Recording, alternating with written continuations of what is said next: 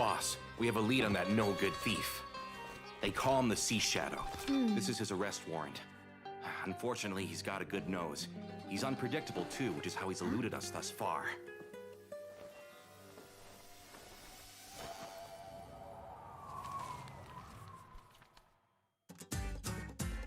Stop right there! You thief! Get back here! How's he so fast?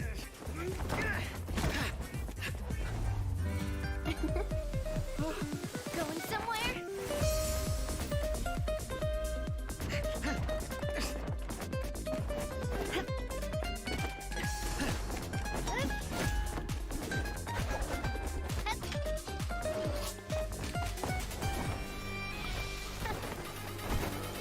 Hey there!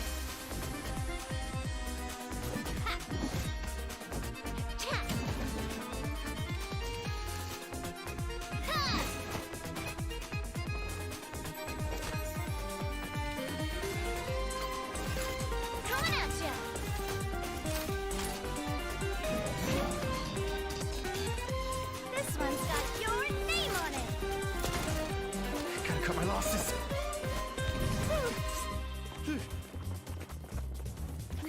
He's one step ahead.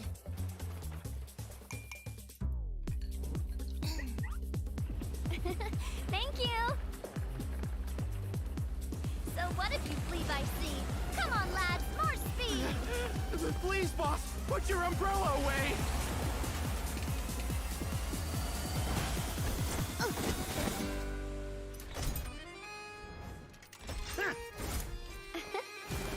A proper send-off.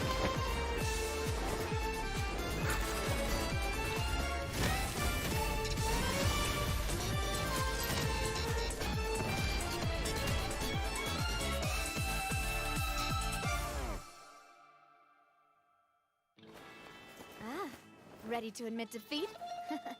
Let's get you to the guards. Boss? We might need to get him to a doctor first.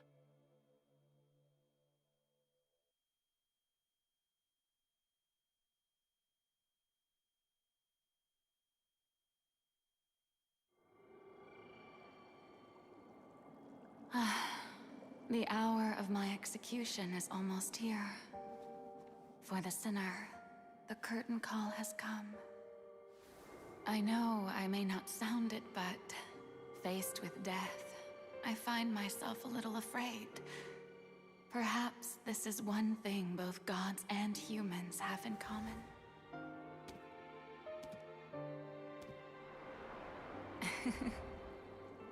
Farewell, Nervalette. I hope you've enjoyed the part you played these 500 years.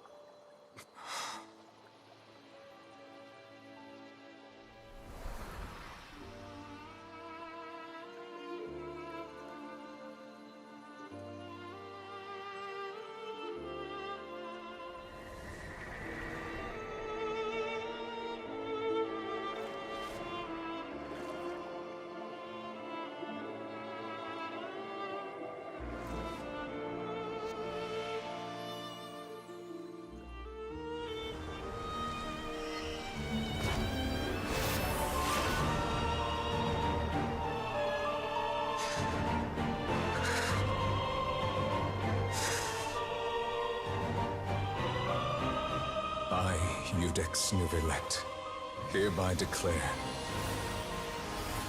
People of Fontaine, your sins are forgiven.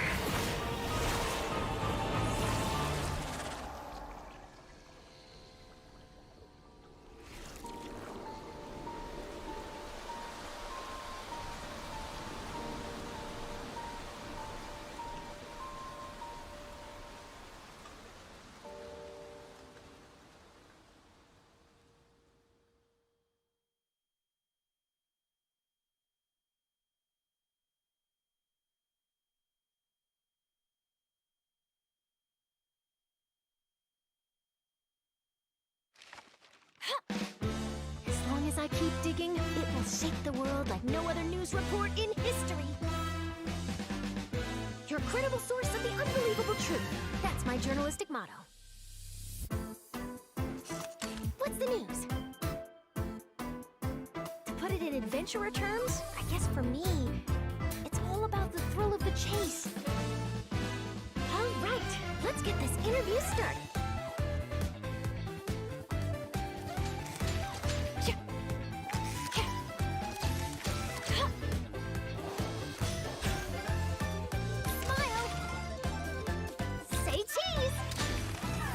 People aren't always very fond of journalists. You know what they say, lies are soft and malleable, but the truth is sharp and inflexible. The time has come for your interview. Ready to be a star? Breaking news! Hard-hitting exclusive! Truth bomb! Morning! Did you read the paper yet? No? No worries. I'll read it for you.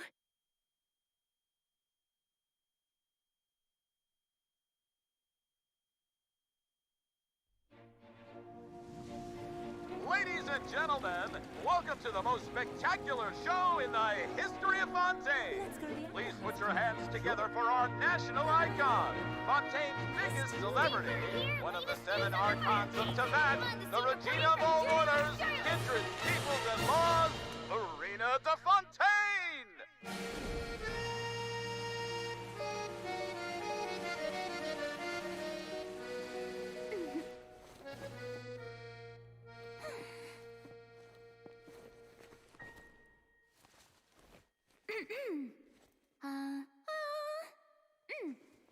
Vocal cords ready, blood sugar replenished. Let the show begin!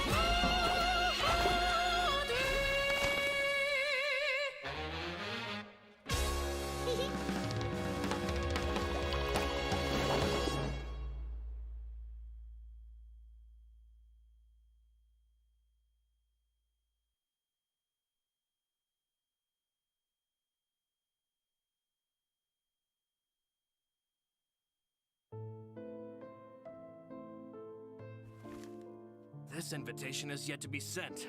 He doesn't have a fixed residence, so addressing the letter has proved problematic. Don't worry, I'll deliver it. If you find the target, report to me. Yes, mademoiselle.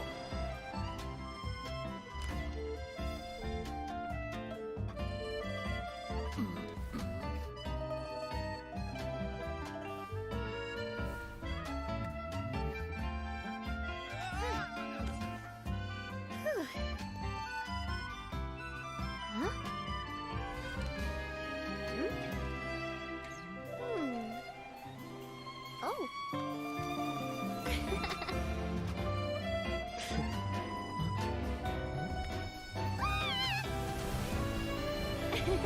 Spina di Rosula Special Delivery Squad!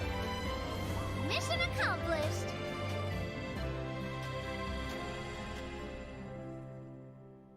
What would a banquet celebrating Poisson's reconstruction be without you? Come on, partner. Let's go!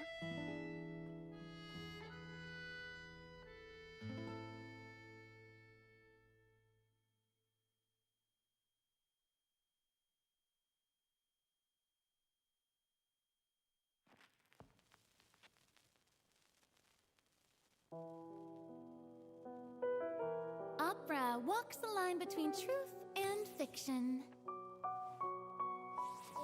For though the story is fictional, as far as the characters are concerned, their fate is real.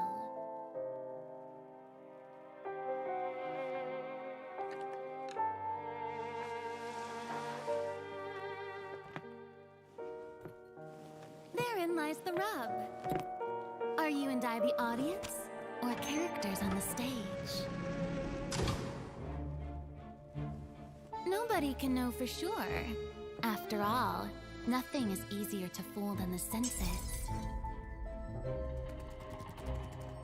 We know only one thing for certain, that the prophecy is true. Because in this show, the prophecy is a part of all characters' fates. Don't believe me? So, you still haven't noticed that I'm not even speaking to you. This is just a recording playing in your head.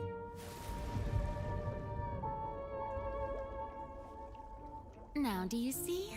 The prophecy has come true, and everything has been lost to the Great Flood.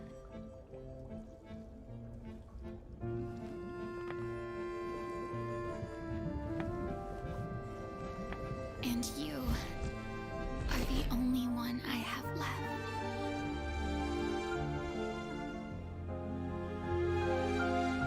And so, while fate may seem like it's playing cruel jokes on you, only fate will not deceive you.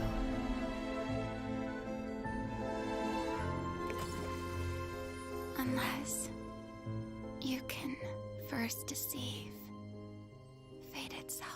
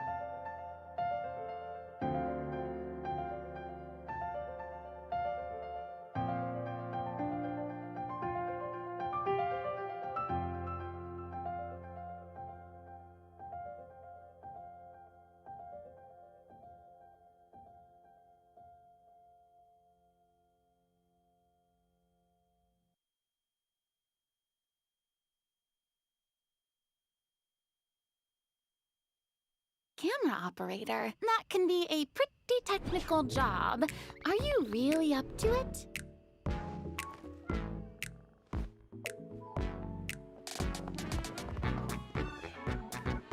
Wait, you put no thought into finding a good camera angle, and the characters weren't in the shots. Positions, everyone! Nice to meet you. I am Navia, the President, Leader, Commander-in-Chief, Executive Director, and Boss of Spina di Rosula. Hey there! Yeah! Ha! Umbrella warfare, I guess. Fire!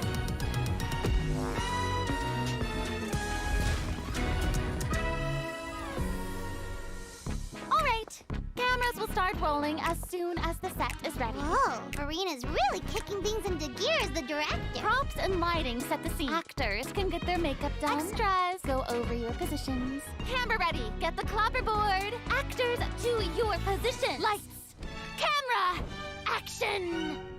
Enough, villain! Pay for the death of our mother! You're just as naive as her. Did you really think 2 muskets would be enough to defeat me? Your crimes are evident.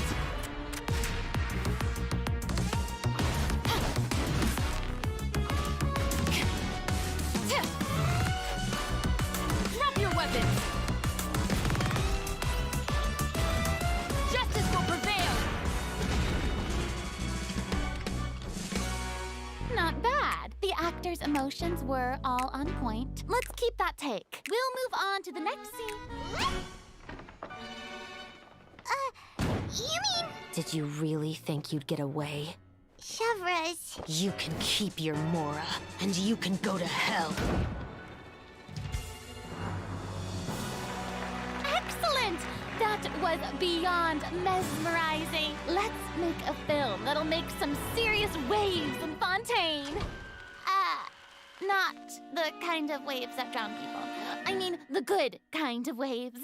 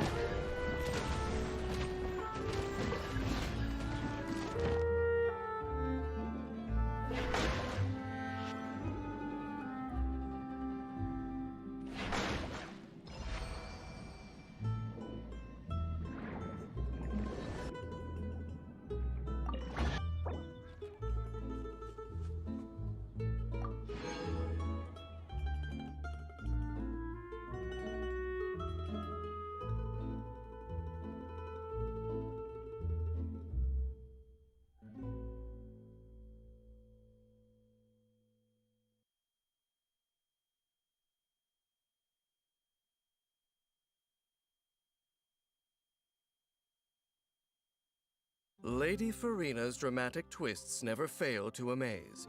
You can never predict whether her next song will be a rousing soprano or a melancholy contralto, nor where her whirling dance will next lead the audience's gaze.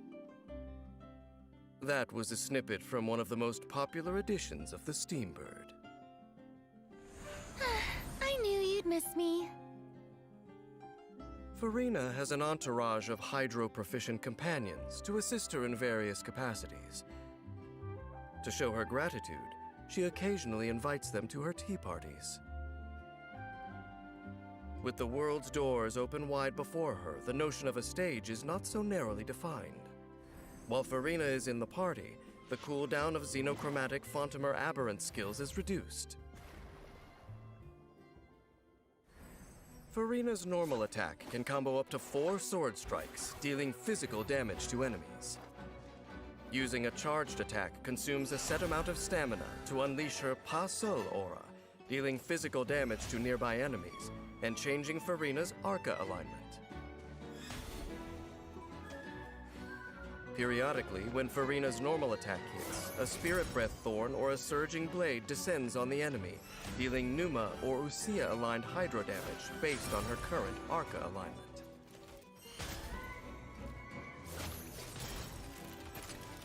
Her elemental skill invites the guests of the Salon Solitaire into battle to support her performance.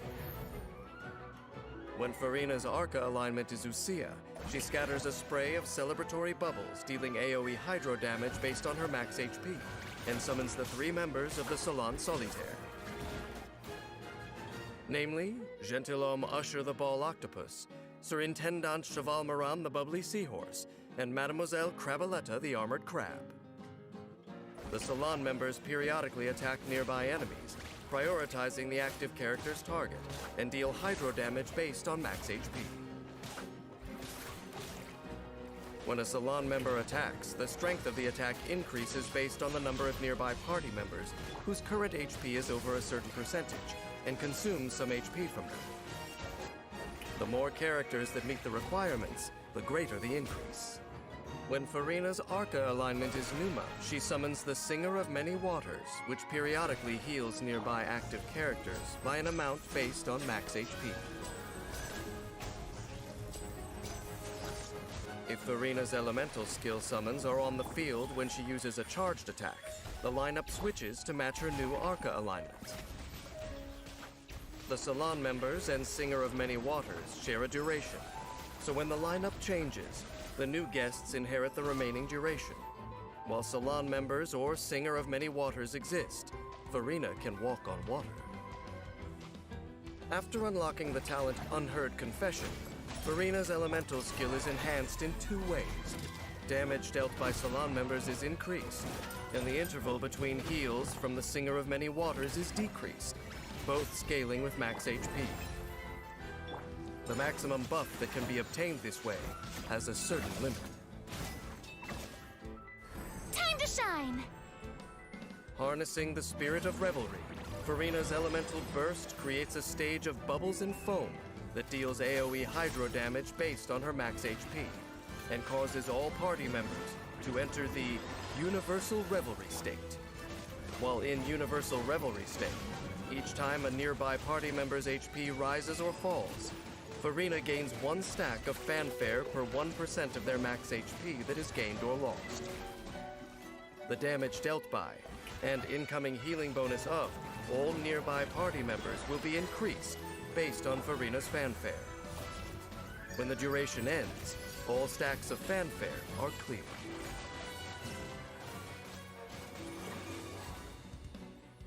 The tides of life ebb and flow like an endless waltz.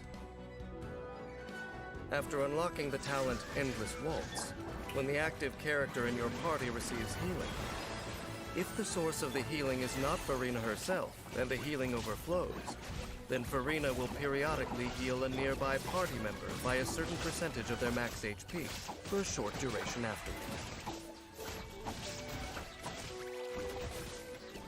While Farina prefers the Opera House stage to the theater of combat, she has some insight into the common ground between battle and acting. Just a little fanfare can turn an impromptu performance into a tour de force. Farina's primary tool in combat is her elemental skill, with which she summons her entourage to assist her in battle. By switching between her guests with her charged attack, she can change her Arca alignment to suit the demands of the battle.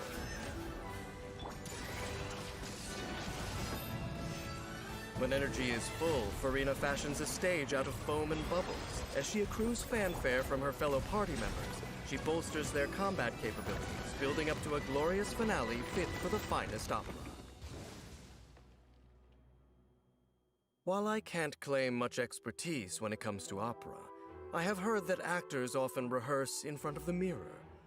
On the one hand, they need to immerse themselves in the character and the scene, and on the other, They must see themselves from the perspective of the audience to decide whether their act is emotionally compelling.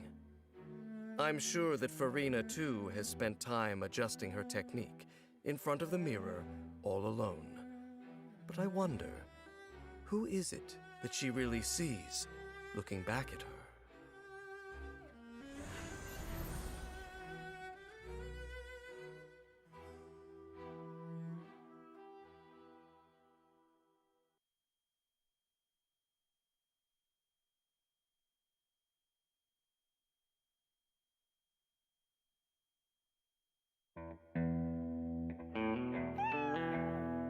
那既然这样，这个委托我接下了。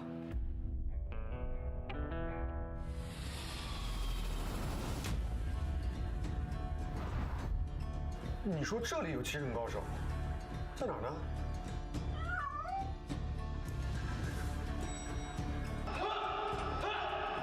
打扰一下，谁是这里最强的人？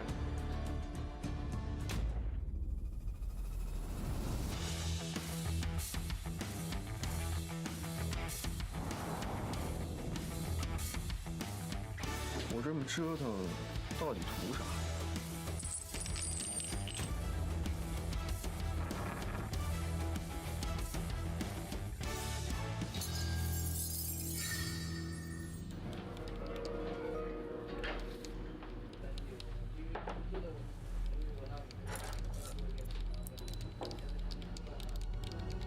找到你了。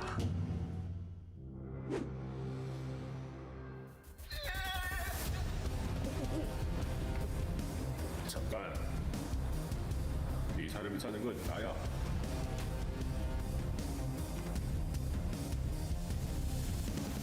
헤, 頭が切れるみたいだね. さあ、決闘といこうか.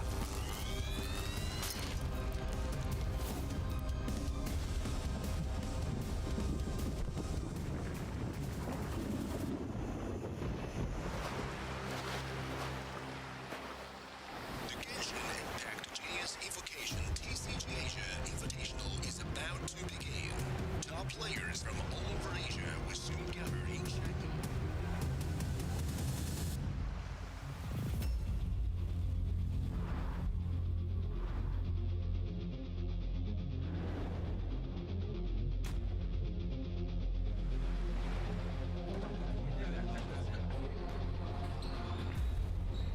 "要我帮你找的小王子杯的人已经找到了，隐患杯的人已经都安排好了。啊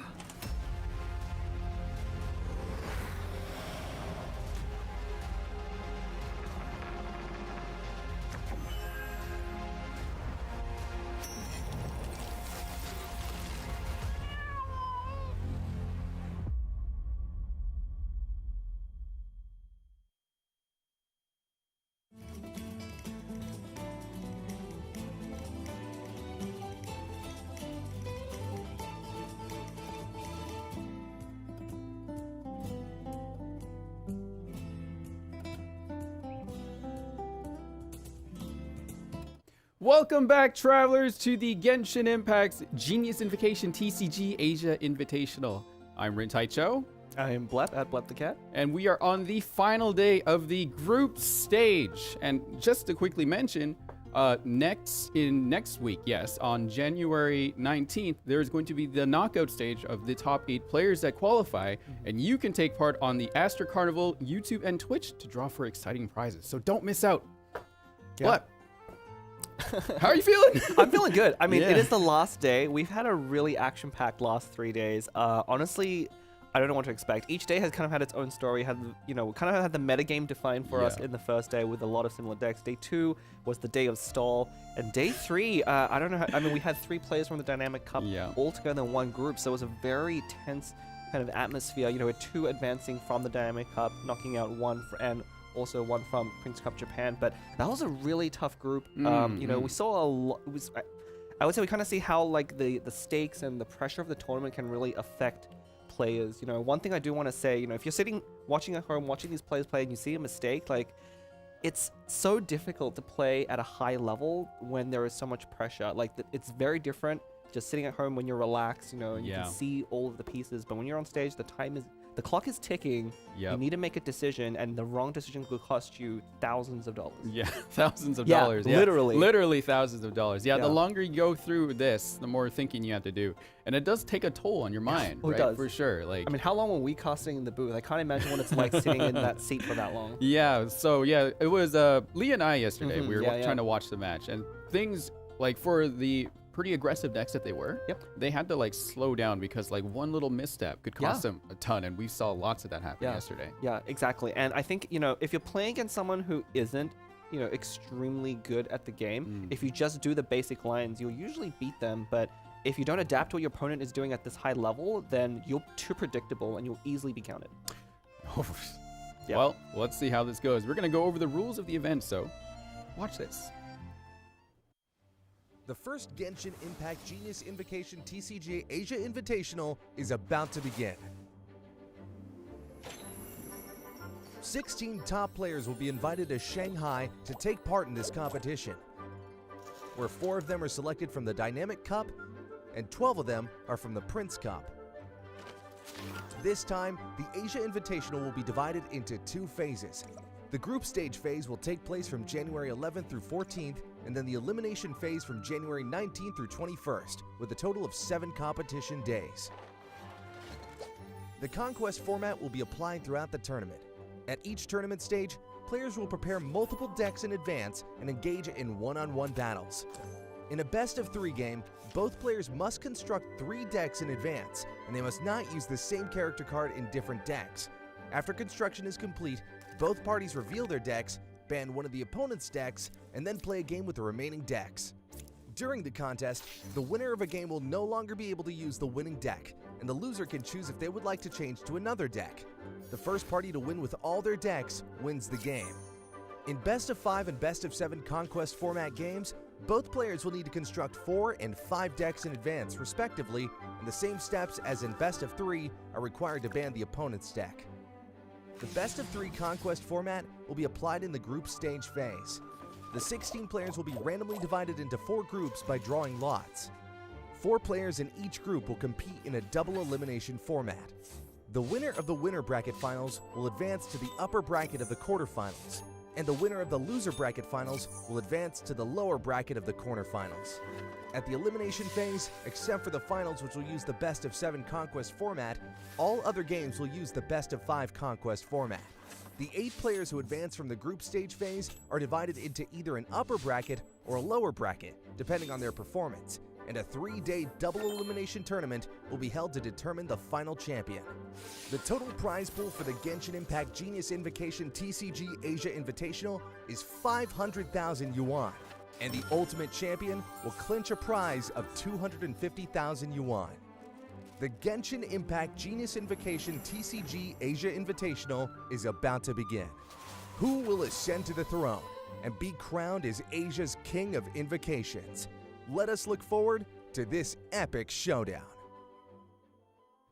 And welcome back. As you see, the rules and the prizes that we've gone over, losing at this stage will cost thousands and thousands of dollars. Yeah, and I think just at the beginning, but just again, for those of you, maybe this is your first day of the group stage tuning in, to put into perspective, 250,000 yuan is about like about 40,000 US dollars. Around there. And one of the ways to frame it is we've had Prince Cup competitions in the last year where the total prize pool for all the players in the top 8 was just about that much. So one person's going to walk away with basically an entire tournament's worth of prize. That's a lot. It's a lot. That's a lot of money. It's a lot of pressure. Yeah, but definitely you got to work for it. And these are the top 16 players that are here right now. Yeah. We're only going to see, well, we already saw 6 go through. 2 will only go through today to the elimination stage. It will be a bit earlier too, since they are doing best of 5s for that one for the first 2 days. Yeah, the best. They're going into best of 5s, so we're going to see even more deck variety. We've already seen how the best of 3 Conquest format, again, is a little bit different from what these players are used to, but it's come around to you have to approach it a different way than some of the other Prince Cup competitions, which are just like head-to-head. You just pick a deck, maybe ban one as well, but it's blind pick. And I think, we've definitely seen a couple of the players advancing who've usually leveraged the Conquest format to their advantage. If they can identify what the opponents are choosing, they can actually set up their decks in a way that makes it very difficult for specific opponents to be able to beat one of their decks, because they have to beat every single one of their decks. Right. So it's not like this deck will always beat this deck. There'll always be ways around it. There's always be ways around. I mean, you know, randomness is a factor. You know, we're talking maybe like a 70 to 30%, but at this high level, any small edge is really important. Yeah. So with even 5-10% better odds to win adds up over time, and that's really what you need over this length of tournament. I mean, think about how many games these players have to win to get to the finals, right? They have to beat basically 15 other players. Yeah, and that takes a lot. Only like a couple of weeks ago, we had a massive update added to Genshin where we added like what 20 new cards to the game. So new mechanics, a bunch of reworks, some buffs for some cards, and some nerfs for some other cards that took it completely out of competition. Like I remember Oceanid being like a big one. Oceanid has not seen a thing, and it looks like there's a recap. So yeah, let's see our recap right here. Round 1, we saw LL Rise Falcon and Stranger advance that day. They also faced each other right off the bat, so Stranger didn't have like a good starting round, but managed to pull through to the end. Yeah, and just to note, you know, for the upper and lower brackets, those players won't actually face each other again unless one of them makes it to the finals, I believe, or gets knocked into the lower bracket. And then Group B, we had Crimlet and Chikua. Crimlet was probably a big spotlight on him that day. I think he still remains the one player who has an undefeated record, because I believe yesterday the advancees went 2-1 in the upper bracket finals, but Crimlet currently undefeated. Crimlet currently undefeated, correct. Group C, we saw Voicent and PP Pig, both very common collected players from my observations. Yeah, very opposite to some of our Group 2 things. I think we saw like our lowest heart rate went down to like 60. Oh, yeah. Low 60s. I think the highest we've seen during this competition. Yeah, 188. From I think that was Gold Olive. Yeah. So if you didn't know, we do have heart rate monitors on all the players, so we get to see like how they are thinking, how they're feeling as things happen along. And generally, when their heart rate drops, it usually means they've accepted some kind of fate, right? Yeah, we've seen. I mean, there's two sides to that. They've accepted a fate, or they're assured of victory. It's one or the other. Something about it is I think when their heart rate goes up, it's always like excitement that they won. Yeah. I've noticed that trend there. But when they make like a huge mistake, their heart just like just plummets, right? Yeah, and you know, it's really that mentality that is so challenging to kind of fight against, because if you take, you know, if you're in a best of 3, you lose the first game to something like a mistake, something really punishing, maybe even just bad RNG. If you focus too much on that and take that into your next game, it can really affect your decisions going forward. Yeah, what do we expect to see today, though? Like, what do you think? Look, I mean, we're going to see the players in a second, but, you know, we had a very interesting mix yesterday with 3 players from the Dynamic Cup. We have an interesting mix today in a different way with, I would say, at least on paper, the most intense bracket out of the group stage, because we have not only one finalist from a Prince Cup, but we have 2 second places from a Prince Cup, and then of course we also have a top 8 competitor from the Prince Cup. I mean, we'll talk about that a little bit later, but like just on paper, you know, there's so many credentials from this, and here we go. Yeah, here are our players today. Amambo from the Prince Cup Korea finished top 4. Inzagi from the Prince Cup Hong Kong, Macau, Taiwan, right? And Southeast Asia was the champion of that one. Okay, this one I had trouble pronouncing earlier. I asked the community. Uip Kong, I believe, from the Prince Cup Hong Kong, Macau, Taiwan, and Southeast Asia, top 8. And Kirisa from the Prince Cup Japan, finishing at top 4. Regardless of where they placed, still very impressive. Yeah, and don't let those top 4s kind of you know, they came second, right? Like they were top 4, but they were the runner-ups. They lost very close games in the finals to the respective champions. But yeah, it's a very stacked group. We can see the matchups here. One of the things I want to watch out for, you know, so far we've seen a pattern where the Prince Cup champions have been knocked into the lower bracket and have advanced. Will Inzaghi be the first Prince Cup champion to break that curse, I guess? Interesting. Well, that will be the first matchup today. Amambo versus Inzaghi, and then Uip Kong and Kirisa will take the second round. And that will also be the end of our cast today. And then Leah and Staffa will take over for us after that. Yeah.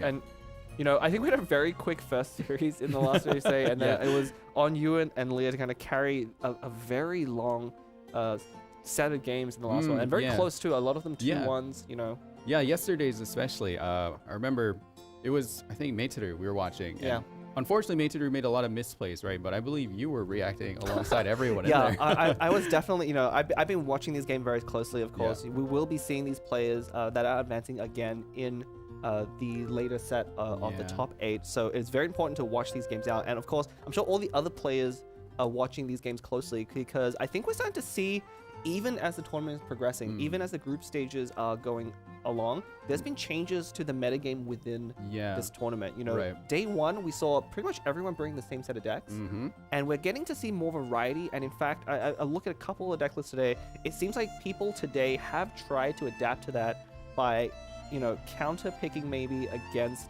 the more common set of decks that people are bringing. Right. So they do get to submit, well, they have to submit their decks by a certain time today, and they lock them in. So here's some decks right now from Amabo and Inzaghi. We have the Finale deck, Mew deck, and the Fatui Manifestation as well, these are nicknames which we will explain in a bit here. And then we have the Dia Double Animo. I forgot the name for that. I think that's Lynette, I think, is the focus, but Double Animo, Lynette. And then the Yelan Magic OTK. We'll go over the names as we go through, but yeah, we'll see the dex matches. Yeah, how do you think? How if you're a Mambo here, almost certainly you want to ban the Lynette deck. It is the one stall deck. Mambo actually bring a very interesting mix. So a lot of the Prince Cup Korea contestants bring very similar mixes, but all three of those decks are very assertive, very aggressive, and so you want to take out the stall decks, which tend to have a favorable matchup. On Inzaghi's side, it's going to be tricky. It's not really clear which one you should ban. I think two of those are going to be very bad matchups for the Yelan deck, so maybe you take out the Mono Euro Wonder deck, but no, it's gonna be Finale. Yeah, Finale and the Dia Double Animo deck are out. Okay. Yeah, the Finale ban is very common for players. Inzaghi is basically bringing a mix of three different decks: a stall deck, a combo deck, and an aggressive deck. But Finale, out of them all, is the most consistent. You know, it is the most feared, I think. Probably the most banned. Yeah, so is Amambo okay with going off against Finale, though? I think he has. Basically, he was forced into this position because had he not banned the Lynette deck, he would have had a very poor matchup for two of his decks out of three. And that's where these numbers really matter. It looks like we're trying to figure out what this is Inzaghi's first pick. Yeah, starting with, I think, a very consistent deck here. Right. Good opening. You know, you want to start strong. Start with a deck that has the best odds against the other two decks. And nothing really jumps out too much at me from all of these lists. I think the only unique thing is Inzaghi's Finale deck has all 4 copies of kind of that Vorukasha / Cavarina, like very much prioritizing card draw in that deck. And that's kind of been the feature of a lot of this new content in 4.3. All right, well, the round is about to begin, so let's go to the stage and jump right into it.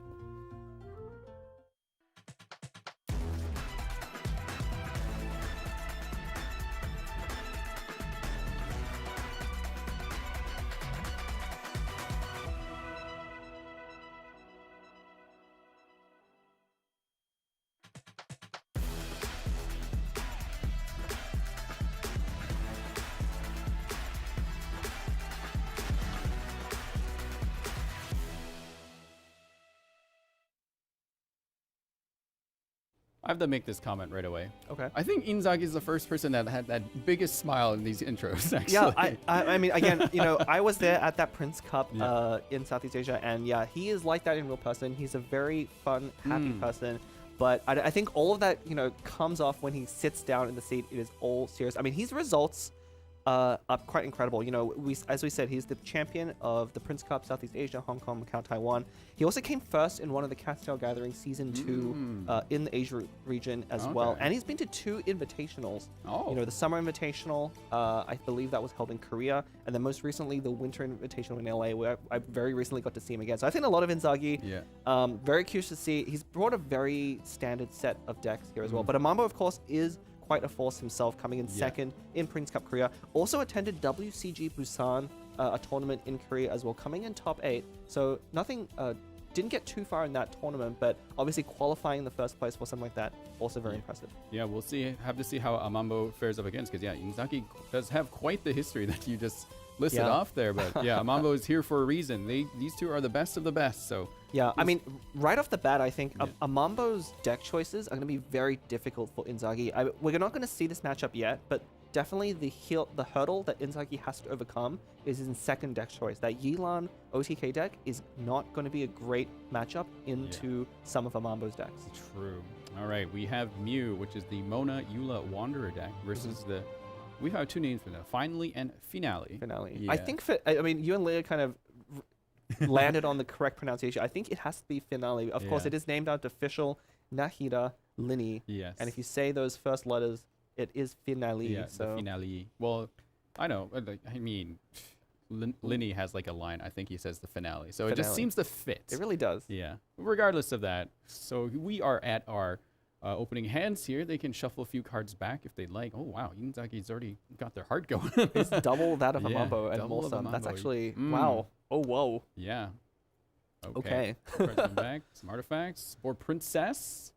Yeah, so out of a Mambo, again, we've seen this deck quite a few times on camera. It's a deck a lot of people are bringing, but it's not as good as Finale, so it has not been banned as much, and this is why we're seeing it so much. But you want to draw one of those 2-cost Ram cards with Timaeus and Instructor Perfect and Liben. So a Mambo off to kind of a perfect opener. Yeah, Inzagi shuffled back.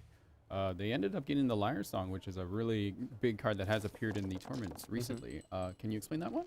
Yeah, Lyre Song is a very interesting card. You know, it returns an artifact to your hand and then reduces the cost of the next artifact you play by 2. Now, by itself, it's not very strong, but recently added was Gilded Dreams. We'll probably see it later. It's that helmet-looking artifact.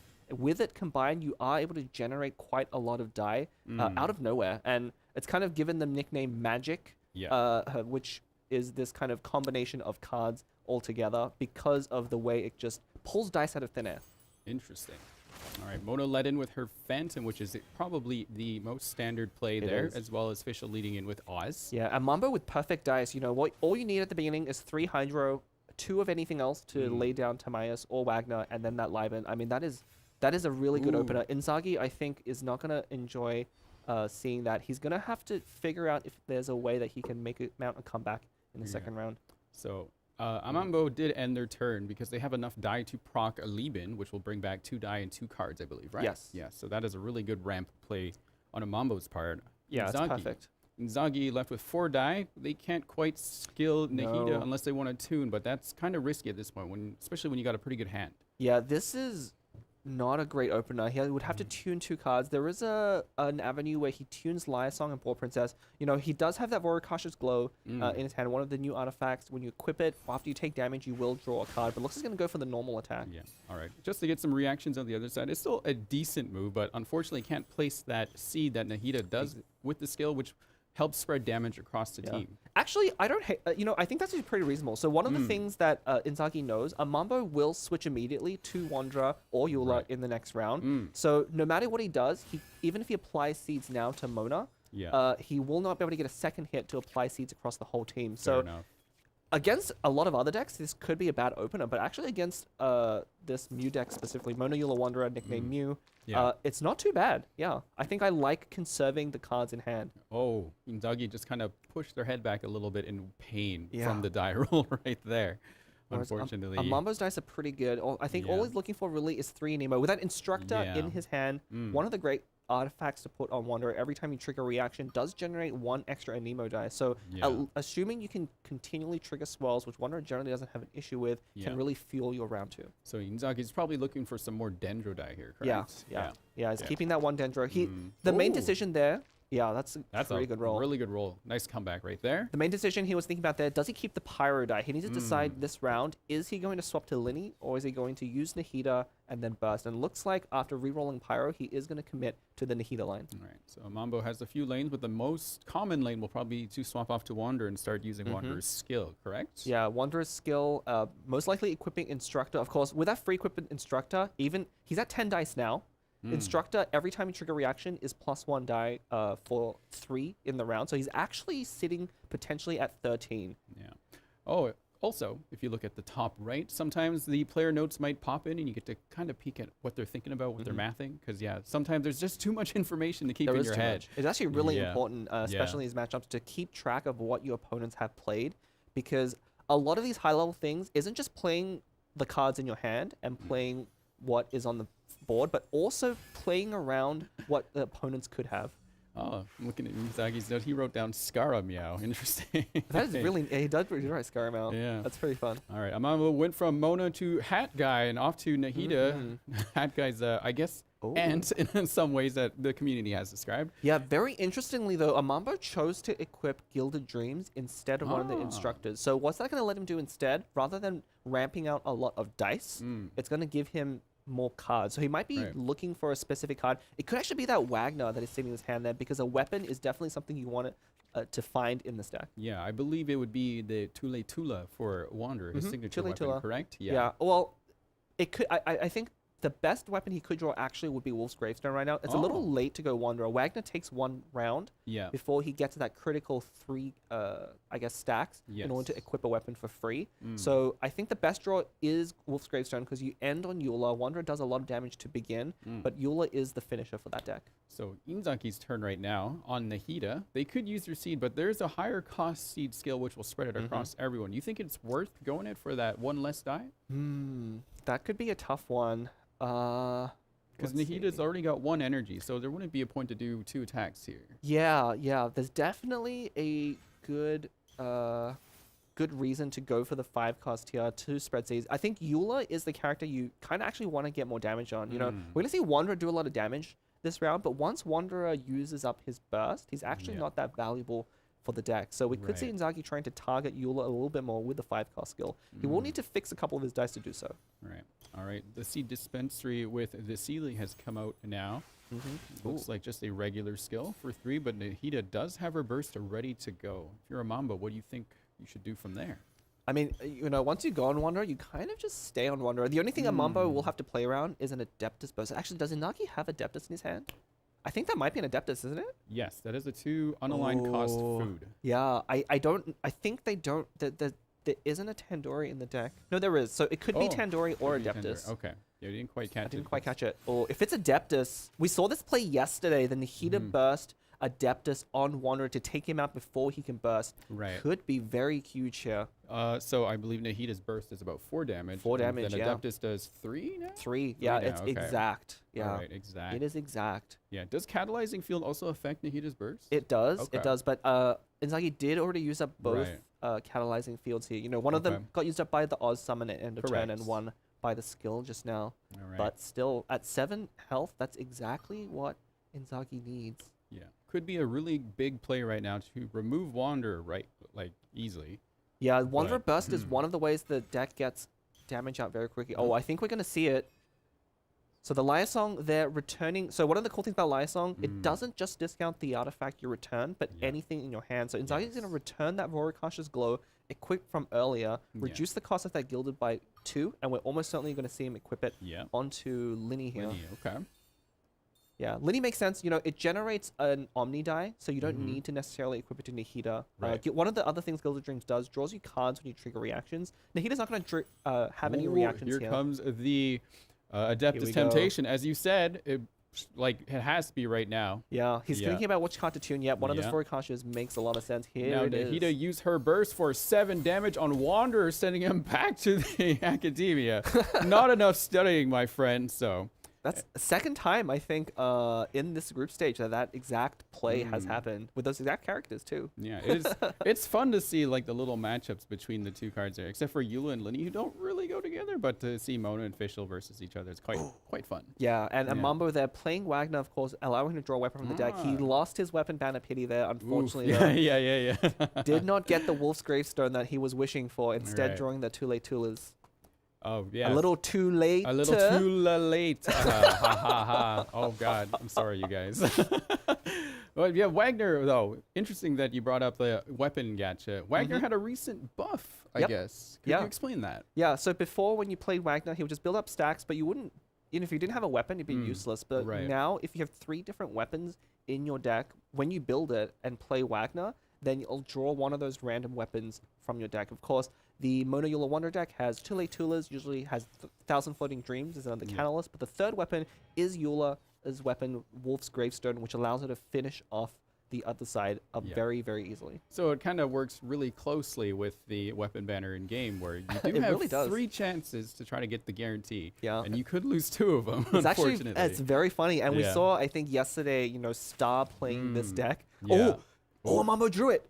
He just drew the Wolf's Gravestone. Oh, okay. So that's huge for Mambo right now. Yeah, I guess that's what equivalent of hitting an early pity. Like he just did a 10 pull and then just exactly. There it is. Oh my gosh, you gotta love seeing gacha built within the TCG in some way. Wow. Yeah, but we saw Star yesterday. He rolled like several times and then he didn't hit. He got 2 wrong weapons. But a Mambo, Whoa, very lucky there. Yeah, full hand though. You can only carry 10 cards in your hand, so you're gonna have to start using some of these quickly. Otherwise, you're gonna sacrifice some cards that might come up.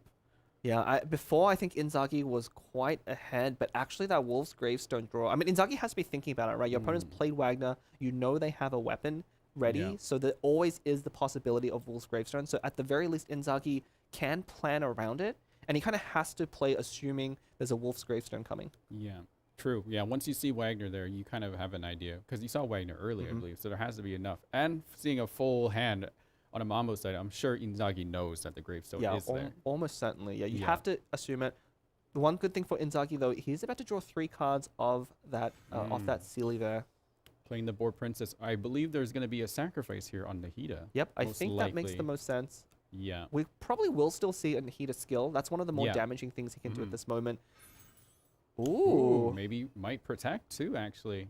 So if Eula does equip the Gravestone here, it'll still do... So if it's her skill, it should be 2 damage, plus the Gravestone's +2. But if Nahida's below 6 or lower, it should add another point of damage, I believe. Yeah, well, hang on. Eula does have her... right. Oh, the Grimheart's already on too. Yeah, correct. so it's 5. So it should be 8 total damage, which actually...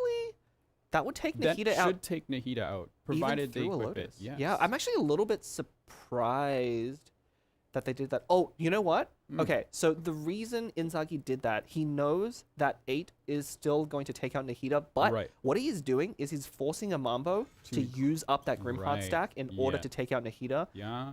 Mambo would like to use that for Linny. Linny is going to be the character that Mambo wants to take out more than Nahida right now. So that was actually an incredible play there. Inzaghi basically forcing a Mambo into this switch and not letting him take out Nahida because there's no good follow-up after that. Correct. And Amambo quickly identified that by swapping over to Mona there. Yep. But not enough die to use a Phantom, unfortunately, unless you tune something. Which you probably have some options here. There's probably some cards at this point that you probably don't need, such as maybe the Tula, unless you want to put that on Mona for some reason. No, it could be... No, you're probably not going to put that on Mona.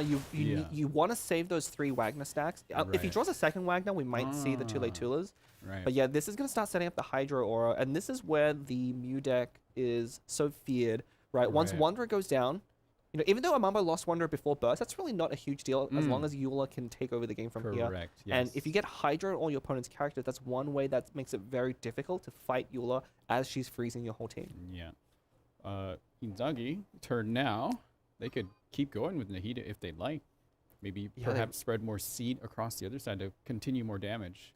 Yeah, that could be possible. Unfortunately, Mona is not the character you really care about dealing damage to. So he's in a tough spot. He can either switch to Fischl or stay on Nahida there. Unfortunately, that Boar Princess... Ooh, it's going to tune a Hash Brown. Tune the Hash Brown. Might go for it. Yeah, I think we probably will see another skill here. So, skill Nahida, seed on Mona. Would that still trigger the reaction? It will. And then go to Eula as well? It will. Yeah, wow. as long as the there is a connection there from on the main character you're dealing damage to, it will still work. So Eula will go down to 3 right now. All right. This is getting tense because Amambo just spiked up, almost doubled his heart rate just watching this. Yeah, Amambo's in a still very tense situation. So we alluded to earlier, you know, this magic package, the dice generation, and we're seeing it in action here. The combination of Gilded Dreams and Liar Song. You saw that Inzaghi going from 5 dice to 6. Yeah. But this is going to let Inzaghi use 2 skills now. Or they could go for the 5. Wouldn't that be a better idea or no? No, not in this situation. I think it's too important. Basically, Inzaghi needs to make sure he doesn't lose his turn here. Oh, a gambler's being played here. Actually, 1 more die. So does Nahida's larger cost skill do more damage than the regular? It does. Oh, you're right. And then it does 5, yeah. and it will trigger that seed. And that will prog gamblers, adding 2 more die and further doing more damage to Eula. Oh, Nahida, that's right. Nahida's burst is up, of course, increasing reaction damage by 1. Oh, is this it? It should be it. I think across all these characters here, I don't know if Amambo can come back from this. This is going to force a kill on Nahida. Unfortunately, Nahida's Lotus is down. So Amambo does have the option of using Wolf's Gravestone. And doing a normal attack. They also have Fresh Wind of Freedom, correct. So they could go again. And with that Gamblers as well, that free equip off of Timaeus, then this is going to put them back up to 6 dice. So both sides almost like faking down to 2 dice and then suddenly now being up to more. Right. They do have, I was going to point out, Opera Epiclese is there, and Amambo does have more equipment points over Inzaghi right now. So that's a really good play too. Yeah. All right, Nahida does get taken down, which will proc Gamblers, adding 2 more die to Amambo. And who will Inzaghi pick next? I think you have to go to Fischl. But the Grimheart is still on. The Grimstone is still on. Yeah, Fischl will go down. You're basically sacrificial. It cannot 1v1 Eula at this point. You are relying on Linny. Right. So a reaction with 5 damage from the skill should be 6, but yeah, Fischl does not meet that threshold of the Gravestone's proc. I also think it is actually just enough. It's 5 + 1 from the Wolf's Gravestone. Always going to be a burst here. Okay. Okay. Interesting. Huh. All right. So I think the burst here is essential. If you actually take out Fischl there, Inzaghi does have enough dice to just take out Eula on the return with 3 damage. Right. So you can't but actually this Quickscop is just going to end it. That might, that might be it right It really here. doesn't matter. Yeah. It's too focused on all of the things that are going on Mambo's side. I think, Inzaghi already has the kill. Yeah, he's shaking it off as well. Like, he was kind of overthinking that line, but he had the win in hand from the beginning. Mambo tried his best, but was not able to pull through. So, Nahida's burst, you said on reaction or like any skill element kind of thing? Any reaction. So when you trigger an elemental reaction, normally you get like +1 damage from that quicken. It becomes a +2. Okay. So we saw there base 3 damage, 4 from the quicken, then 5 from the burst. Wow. And then the 6 point of damage, which went through Mona's shield, was from the catalyzing field. I'm impressed you can keep up with all of that. Yeah, well, I mean, it took me a little bit. Like, I wasn't correctly doing the math here, but again, that's why I'm here and the players are on the stage. And I'm not qualified to be there. But yeah, that was exactly 6 damage. You know, it was, if you look at the dice counts at the end, Inzaghi ended that round with 0 die. Yeah. And I believe no other ways to generate further die from there. So that was a perfectly calculated set of moves to get him into that position. And even though it looked really devastating, it was actually so close. It was a much closer than you might think, because that Eula burst as well and that fresh wind of freedom almost was enough to take out Linny and kind of mount a counter attack. We've seen that quite a few times from the Mona Eula Wanderer deck. Yeah, maybe you think Amambo could have done anything different to try to prevent that leading up to there, or were just like some cards not available at that point? I mean, the unfortunate thing is Amambo lost to that. I have the Adeptus burst out of Nahida. You know, the Adeptus has 2 copies in the deck. You can't always play around it, but Amambo drew a very good hand opening. The only thing was missing was a weapon. I think if Wanderer had a weapon, and maybe if he drew a Lotus to protect Wanderer in that last turn, he could have turned the tides. But just with the way the cards landed, you know, I think he opened correctly. He made the right moves. But this is why the finale deck is so feared. Yes. Because even when it doesn't draw that well, I mean, we saw Inzaghi at the start of the game, he didn't have enough dice to use Nahida's skill. He had to use a normal attack, which I think is 1 or 2 less damage. And if you think about it, the fact that Mona went down to the exact right amount of damage, that could easily have gone a different way, where if Inzaghi was 1 damage short, that entire game could have come back to that first turn when he wasn't able to skill and instead had to use a normal attack. But luckily he managed to pull through. Again, perfect calculation there. I mean, this is why, you know, Prince Cup champions are Prince Cup champion, but it was a tough matchup, I think, for Amambo as well. That is not the greatest matchup for that Wanderer deck. Yeah, it just goes to show that even though you draw bad early, it might like fix itself as you go through the game. Congrats to Inzaghi winning the first match. One of the two. I don't know which word they're used correct. No, but it's fine. Yeah, they're going to their next round right now.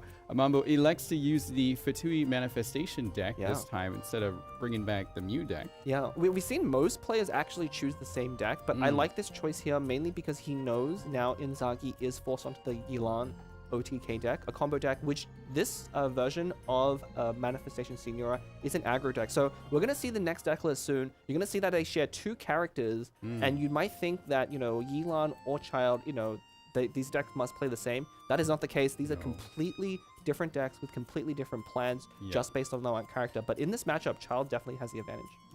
Damage-wise, or how just in terms of the strategy of the deck, right? We're going to see, and we've seen this deck on camera a few times already, especially on the first group stage, but we're going to see Amambo most likely start on Tartaglia. Inzaghi's going to have to really be careful because Tartaglia can take out Yilan in that first turn with 3 attacks. Wow. Yeah, so Yeah, we've seen the magic engine that is the Yilan Magic OTK. Was a very close matchup yesterday where both players at the same time managed to get it going, but just because they had both the same, it was really tough to like kind of execute. Yeah, the mirror matchup is super interesting. I've been playing the Yilan deck a lot in the Cat's Tail games recently, getting my butt kicked a little bit at some places. But the mirror match is really strange because it's kind of like this intricate dance where you both have the option to deny each other the burst, but if you deny their burst, they could deny your burst. But if you go for the burst, they also get to go for the burst. So it's kind of like you're kind of like asking questions at each other like during the game, like, do you want to go? Do I want to go? Is this how the game is going to go? And it takes a lot of skill to play the mirror matches in particular because they change very quickly the dynamics and the plays that you make. But not a mirror match this time. Again, even though the decks look very similar, very different plans. All right. Well, the players are about ready to go on to the second round here. What do you think is going through Amambo's mind at this point? Amambo just wants to... So Inzaghi, funnily enough, Inzaghi and Amambo are kind of looking for the same opener. They both want to use 3 skills on the character they start on immediately. So they're going to be looking for like things like food and things. But in this matchup, again, Amambo definitely does have the advantage, especially if Amambo goes first. The flip of who goes first second is actually quite crucial. If Inzaghi does go first, he has a chance of getting that Yilan burst. I think if Yilan burst goes off, it's very firmly in Inzaghi's favor. And so Amambo is going to try and prevent that as much as possible. Well, the card draw is also going to determine that, and looks like there's a pretty decent turnout, I'd probably say, maybe. Amambo's hand's actually quite... So one of the ways... even if you go second, one of the ways you can actually take back advantage is with that Leave It To Me, the quick swap card. You know, both sides are looking to do 3 seals, and you can see him keeping it there. It's that important in this matchup if he's going second. So I'm going to actually assume Amambo is probably second this game. Yeah, we didn't quite get to see who won the coin toss there. Yeah, we don't get to find out until later. I'm told right after this. Inzaghi chilled out quite a bit here. Yeah, he must be very comfortable with this deck and matchup. He might also know that it is not in his favor, so he will need to be a little bit lucky. Most importantly, of course, he did not draw any cards that discount normal attacks. So we're talking about minty meat rolls or northern smoked chicken. So we might be sending this hand back. All of that went back except for Kavarana. Did not draw anything. So this is going to put him a step behind. Without those cards, Inzaghi is not going to be able, he's shaking his head, he's not able to generate 3 energy on Yilan. And you can see him thinking there. Normally, it's so obvious that you start on Yilan here. But I think Inzaghi's considering... Nope, it's going to be the same. He does go second, too, as well. Mambo gets to start with Child. Okay, the die roll, once again. So we're probably looking for some Hydro die on both sides. Hydro on both sides. Yeah, again, it's going to look a little bit similar, but again, the plan's very... Ooh, Inzaghi's dice rolls, not great. Not enough, but not enough at the same time. It could be serviceable. You know, at the very least, 3 Hydro... You know, it's really painful when you don't roll 3 Hydro because really, ideally, you want to go for that Yilan skill. You know, she has those passive stacks in the bottom left that you can see there. If she gets up above 2, then her normal attacks not only infuse, but will draw you additional cards.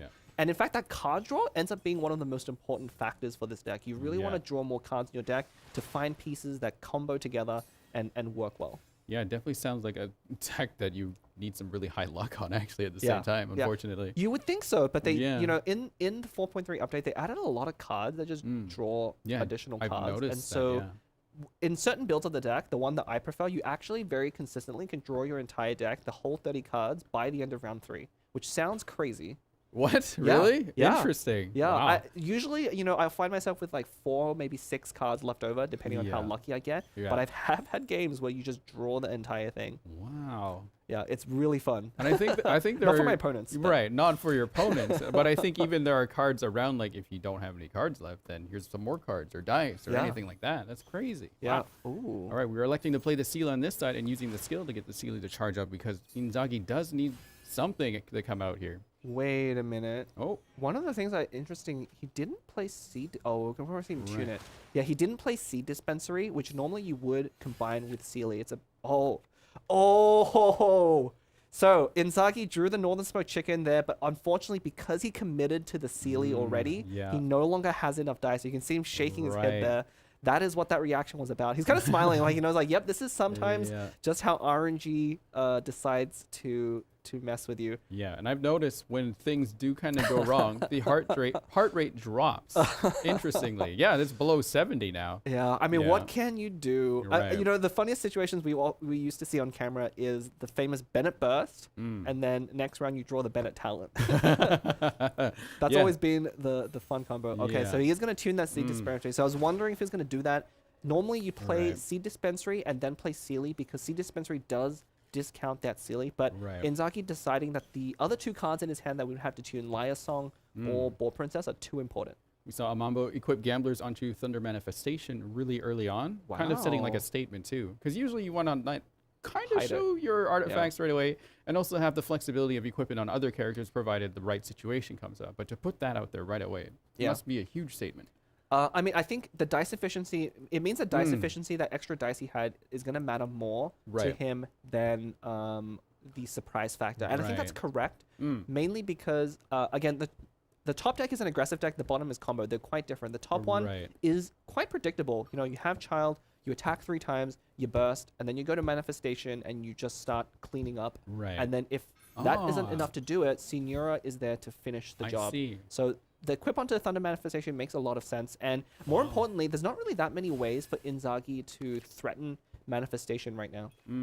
Inzagi does pull Manifestation's talent, though, which could come in handy, probably? Yeah, and you always want to play. It's basically free. You know, you're able to equip it, and then anytime once during a round when you deal damage to a target locked on by Manifestation, it will get to draw a card. Again, it's one of the ways, like I said, this is how you draw your entire deck, right? You have a lot of zero-cost cards that basically replace themselves right away, and this is one of them. And some zero-cost cards even just draw you cards for free, which is, wow. Oh, okay, leave it to me. The Noel card being swapped over to Thunder Manifestation. I believe Thunder Manifestation can eliminate Yelan right now. Yeah, and this is one of the things you have to be very afraid of against Thunder Manifestation. Of course, the Lightning Probe not only locks on, but is an additional point of damage, and plus that reaction here is going to be 5. This is one of the openings you're very afraid of as the Yelan deck, and one of the reasons why it's been pretty hard to play.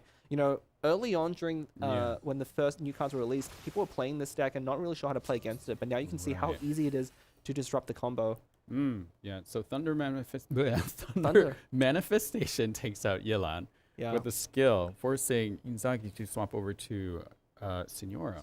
And we can see why that Gambler's equip went down earlier, right? Amambo was already planning that from the beginning, knowing that he had that quick swap in hand, could go over to Manifestation and generate 2 extra dice. Inzagi in a really tough spot. Yeah, definitely.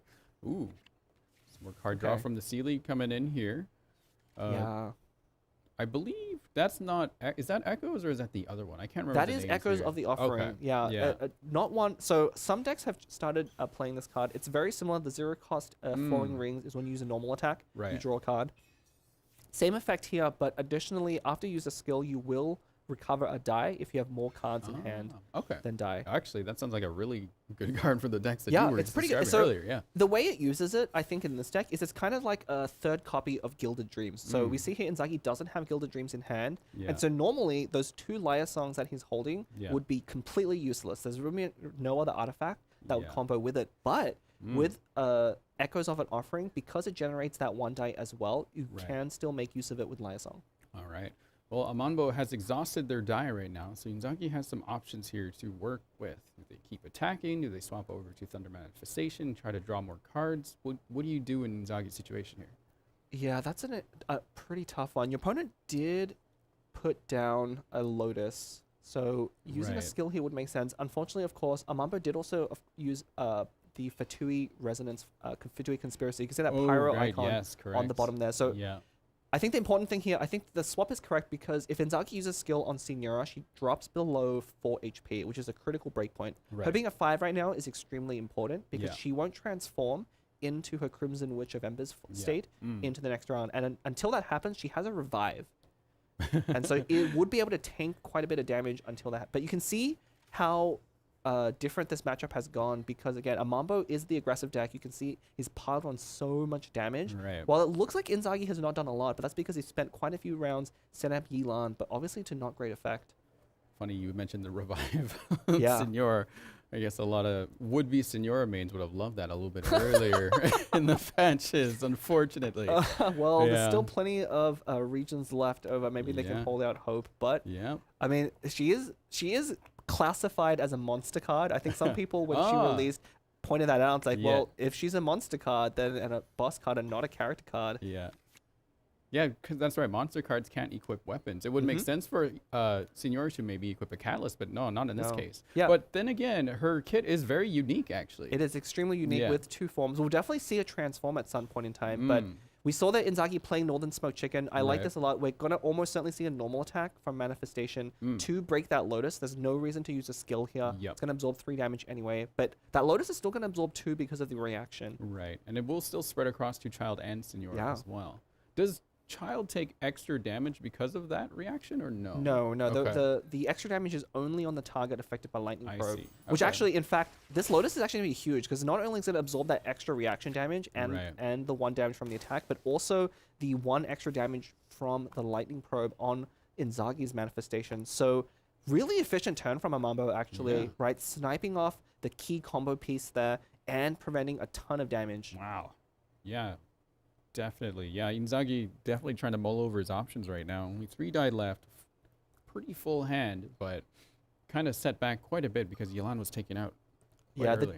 The deck can operate without Yelan, but a lot of that actually depends on you being able to spread a Hydro Aura from that Yelan on 2 different characters. But because of the way the Amambo's deck opens, staying on Child, that wasn't an option. So honestly, like, this is just almost a perfect counter pick into Inzaghi's deck. He had to have known that from the beginning.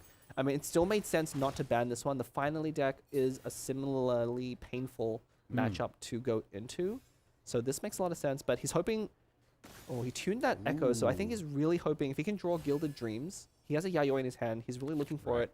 Yeah. Ooh, no Gilded Dreams. There was an explosion on Mambo's side there. I kind of missed what happened there. Could you explain that? Yeah, so Senora's skill, of course, does 2 damage initially, but actually leaves that sheer cold status on the opponent. And so one of the combos that's very powerful, we didn't see it showcased here, but some decks are using, if you start Senora and you apply that cryo, then Thunder Manifestation can, because of the Lightning Probe, always hit that same target with Electro. And so the second cryo application from sheer cold comes back into play, and we saw that there. Normally, one way you can fight against Senora is if you swap off the character that has sheer cold, then they'll simply take 3 cryo damage. But Thunder Manifestation allows you to get around and make use of the cryo application as much as possible. That's right. I guess because of the proc that happened, and because Electro was still on there, that spread more damage around. Wow. Oh, wait, Inzaghi is at 54 heart rate. Yeah, I know. That's me when I'm sleeping. I think he knows he's lost this one, but honestly, this is a matchup he kind of had to throw. And like I said, it is going to be an uphill battle for Inzaghi just based on the deck choices. Amambo bringing 3 aggressive decks. There was no way for Inzaghi to ban them all. Right. So he's really just hoping the next game will go better. It will be, I think, a better matchup, right? You know, Amambo, the last deck he has to play with is Mono Eula Wanderer Mew. We've seen this matchup a few times against Yelan. It's pretty even. Right. A lot of it's dictated by who goes first sometimes, but it's actually pretty even. I even think it favors Yelan OTK a little bit, but we're going to see Amambo start cleaning up Inzaghi's side. Right. A burst onto the other Thunder Manifestation, summoning the, I believe it's like a chain kind of name. I can't remember the name of it. It's meant to be that lightning cage. You know that one when you go to the boss that just follows you around, the most annoying thing ever? It's not that hard to dodge. You just have to walk away from it. But, you know, the more you walk away from it, the more time you have to spend in the arena, right? Like, I want to just sit there and damage Thunder Manifestation, but he's chasing me around with his lightning. I can't just sit in the cage. Doesn't matter if you're an Amber main. Oh, God. That's right. And I love Amambo is using the Amber profile picture too. I gotta give that a shout out. That's true. So that's 1 point for Amambo from me. But regardless of that, Inzaghi leading in with, I believe that was a normal attack from Senora, wasn't it? Yeah, it was actually just normal attack. Oh. Yeah, that Fatui. Yeah. What is it? Conspiracy. Yes. Or otherwise Fatui Resonance there. Yeah. Oh, it's so different, the totals here on each side, and this is just the power of kind of a different build of the deck. And one of the things as well, Amambo hasn't used that Fresh Wind of Freedom that's still in his hand. That's still live. And I don't think there is a way for Inzaghi to come back here. Yeah. He did draw the Gilded Dreams though. Right. So looking at Inzaghi's hand, with Gilded Dreams and 2 Lyre Songs and a Ball Princess, so effectively that is going to be 4 more die that he can work with. He does have a Yayoi and a Gambler, so we could see Inzaghi go up to maybe 9, 12 dice, so 3 or 4 skills. Is that enough though? I don't know. Mambo is definitely doing some calculations here, because while there are 2 characters there, Senor kind of counts as a third. There will be a third character technically, so you still have to face off against her, even though you use Fresh Wind here. You still have to go up against, but she only has 1 HP at that point. And I think we're going to see a Gambler's equip here. See some tuning going on. Ooh. Just a skill onto Senora, which will... of course. Right. Yeah. The target. That's right, right. So Amambo here using up the revive. Now the lightning probe is still on Senora, so that 3 damage summon isn't going to go onto the Inzagi's manifestation, but instead onto Senora. So, but now, if Inzagi does eliminate Thunder Manifestation, and I'm pretty sure she's quite capable of it, there is an Ito card on Amambo's side, which might be a problem. It is, yeah. So what I think Inzagi needs to do here is probably just use an elemental burst. Right. The burst, I believe, is 2 damage, but actually no, that's still going to kill. So no matter what Inzagi does, if he uses a skill or manifestation that's not a normal attack, it will allow Amambo to use that I haven't lost yet. Yeah. But maybe you try to force Amambo to end turn, so not try to kill him this turn. Yeah, I mean, that could be a play, a swap onto Senora. A swap onto maybe Thunder Manifest. Oh, wait, no, their active character is Manifestation. Sorry. Yeah, it'd have to be Senora. Yeah. Senora can take out Amambo's Thunder Manifestation. The question, though, is I think Inzagi needs to finish the game this round or be able to find a way to survive that lightning probe. It's actually still possible. I believe it's still possible. It would rely on Amambo not having the perfect hand, I think. Right. So Inzagi's calculating whether he can afford to play around something like I haven't lost yet, or if he just needs to do the damage down. Because again, every dice that you swap is 1 less dice that you'll have to play cards. Wouldn't you use the burst from Thunder Manifestation? Because it only does 2. It does 2, but but the probe will be 3, and then the reaction damage from the cryo will be 4. So that's still a kill. I think you still do it. Because it's, even though it's like that, that's still 5 total damage. And as long as you can take out their side before yours, I think the problem though is Amama's going to get to end first, even if that happens. Yeah, so Inzagi does need to end this round here. You can see Amambo shaking his head there. Yeah.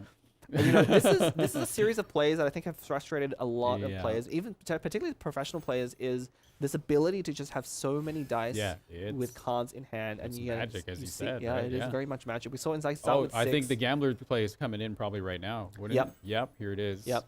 So this will put Inzagi up to, I think, a total of 10 after taking out. Do you eliminate? I'm pretty sure Inzagi's like, oh, interesting. Okay. I think that you need to start dealing, because again, if you don't finish the game this round, if Inzagi doesn't find a way to end the game this round, then he is not going to be... Oh, actually, no. Oh, that's going to finish it. Yeah. Is that a... That's a burst. That's a burst. But you will only draw 2 more die? Wait. No, it was... I haven't lost yet. So I didn't realize... I see it. Yeah, Amambo only... I thought he didn't have enough cards to tune, but he already had 1 Hydro. The second Hydro was from Oni. He tuned his arcane card, Fresh Wind and Freedom, no longer needing it in order to burst. But this is gonna be lights out, I think, for Inzagi, because Senora, while very powerful, I don't think has enough to take out the other opposing Senora through the revive. The problem is Inzagi lost his gamblers. Ah, yeah, you're right. Unfortunate. That sucks, because Senora's burst only does 6, right? But if Amambo ends first, that someone's just going to take Inzagi out. Ah, Amambo having ended first. And this is why Senora is so powerful right now, because that revive, not only is her kit just extremely efficient, but that revive, you can see Amambo there calmly twiddling his pen. Oh, yeah, that's right, too. The revive. She has 2 health bars, and you haven't even got through one of them. Yeah. Inzagi, going to do his best, but it's not going to be enough. Yeah. Oh, well. A valiant effort on Inzagi's side, We will go to a round 3 between these two. Amambo is twirling their pen around, just waiting. You know, I mean, Inzagi looks very disappointed, but I think he knows that was such an unfavorable matchup. Yeah. You know, your opponent... Basically, if your opponent draws Leave It to Me, there's nothing you can do, right? You need to set up Yelan to have a chance in that match anyway. And if your opponent knows that and understands that, which Amambo obviously does, then he's able to make the plays that basically rip out what your deck can do. Well, congratulations to Amambo on that round. And I believe that is also the first round where we see not one person just like win 2-0. This is the first 1-1 here. It is the first 1-1. And Maybe Inzaghi can finally. I don't want to say. Maybe Inzaghi can break that streak. We had a lot of Prince Cup champions be the first person be on camera here, but ending up getting locked to the lower bracket. Of course, this is a double elimination tournament, right? So all of the matches you'll see today, at least for casting between us, the loser of those will still get to play. They'll have one more life in order to make their way into the lower bracket of the top 8. So they're not out yet, but obviously getting that top spot is so important. Having 2 lives going into the top 8 must be such a comfort. They're going to have a week between when they play here and when they get to those finals. And to spend that week knowing that you have that safety net must be great. Right. Yeah, just to make it very simple for everyone at home listening to this. Basically, if you win, the less games you have to play to win. But the moment you lose, you got to like make up for those games right away. Which the longer you go, the more you have to think, the more tired you get, and then more frustrated you get, which means the more mistakes you'll make, and then it's just this domino effect from there. Yeah, the lower bracket is tough because if you win out of the top bracket, you basically play 2 matches.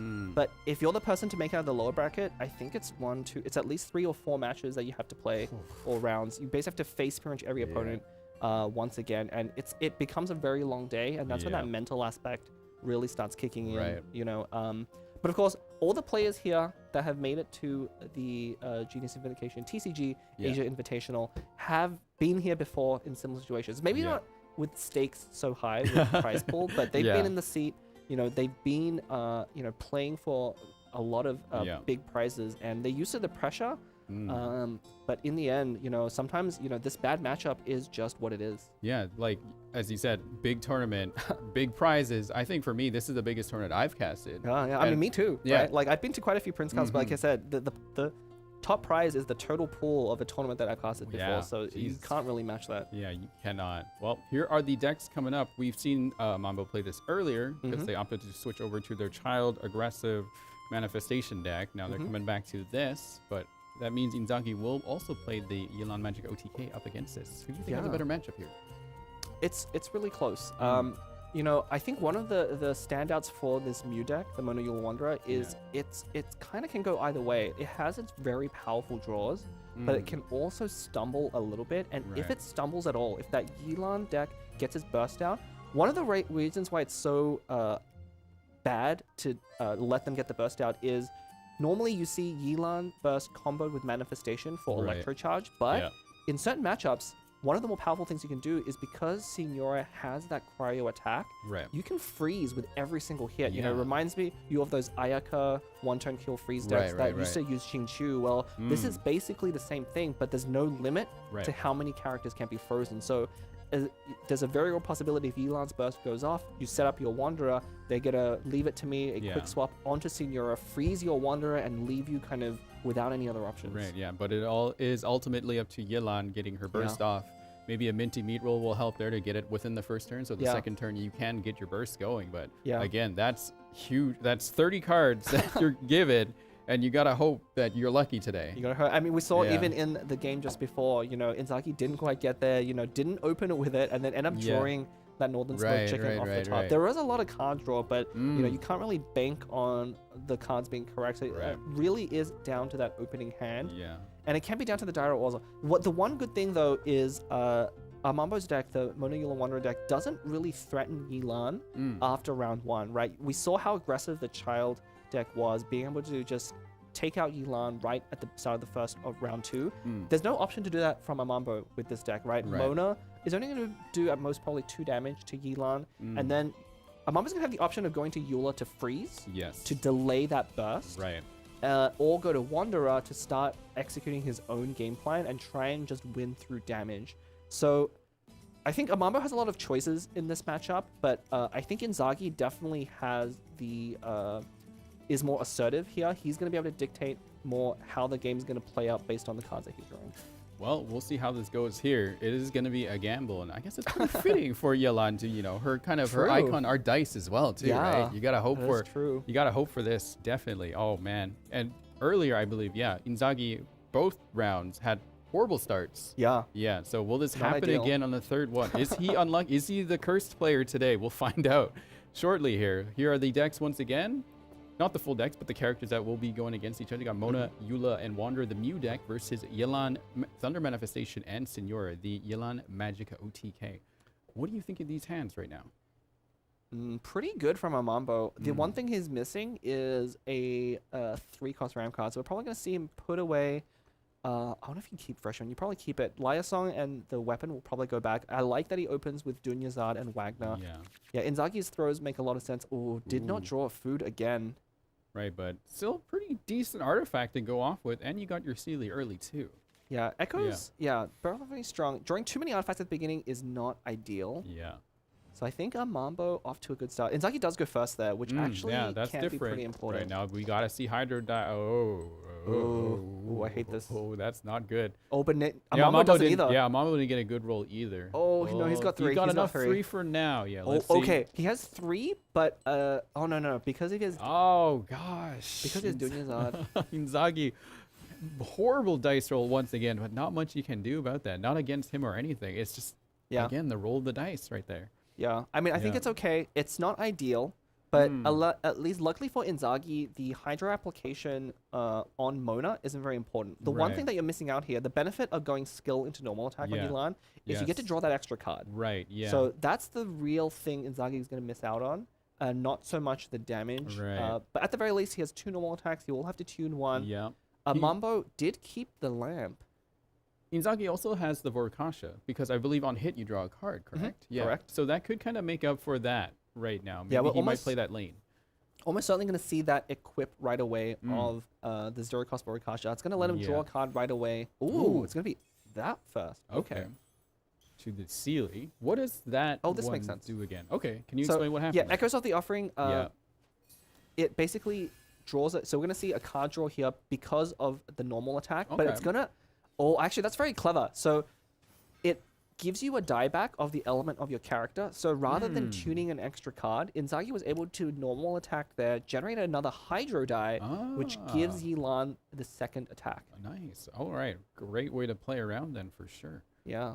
Back to Amambo, though. Amambo, I don't think... Yeah, they still haven't done a first move yet. They've been tuning some cards, placing some cards down. Now they place their Phantom down.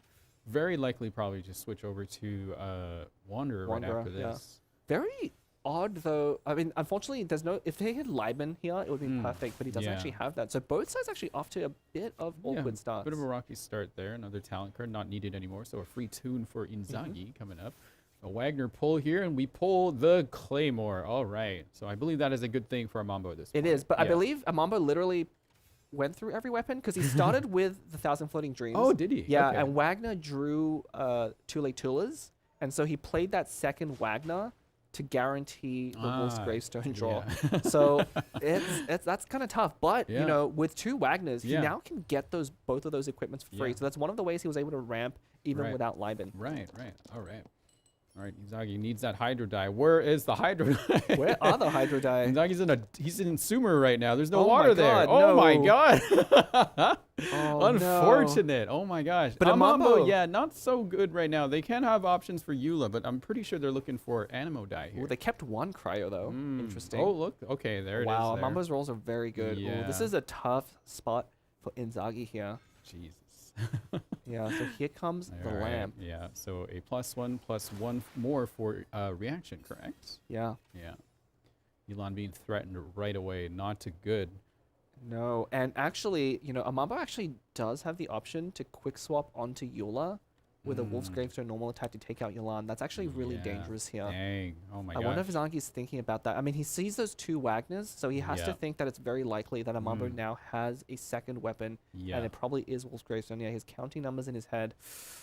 I mean, I think you have to stay on Yulan here, but it's so dangerous. Yeah, Inzagi does have the Ito card, though, so that could kind of give him some room here for some other options. And some dice advantage. But do you apply more Hydro to the other side and then try to work with that?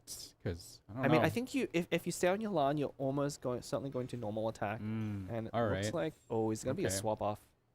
Interesting. Okay. So the Vorkasha goes onto Thunder Manifestation. Upon hit, you will draw a card and also heal at the end of the round. But that doesn't seem to be the case right here. No. Well, wait, so sorry. That was a 0-cost Vorkasha. Oh, that's a different one, right? The Kavarana one. Sorry. Yeah. Right. So I'm not sure about the equip there. Oh, you know. Oh no, he burned. He burned a Gilded. No. Oh no. That's actually really important.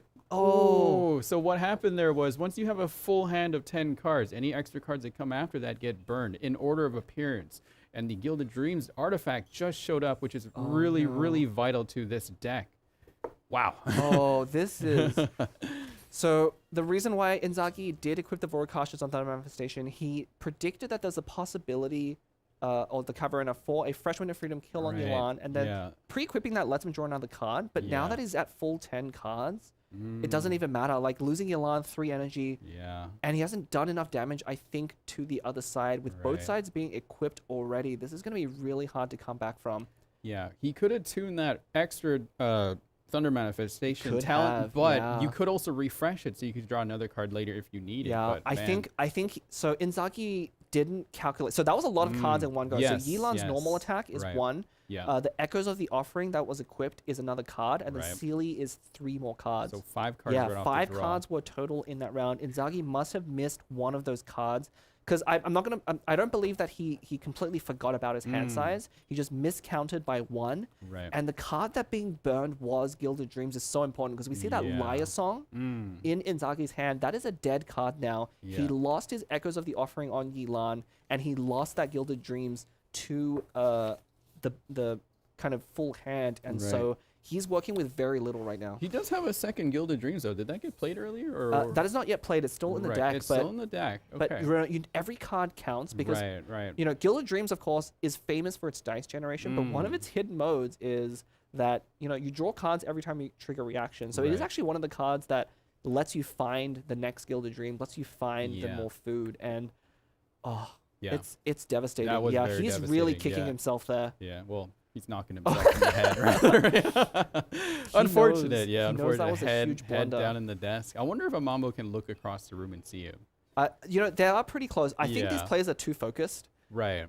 You have to be very confident if you have the time to just look across and see what your opponent is doing. Right. But body language would play a huge factor, I would think, too, right? So they could, I don't know if that's against the rules, but they could do that, right? But they definitely could. Yeah. Like, in game, you wouldn't know what the other person is thinking. There's no even built-in chat function, which I think would be interesting to have if they added it into the game. Yeah, but could quickly get toxic, if you know what I mean, right? I mean, you know, you and I think, we set up the Uyu Invitational at one point where we had some content creators play, and for that we were watching them play and chat, and it was very funny. They had some banter. Yeah, it was great to hear the banter. Actually, that might be a fun little function. Yeah, I think it's too serious right now. The stakes are too high. I don't think any of these players would even cross their minds to be able to chat right now. Mambo is as cool as he can be right now. He looks pretty confident about this one, but you never know. Things could happen. Yeah, I mean, your opponent can see when you overdraw. So a Mambo knows already that Inzaghi has made a mistake. And he also knows that he already had the advantage. And, like, that's the most dangerous time. When your opponent is ahead and you mess up, that just makes it even harder to come back. Right. Such a shame. So the Ito card just got played, giving Thunder Manifestation an extra energy and another Omni die to their side. Chef Mao being played here. So if a food gets played, I believe it's an extra die. Extra die. Right. Yeah. So Inzaghi could, he's gonna use this to go up to 5. Die. Okay. Minty meat rolls.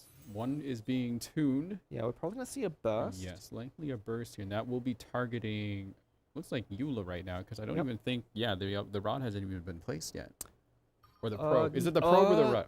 Well, I think it's the probe. So the probe is on Wanderer right now. Oh, is it? Yeah, it's that second icon. Oh, there's a lot of icons there. Yeah, there's a lot of icons in this game. It's hard to keep up sometimes. You know, Manifestation Burst, it has 2 parts. The first part will hit the active character, but that 3 damage is going to hit Wanderer. That's why you saw a Mambo use that last die on Lotus, so very heads up play there. Otherwise, Wanderer would go down to that burst at the end of the round. Actually, yeah, that's a pretty...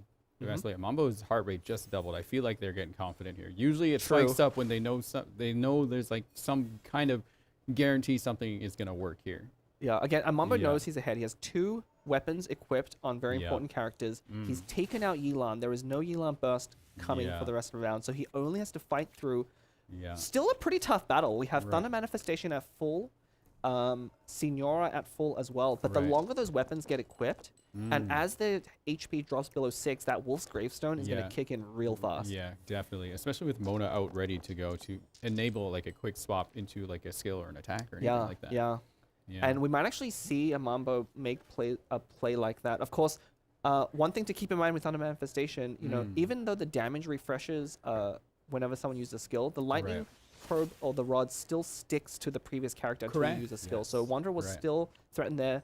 Doesn't matter anyway because we have a frozen manifestation. Yeah, unfortunate. And yeah, there's no current way to remove freeze on your end unless you get hit by the other character via a physical or a pyro attack this time. And I think a Mambo may have just checkmated Inzaghi here. We see, you know, this is the threat from the Mew deck is when you have characters with Hydro auras, Eula will be able to freeze them one after the other. So we're going to see Inzaghi most likely use that Leave It To Me, quick swap onto Signora, and hit Eula one more time. But after that, it's completely lights out. There is no other way for him to use his remaining dice unless a Mambo goes and shatters someone, which is always an option. So there's the Leave It To Me quick swap card, which allows you to switch characters and continue your turn, which usually you don't.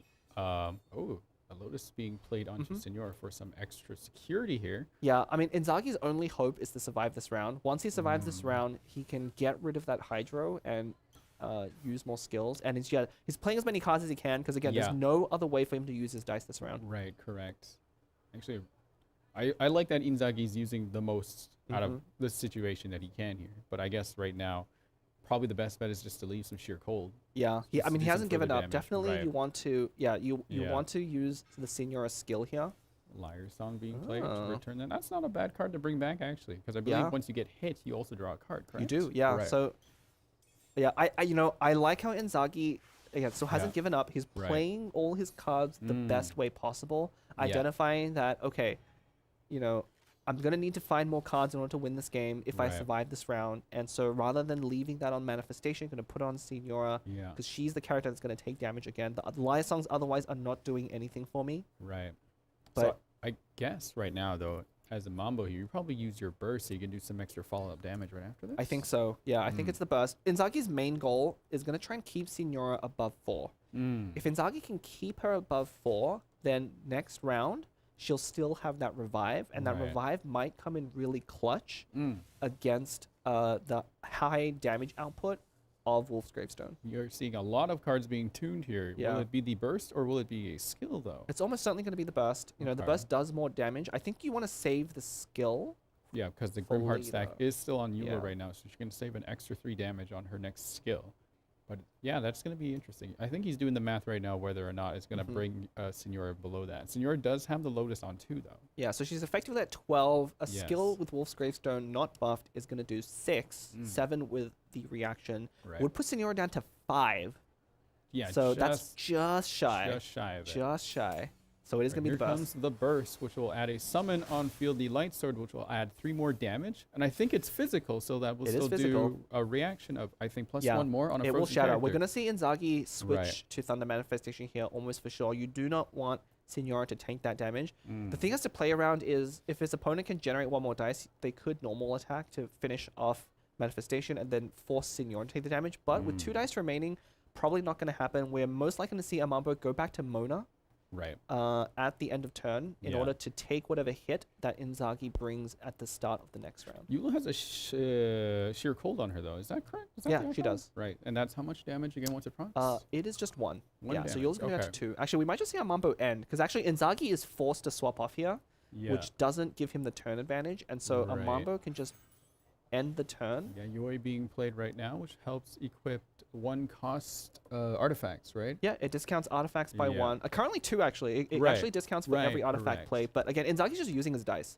You know, there's nothing for him to do this round. But those Yayois might come in handy if he draws a Gilded. If Inzaghi plays the Liar, recalls Cavarana, and re-equips it, would that proc again once the It will. It will. So but I believe if the character dies before that, then it won't matter. Oh, he's actually staying on. Yeah, maybe he does want, because okay, so this will bring Signor to 2 health, right? Yeah, because it does shatter. Right. So that will proc the Crimson Witch of Flames, but I believe Inzaghi does get the turn advantage, correct? Yeah, so I think that was what Inzaghi was deciding. Is it more important for him to maintain turn advantage or keep Signora above 4 health? That looks Lotus there is going to be really crucial here. There could be a chance, perhaps. There's still a chance. There is a chance here still, it looks like. Also, it's really funny that, in the first round we saw Amambo's heart rate was like half of Inzagi's, and now they've completely flipped. But Inzagi's die roll just continued to No. like torture him through this match, as you can see. Oh. Yeah, just wincing in pain upon seeing that. Yeah, you gotta feel for him a little bit. Okay, he did. Okay, he did draw a Leave It to Me though. He did. Which will let him swap over to Manifestation, take out Eula before Right, Amambo. yeah, the spike is there. Yeah, the correct. lightning rod probe is still there. Actually, you're right. But that's why he was grimacing so much. He did not. He has to tune. He needs to tune 3 something. cards. Yeah. I mean, it's probably Yayoi Gamblers and Liar Song. I mean, I think he has to make this play. Right. He does have Manifestation talent, so he'll be able to draw another card back. Right, and might be able to see something from that. The resulting superconduct that will go on Eula will bounce over to Wanderer, doing 1 damage, but it will keep him alive, which might be an issue. The Lotus looks like it just got played onto Signora. Yeah, so this is to tank the Alright. Wanderer attack. A Leave It to Me is coming here. Mm-hmm. Maybe you Oh, Liar does he Song. actually have this? You probably Liar Song a card out, and then probably going to have to tune that one. So you can equip Gamblers onto Manifestation, right? Yeah, so No. Yayoi is going away. Yeah, it's Yayoi, Gamblers, Could he and do it Liar Song. normal, though? Wouldn't that be No, enough? normal No? attack doesn't stick to a character. Oh, correct. Oh man, this is gonna be really bad because Amambo. Oh, Right, here's that Gambler. So it will take Eula out and bring back 2 Omni die, spreading Yeah. some damage around. Ooh, okay, dispense okay. relocks. Amambo knows though that Inzaghi had to tune every card. Although Right. Inzaghi's Sealy is now at 2. Right. This game is on a nice edge. Inzaghi does have his own Lotus though, and a fresh Wind Yeah, of Freedom. fresh This is wind. gonna come in really clutch. Actually, so I believe that Lotus is gonna be really important because this denies Wanderer the opportunity to hit Signora in the Right. backline Mm. and use fresh Wind of Freedom. Right. Wow. Actually, a pretty big heads-up play all of a sudden. Things might just turn around really quickly here. Yeah, what actually Alright. can Amambo? I actually don't know if I like this swap over to Wanderer because if you swap it, if Wanderer uses a skill, Yeah. It'll hit Thunder Manifestation. it'll hit Thunder Manifestation. Well, if he uses any skill, rather than basic attack Right. or whatever. Yeah. But the Lightning Probe Yeah. adds another damage, and he hasn't triggered yet at the beginning of this round. It's going to stick to Wanderer, which means Wanderer will go down to a Manifestation skill here. Yeah. I think Inzaghi might have this, actually. I He's believe standing he up straight. might. It looks like he just realized something. Yeah. Well, maybe he's just sitting in Amambo- his chair. I think that swap was the wrong move because Yeah. if he had stayed on Mona and used Mona's Right. skill, the Lightning Rod would have attached to Mona instead. If he could have used something like Lotus to protect Mona for another round Right. and try and finish the game next round with turn advantage and fresh Wind of Freedom. But I think that avenue is closed now. All right, hang on. So Lotus does come into But play. this isn't enough. So that effectively is 4 damage, though, correct? Yeah, Right? yeah, it's 4 damage. I wonder if Amambo miscalculated here. I think he was expecting that Lotus. We actually saw this yesterday as well. There was a miscalculation of Lotus here. Ooh, 3 damage onto Thunder Manifestation. Gets the probe on them. Okay. Oh, I see what you're saying here now. I get Yeah, you. unless Mona can finish Manifestation versus Signora, but I don't know if there's enough dice. Right. Yeah, only 3 dice left. No Okay. Gamblers on anyone. I don't think. Yeah, it's not equipped. They have Fresh Wind right now. They have Gilded, which would only. You only get 2 die back from it, so you can't do that Exactly. either. Yeah, I so- think Inzaghi wins. It's gonna be really close. So Inzaghi, okay, the problem, the problem right now Yeah. is Inzaghi after taking out Wanderer Yeah. is 3 dice down. Is only gonna have 5 dice. He needs to draw a way to generate 1 more die.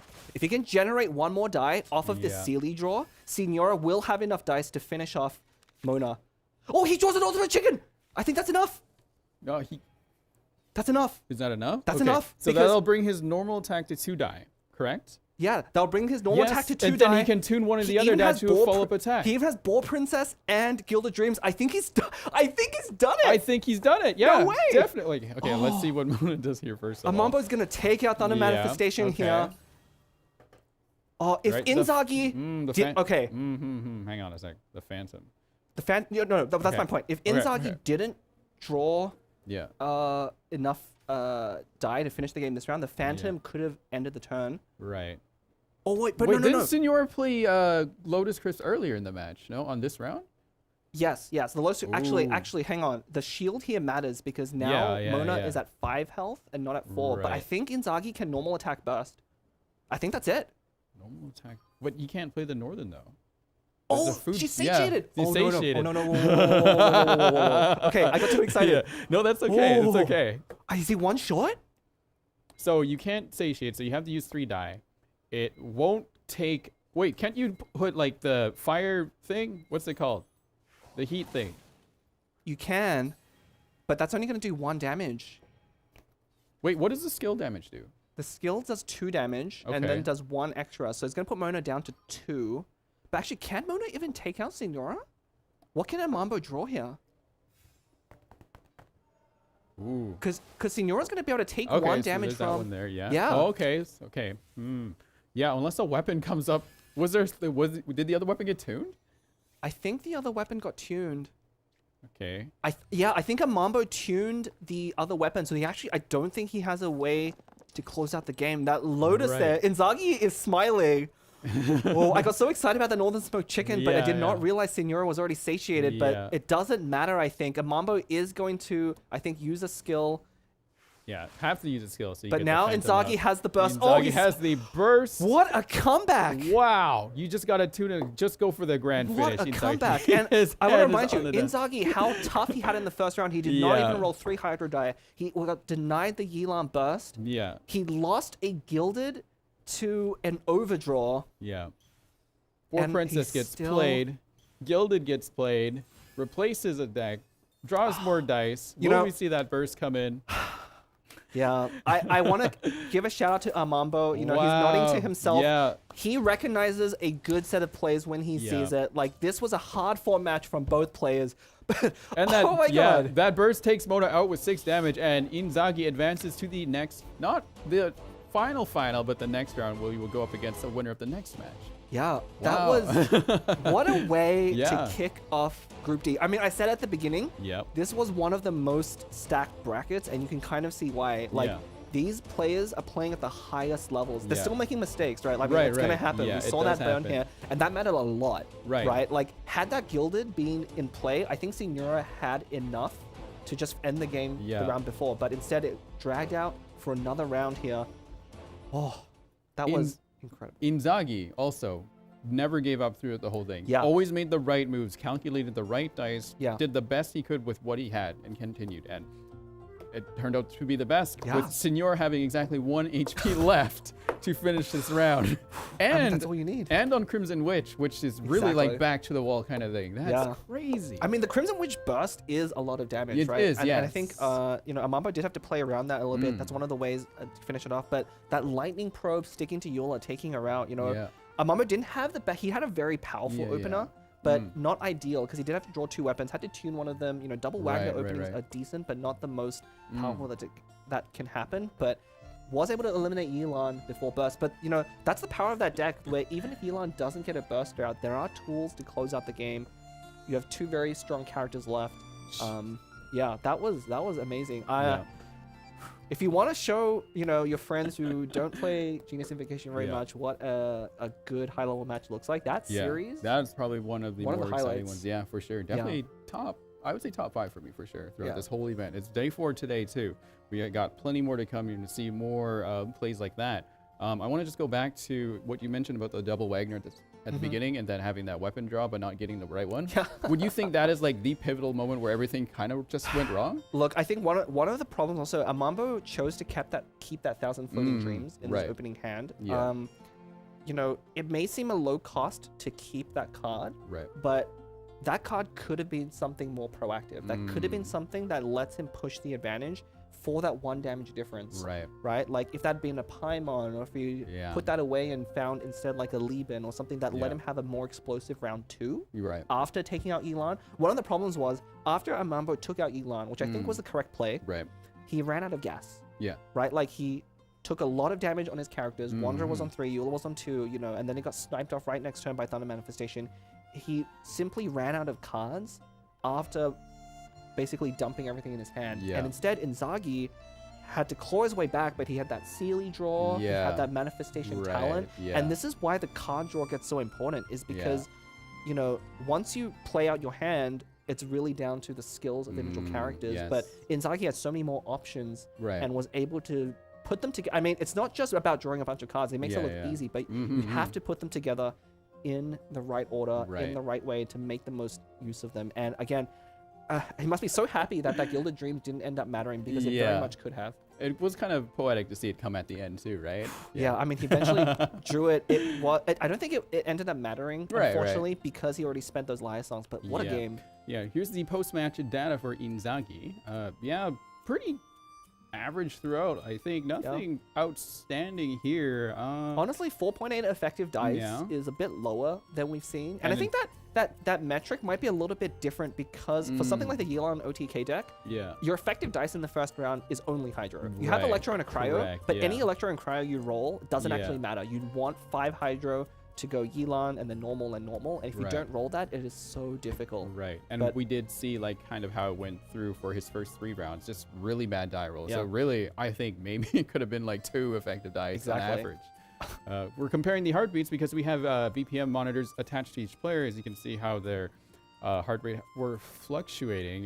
Mamba pretty even throughout the whole match. Inzaghi hit 183 on the first. He did. Wow. But really funny, Inzaghi's highest heart rate in game 2 was his lowest average heart rate in round 3. Yeah, he must have chilled out. Yeah, he did lose that one. That was a very tough matchup. Yeah, that was a tough one. Like Mamba really showcasing the power of that child version of the deck against Yelan. Like it's almost a direct counter, and we saw exactly why that is. Right. Well, Mambo isn't taken out yet. He will show up in the, I believe, third match, right? Because it'll be third match. Yeah, it'll be the loser. Fourth match, I think. Fourth match, correct. Yeah, that's right. Third match will be the winner of the first 2 rounds coming up here, right? First 2 matchups, and then the oh my god, I already got my numbers mixed up again. The 4th round will be the first 2 losers have to go against each other. And I don't want to say losers. Right? No, it's competitors. They're just a little bit set back, right? They're not completely out, but fortunately for Inzaghi, he only has to win 1 more matchup, and then he can advance to the elimination stage. Yeah, he's a very comfy, a backup life as well. If whoever makes it out of this one. But I mean, there was a really close matchup here. Our next 2 competitors that we're going to see later on also very, very deserving to be here. It's going to be a very good matchup. I'm very excited actually for the next set. I mean, it was really hard to top that last set, but I'm actually really looking forward to what the players are bringing in the next one. But of course, that's for later. I mean, I'm still recovering, I think, from feeling from that because I was so after seeing that Gilded go down. Yeah, same. You can't stumble in something of this high level, especially on something that I would say is pretty basic, right? Yes. There's a lot to keep track of, but not overdrawing, especially in a deck that has a lot of card draw, is critical.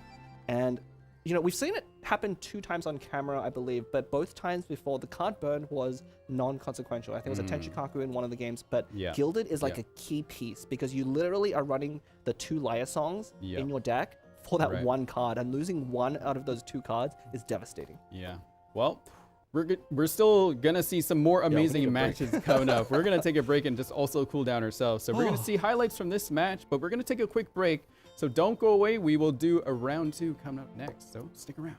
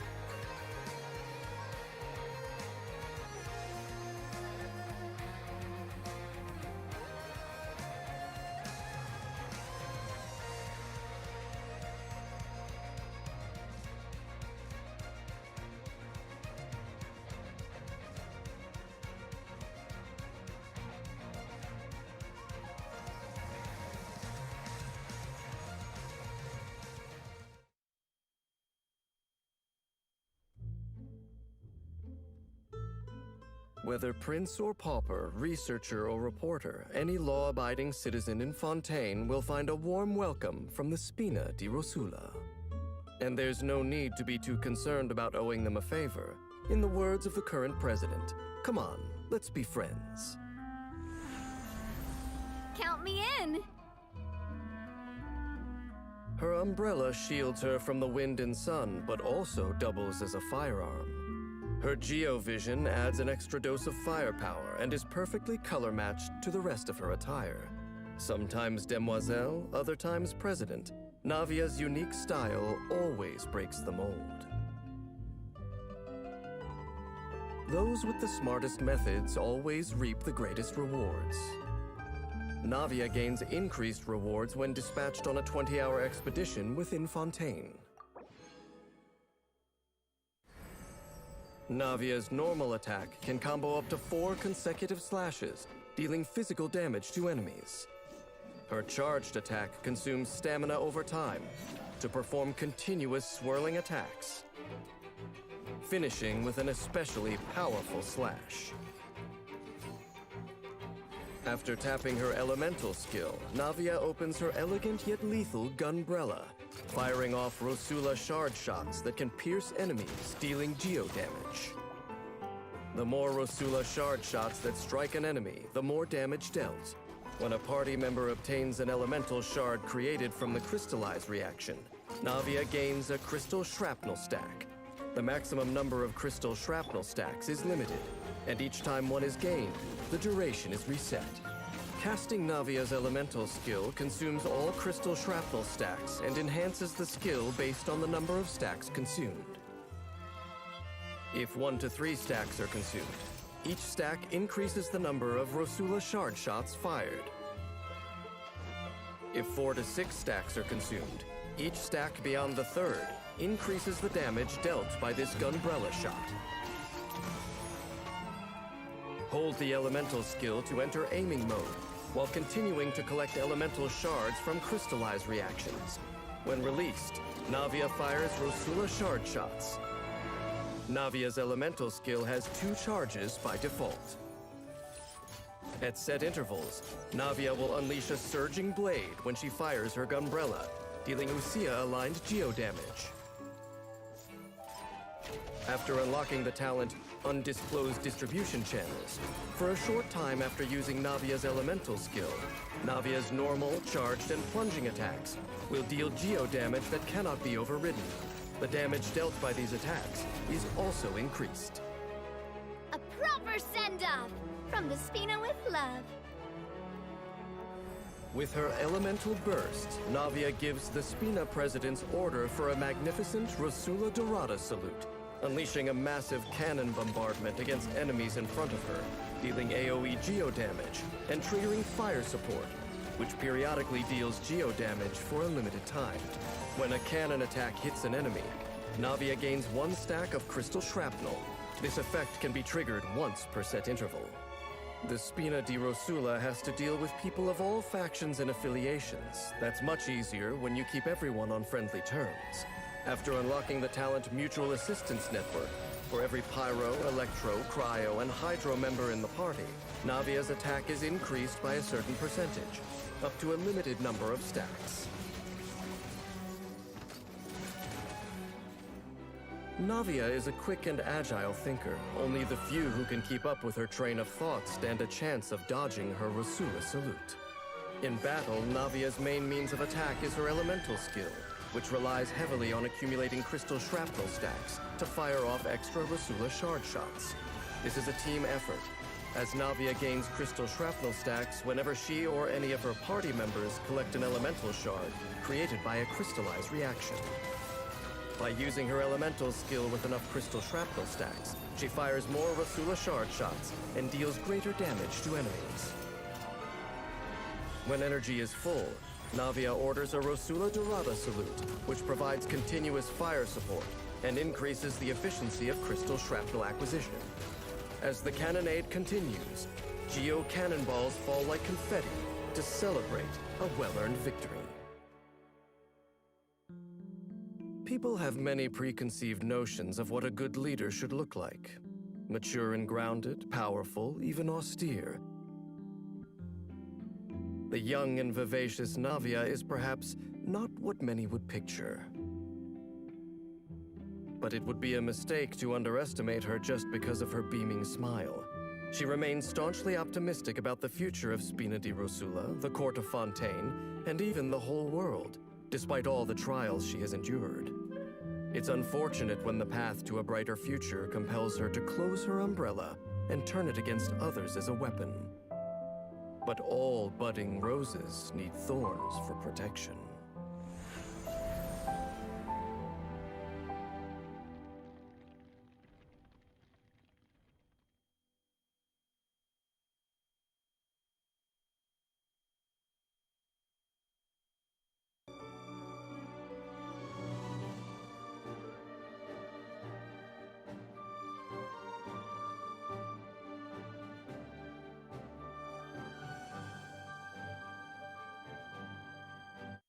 Welcome back, travelers, to Genshin Impact's Genius Invocation TCG Asia Invitational. I'm Rin Tai Cho. And I am Blep, at Blep the Cat. And welcome back. Just quickly, once again, during the knockout stage that's from January 19th to 21st, you can take part in the Astra Carnival through YouTube and Twitch to draw 4 exciting prizes. So don't miss out. Just by watching, you can get some cool stuff on January 19th and 21st. And for my folks at home, that should be January 18th, starting at 1 p.m. Pacific, or I believe 4 p.m. Eastern.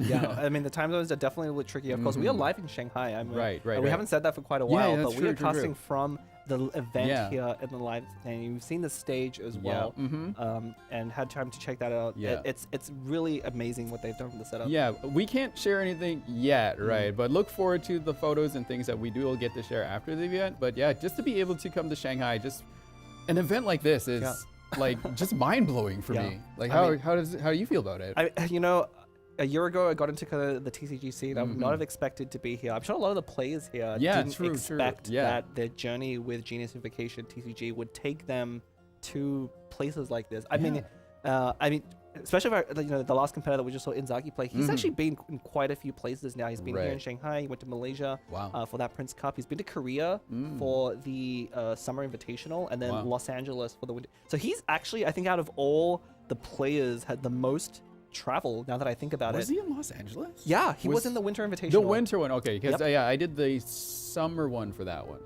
Summer one, yeah. Yeah, there was one early on, and then he was also in Korea for one of the other invitationals. So yeah, he's quite traveled now that I think about it. And we saw a lot of good play, but enough about him. We have other matches to get to. Yeah, we got Uip Kong versus Kirisa. And I want to point out right away, we see Kokomi, Ningguang, and Barbara on Kirisa's side. You could probably guarantee that's probably going to be a ban right off the bat. Yeah, looking at the deck choices from Uip Kong, he brought 2 aggressive lists with that Mona, Senior Manifestation, and Lini, so it makes sense to ban out the stall. We saw, of course, was it Chikua, I believe, on day 2, play that one very expertly, coming out from the lower bracket, so quite a scary deck.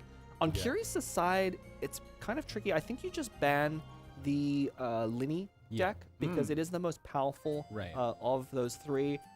Ooh. Yeah. Okay, so both stalls get taken out. So we're gonna have not mirror matches, but similar. Well, we have one mirror match and like a slight variant of the Yelan Magic OTK, where you have Mona, a magician, along with the Crimson Witch of Flame. So we kind of named it the Magistation, I believe, or something like that. Okay.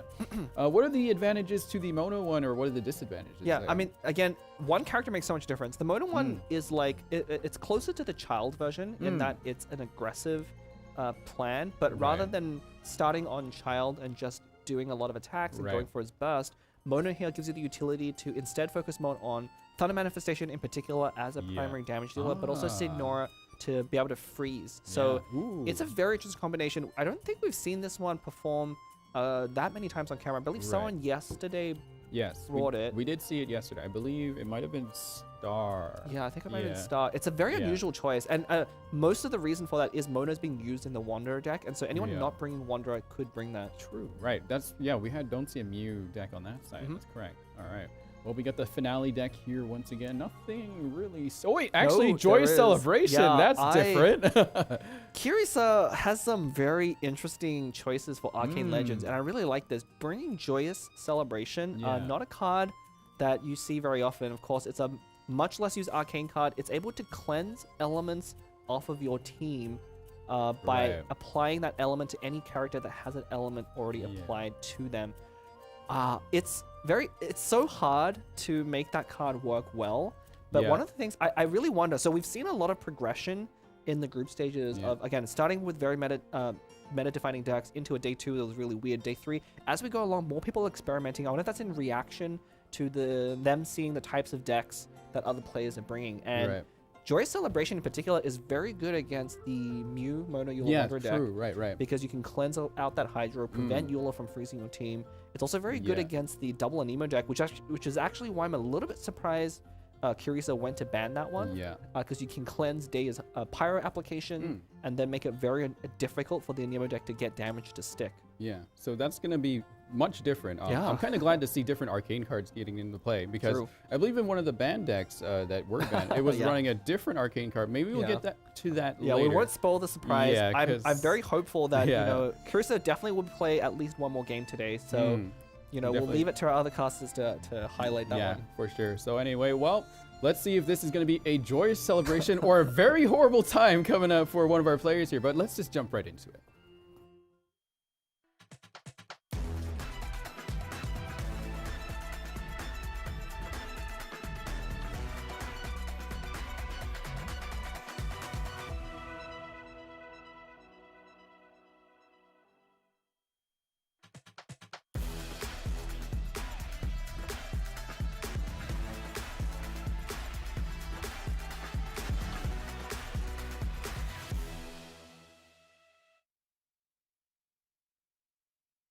And just to quickly go over again, Joyous Celebration, how exactly does that one work? It's complicated. It recently actually got buffed. It used to work where the active character you were on, prior it was Cryo, Hydro, Electro, or Cryo, would apply the element to your whole team.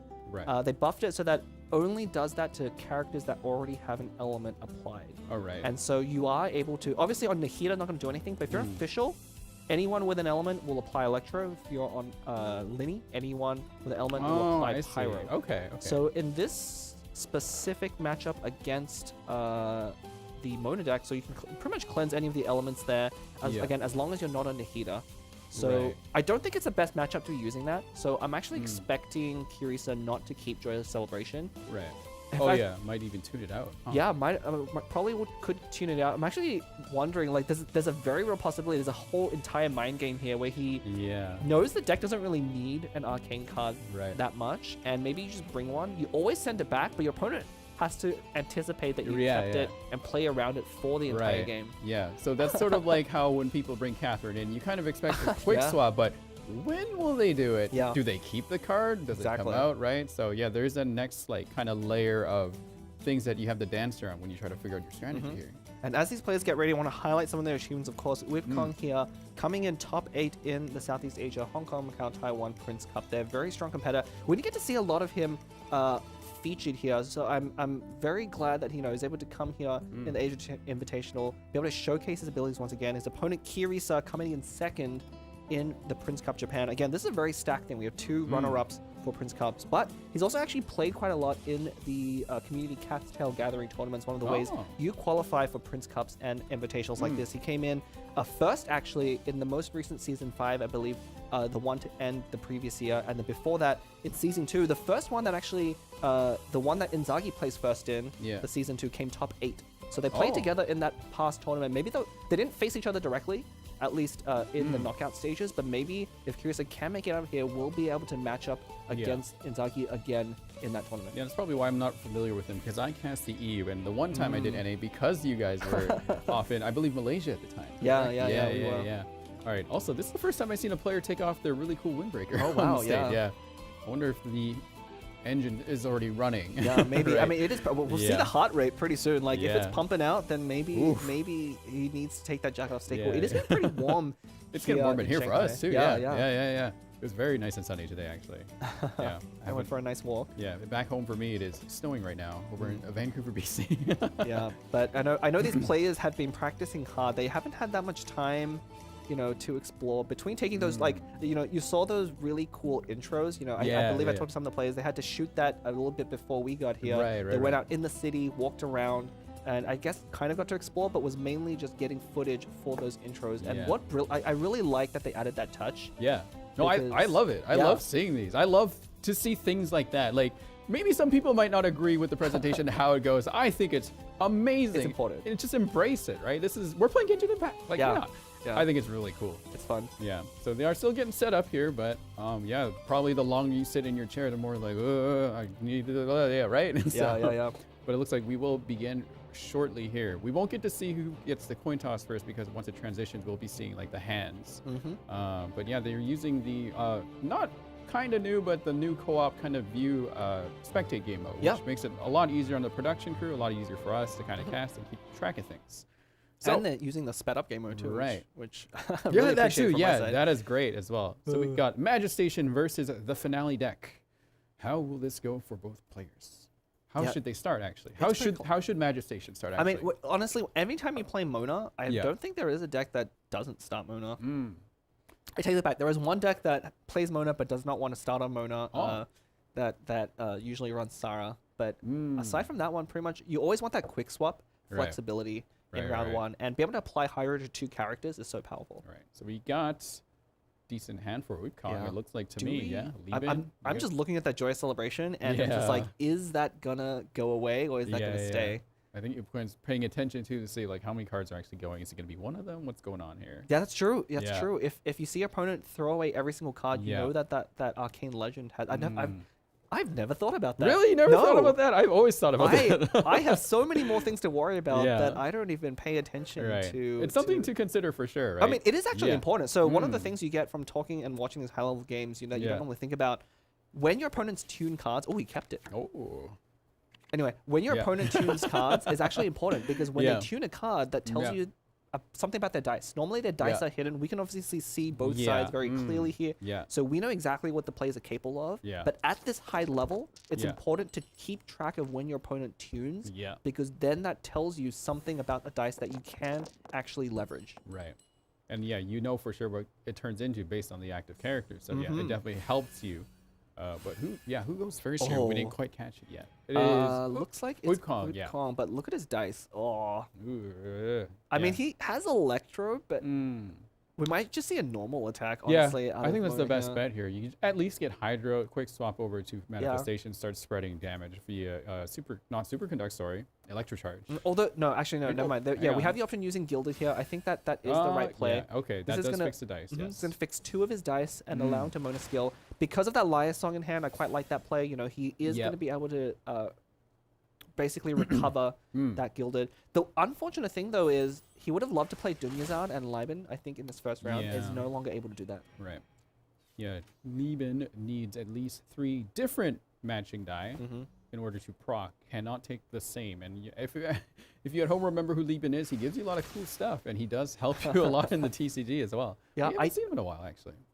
I mean, he's kind of fallen out of favor. Like, these artifact cards have really taken over. You know, people playing more Yayoi than Dunyazad. And Dunyazad, Liben, Paimon are kind of a famous trio that you can put into your deck as the companion package. So, falling a little bit out of favor. But honestly, he's been such a staple for so long. He has basically, been, for sure. You know, there since the beginning of TCG's inception and pretty much never overlooked in any deck since then until now. Has been relatively unchanged too throughout all of TCG. Just a very solid card to use, but yeah, as more cards get added, then he falls out of favor for like cards that guarantee certain moves and things like that. Yayoi does get played though on Kirisa's side, which allows. Does that affect the Gilded Dreams artifact there too, or it does? Yeah. So it does? Okay. Yeah.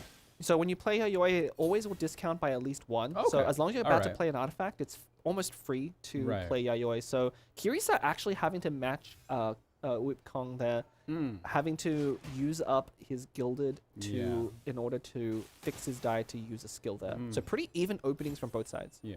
Okay. Yeah, I think I got it mixed up with the Dispensary, which only affects 1 cost, artifacts and things like that. Yeah. All right, we are going to round 2. I think both sides started off pretty strong for what they had. Yeah, not the best RP. I think Kirisa is in a bit of an advantage because the damage that he was able to apply went onto Thunder Manifestation, which is more important than say, Mona. Whereas Whipcon's damage ended up going to Fischl, which, if you can end the game by round 3, it's actually not too important to keep her alive. Okay. All right, Kirisa has some options here. No Omni die, unfortunately, so kind of leans in favor for Fischl at the moment. But Nahida could probably make something out of that too. Yeah, a Nahida, usually the follow-up is a second Nahida skill. Yeah, so it spreads seed across the entire opponent. Right. Guoba gets played. Weebkong is looking for something, and he gets... Yeah, we've seen players play that Yayoi. on round 2 quite a lot. And actually, I've had a chance to kind of talk to some of these players after the matches, try and get in the secrets about that. And I think a lot of players have started playing it more on round 2. The games are just so fast. Right. And being able to see 2 extra cards and really open up your options on plays is honestly more important than getting that extra card. Yeah, but effectively it's just like an expensive strategize. It is. Well, it's a cheaper one because it costs 0, but you do have to you do have to give up your arcane slot for it, which is actually quite a large cost. Like, it's very surprising to me that that can be better than something like Covenant of the Rock, which gives you 2 dice. Yeah. But or you can be like Kirisa, be even cooler and run Joyous Celebration. Yes. For going anything meta. A very, very anti-meta, non-meta kind of card. So this is such a hard name for me to say, which is why he has so many nicknames. I understand why now. Thunder Manifestation hitting Fischl, bringing her down to 1 health. But once again, you said it's not that important. No, not that important, actually. I don't know that how I feel about the opening from Kong here. He's really going to leave himself with only Signora as someone who could deal damage. And then Mona, they're still at 10, is like not really contributing much to, you know, the damage here. If you were Kirisa, I think if you did the right play, you probably would tune Joy Celebration so you can get your skill off. But I feel like he wants to hold on to that just for that surprise factor, right? It's very possible. Yeah. Yeah. I mean, those 2 Chef Maos, I think, make sense to play. You know, we might see him go for a gamble on the food just to see if he can hit a Dendro die. Yeah, let's see. Will the gacha work? Yeah. If he's going to play the food anyway, this makes a lot of sense. Yeah, correct. I think it's a hash brown or a lotus. It's a lotus. And we're going to get... Oh, nope. No. Cryo and Electro, I believe? Maybe? It's kind of the worst mix you can have. 2 of everything is like not great. At least though, you know, one of the other advantages of Chef Mao now, you can, when you use play a food, you do draw 2 from your deck. So you can turn that 1 lotus into 2 more cards and then hopefully tune 1 of those instead. Right. So you'd rather have Chef Mao on the table. Does Mao get to do it several times in a row? Just No. once? Yeah, so right now you don't really want to do it. Yeah. NRE would... So NRE is the card that will keep drawing you food from your deck, but Mao unfortunately only cooks for 1. Right. His one dish to serve, and then he's done. He's pretty meta, it sounds like. Mao's a really strong card. Yeah, Mao very often played with Dunyazad and Liben Paimon in that again, that companion package. Right. Very efficient. Pushed out a little bit by the whole artifact combination, but we're gonna see Wukong do what Dunyazad. Ooh, what's...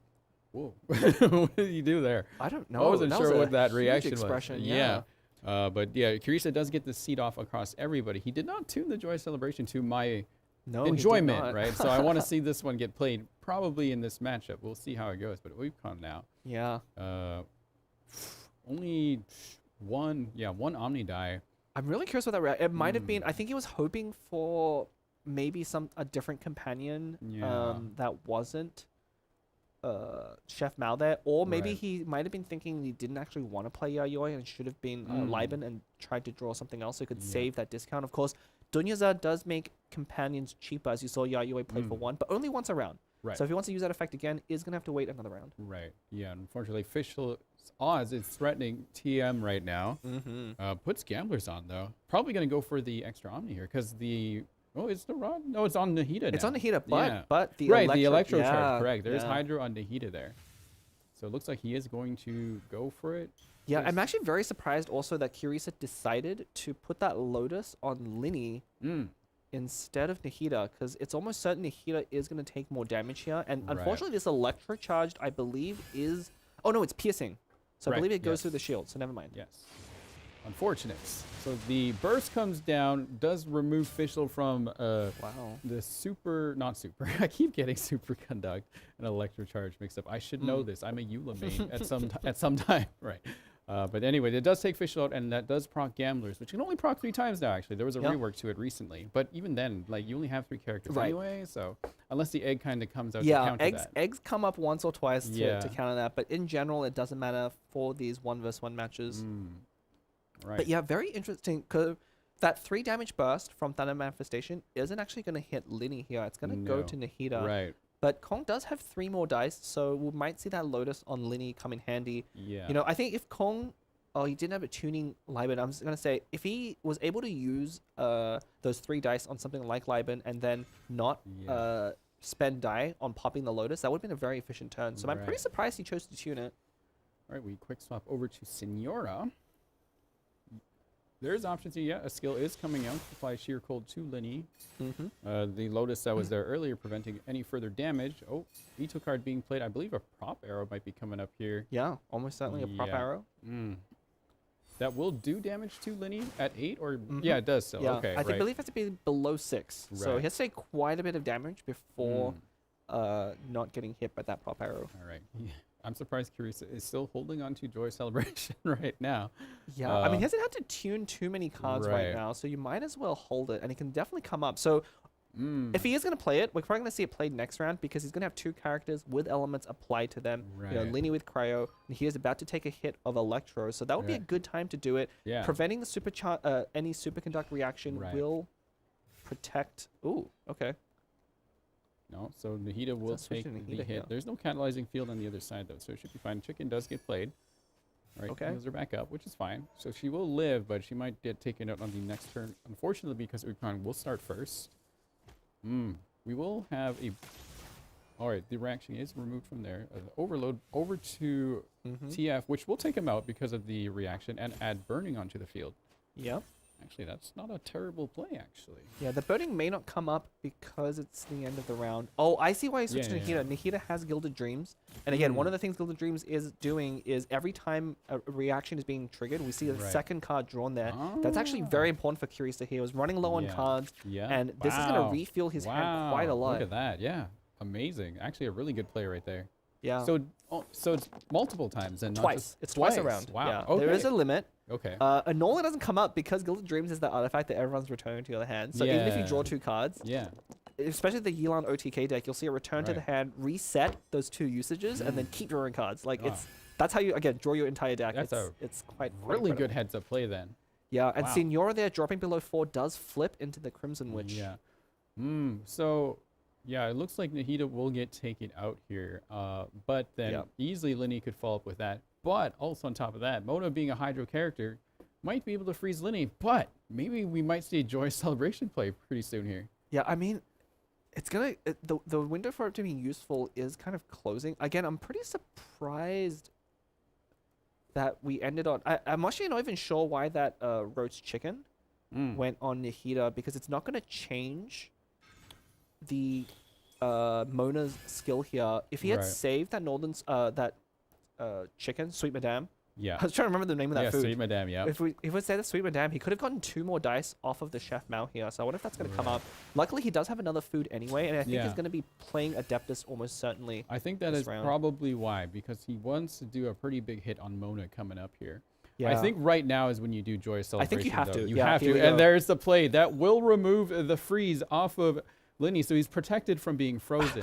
Wow, amazing play there. I wasn't quite watching Kong's face there. I think he raised his eyebrows there. He must know that's in the deck, but I wonder if this is the first time I believe Joy Celebration has been played at the Astra Carnival. Yeah. So Kirisa, I love how it plays as kind of like softly unlocking achievements here. We had 12 damage done by Chikua on day 2, and today Kirisa gets the achievement for first play of Joyous Celebration. So right now, Linny can use a burst here. How much does his burst do exactly? Burst is 3 damage. Right. So with the reaction goes up to 5. Could get up to 8 with plays which is 1 short of taking out Mona here. Is it really? Yeah, because Mona has the barrier. The Phantom, correct? Yeah. So Kirisa not able to get that Gambler's trigger, which could be pretty important here. And unfortunately, once Kong goes over to Senora can use her skill or a normal attack to apply Pyro again to Linny, and that's going to actually let Mona be able to take him out. Ooh. Yeah, that's a really, trying to weigh the options here Which is why, if Kirisa had maybe saved that Sweet Madame from earlier and had put on a Linny instead of the Adeptus, that could have actually made the difference. Yeah. Okay. Well, that should heal upon hit, correct? On the, No, is that not the will heal draw one? a card. That'll draw the card. But- Oh yeah, heal at the end of the turn. It heals at correct. the, no. Oh, so the sorry? 0 cost one doesn't heal at the end of the turn. Right. Yeah, sorry. this deck runs a 0. It's very Yeah, confusing. it They're very is, similar. Yeah. 0 They and do- 1 cost. They're very close to each other. It's very hard to see like really good artifacts cost that much. Yeah, Heart of Caverna, Yeah. of course, the 0 cost only will draw the cards when you take damage, whereas the Vorukasha's Glow, the 1 cost, is the one that heals, which is incredibly efficient. But in this aggressive decks, the healing doesn't matter too much. Right. And we see Linny there with the 2 stacks of Prop Arrow, which does mean that once Linny uses a skill, we'll be able to get back up to 7 health. Oh. Ooh, you gotta tune almost everything. Yeah, up for actually, that. you have to tune your whole hand. He has no... Oh, no, there is the... There's the gamblers, though. He has the gamblers, but he also has a Liar Song, I believe. No, that's not a Vorukasha. Ooh, the egg coming out. Wow, that might actually make the whole difference right here. So that might actually make the difference, because if Kirisa can survive this round... Yeah, I believe he can. Yeah. You probably equip gamblers, Can which you is free right now. You tune, say, the Noel card, I would guess. You play your egg on anyone at this point. And then you get your die back, and then you let the burning just take care of the rest. I believe that's it. Yeah. Wait, hang on. He's playing gamblers, though. No. If you play gamblers here, Mona will be able to take you out on the return. But this egg... Right. Oh, I think that does make the difference. Oh, yeah, you're correct. So a skill here will heal Linny? Oh, no. Wait, it will not? No, it will heal... It will heal Linny back up to 5. Yeah, I think that is enough. Yeah. Yes, it is. And Kirisa has 3 die left. I don't... Oh, but Kirisa can burst. They could burst, actually. Yeah, hear that. Okay. Oh, this is going to be so... Okay. Oh, they have a hash, too. Kirisa has... I believe Kirisa has... Oh, wait. No, the hash does matter. Yeah. Yeah, I think the hash is going to be just enough. You can even play Mao, too, to get, like, another die, I think. Yeah. Yeah, actually, yeah, you could play the Mao. Yeah. You play the hash. I think you can even equip gamblers here. No, Kong has the win here, I believe. With that, I haven't lost yet. It coming in pretty clutch here. He's going to have to tune. Yeah, that tune will be enough. Yeah, that hash, unfortunately. So I was trying to see Kirisa if he ends first. Remember, so the summons will matter here, but because Kirisa's 2 summons only do 2 damage, the hash is exactly right. Normally, because he ends first, he will go first, but it's going to be not enough. Just not enough. Mona! Again, a Mona finish. Wow. Dang. I was just saying, Kong had an opening where Mona wasn't taking a lot of damage and he was taking too much damage on Manifestation and Signora, but instead, Mona coming in clutch with the burst, not needing even the double damage of the burst, just the damage there itself. Impressive. Wow. Yeah. All right. Well, congratulations to Wukong on the first round here. Impressive. Very impressive. Yeah, even with seeing some really big plays from Joyous Celebration and then a surprise egg at the end, but still not enough once again. I think we've only seen the egg maybe turn 1 game around in that favor, but oftentimes the egg just coming up just short. Just to turn things around. I mean, the egg is very good when you have an excess of dice. Right. And round 3 tends not to be when that happens. Round 3 is very close. It's like when both sides use up a lot of their dice. But if enough food has been played, sometimes we get into a round 4 where both sides are 1 or 2 skills from winning, but have 10, 12 dice that they can't use quick enough. And so that's when egg comes in, lets you take an extra skill and turn the tides. But unfortunately, in these aggressive mirror matches where every dice matters, we had this Mona deck, again an aggro deck, we had the Finale as the other aggro deck. There's no room to do something fancy like egg. I think both sides are very much trying to use their dice optimally to try and deal damage, and the person who isn't able to do that doesn't come out on top. And 1 damage was just shy. Just shy. And unfortunately, we didn't see Joyous shine too much. Well, it still did a pretty big play, which enabled Linny to do a lot of things. Just unfortunately, 1 HP short, which cost everything. Maybe do we see it be played again, or does Kirisa move on to the more aggressive Yelan Magic OTK? So the next deck out of Kong is going to be their own Linny deck, because I believe that double Anemo deck is banned. You almost certainly don't want to play Yelan into that deck. So Kirisa probably going to stick on the same deck. I think we're going to see a mirror match. Kirisa is probably very much dreading, though, game 3. Even if he wins this game, that game 3 with Yelan into that Linny deck. And as you said, it is going to be a mirror matchup. Although, in the mirror, Joyous Celebration could be a deciding factor. It would prevent So it doesn't. Does it react with Dendro as well, or no? Just it does. Like the... No, I believe it does react with Dendro. Oh, okay. I actually don't know though which side. I think the Dendro reactions are funny in that they still always go to the other side because they're not damage reactions. So the way self-elemental application works is if you trigger a damaging reaction like Electrocharge, Overload, etc., you don't take the damage. The effects still happen, so Overload will still send you over to whatever, but the damage doesn't. But because the Dendro reactions like Burning, Bloom, Catalyzing Field give a status, the status still goes to the player that to your opponent. Oh. Yeah, so it's not as good against Dendro reactions, but it's particularly good against the other ones. And if you can I guess Kirisa can avoid the Electro and the Pyro specifically, that can really shut down Nahida, because Nahida, of course, her burst requires you to trigger reactions, her skill requires you to trigger reactions, so could be a factor. I hope it is. Yeah, I would love to see it again. Yeah. Yeah, I love to see other cards being played, because but there is a reason why the players are here and they are playing the same things, because they need to secure that spot in the next stage. The elimination stage. Yes. A lot of names to remember. All right, so we do have a finale versus a finale. This one does have Stove God, which draws more cards, like you said earlier. Yeah, usually played by turn 2, free strategize more or less. But the longer you go, the more cards you get, up to a max of 4. Yeah. So it really will depend on Wukong's hand the first 2 or 3 rounds, whether he uses it or not. Yeah, we're almost certainly going to see him play in round 2 again, because again, this matchup is going to be pretty fast, right? Both sides. And actually didn't notice Calc's arts here in Kirisa's hand. Yeah. Very interesting build of the deck. Yeah. Most likely that could be like a good Fischl emergency, because Fischl will definitely have at least 1 energy here and then kind of get switched off for the rest of the game. And then that could be a very threatening move, because that does, I think, 4 electro damage base and then 2 piercing. Yeah, it's one of the highest damage bursts there, but like 3 and we're in a very quick metagame, and 3 energy is like a lot. Right? One of the only characters right now that are being played with 3 energy is Yelan, and that's because her burst is just so powerful that it makes up for it. Well, I say that because Kirisa also brought the Ningguang deck, which has 3 energy bursts, but you know, not going to see that on camera. Hopefully, one of these, one of the future games will bring out that tech. But no, for now it'll be a finale mirror. Yeah, Wukong, head in hands. Yeah. Ready. Coat over his shoulders right now to shield everything away. Love to see it. And now Kirisa looks pretty chill regardless. Looks pretty chill. He's got an uphill battle again. This is a pretty even matchup, and you know, could go either way. But the next one is going to be the one that he's going to be dreading. Yeah, if it goes to that point. If it even goes to that point, but we'll see. Yeah, we'll see how this goes. All right, once again, we won't see who goes first until after we see the hands are collected, just with the way things are set up. But I think that makes it a little bit more exciting too at the same time. Yeah.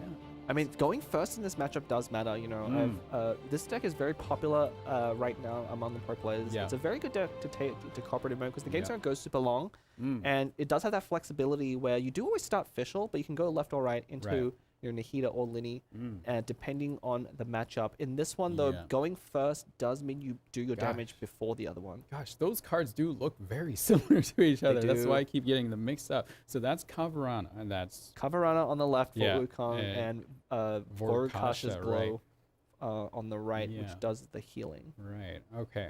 Yeah, that's a little bit confusing. Also, the character order in these hands do matter. It does. We do see it like mixed up a little. So people at home be like, why are they kind of mixed up? There is a reason for that, based on like overload reactions or things like Wanderer targeting characters, things like that. It does matter. It comes a lot. up. I think we have seen that. You know, we're not seeing this matchup now, but famously, you know, this Linny deck into the Wanderer deck. We've seen players that have the Mona Eula Wanderer order is you'll play against it differently than Mona Wanderer or Mona Wanderer Eula. Yeah, I love that Kirisa opts to keep the arcane card in his hand too for the start. Yeah, so you know, playing it obviously isn't any sort of a meme. He has a very intentional decision, so it makes sense that he's keeping it now. Yeah, there are certain arcane cards actually that you do want to put away and you don't want to open with, but it looks like Joyous is not one of them. I think Freshwood and Freedom would be one, maybe. Freshwood in certain matchups. Covenant is probably the most famous one. As one that you usually want to put away because it's not good in the first 2 rounds, but it becomes great later on. Yeah, definitely. Okay. All right. So Fischl v Fischl to start with. Pretty standard. Yeah. Going first is actually a pretty big advantage because you get that Vorukasha equipped first. Wukong isn't going to want to equip anything to Fischl here because he's going to switch off into another character. Right. They both do their thing. Lyra song comes out for Kirisa. Like, definitely probably a switch here, yeah? Yeah. I believe it's probably just going to go Nahida. Yeah. I think you can take pretty standard lines here. Going first is pretty important. So usually in a mirror match, the person who goes first gets to take the standard lines, and it's up to the player going second. Okay, never mind. That's what I felt like was going to happen here. I feel like Kirisa might play it a little differently than say like, you know, could be because of the dice. Right. Correct. Don't want to like waste anything here. I'm sure he doesn't want to tune off Joy Celebration. I feel like he wants to like play it and win just to show people that it can be used. But we'll have to see how this goes. Once again, it could be a Joy Celebration or a very horrible time coming up here. I mean, now could be a you will give burning. I believe if he plays it now, unfortunately, it will give burning to the other character. Okay. Yeah. Back to... So, like, across the board, so it would apply Electro. No. So they changed it. They buffed it so that it doesn't apply. When they first released it, it would actually apply Electro to Nahida if you used it now, which was terrible. Yes. Because you are adding back element applications. Right. They changed it so that it doesn't. So it would only hit Fischl and Linny right now. And then even more recently, they did another buff to go from 1 cost to 0 cost. That's actually, that makes it worthy of being an arcane card for sure, I think. Yeah. Well, I mean, I think most players would disagree, but obviously Kirisa is someone who thinks that it is worth playing. I think one of the reasons he has it here, and we didn't see this matchup because of this group, but I think he brought it specifically because of seeing how popular the Mona Eula Wanderer deck is. Because against Mew, one of the things you can do is cleanse that Hydro. Yeah. And it stops Wanderer being able to swell and Eula able to freeze. Like, it really cripples that deck specifically. So I think he was hoping to get into that matchup, but unfortunately not in this group stage. Yeah. Very, very situational card there. Dang. All right, so Kirisa has a lot of Pyro and Omni die. Oh, wait, sorry, Wukong does. Wait, no, they both do. They both do. Yeah, so pretty good die rolls. Yeah. Wukong did start off a little bit rough. I believe he had to tune one of his artifacts he did. Instead the of zero getting cost to use it. Kavarana did go.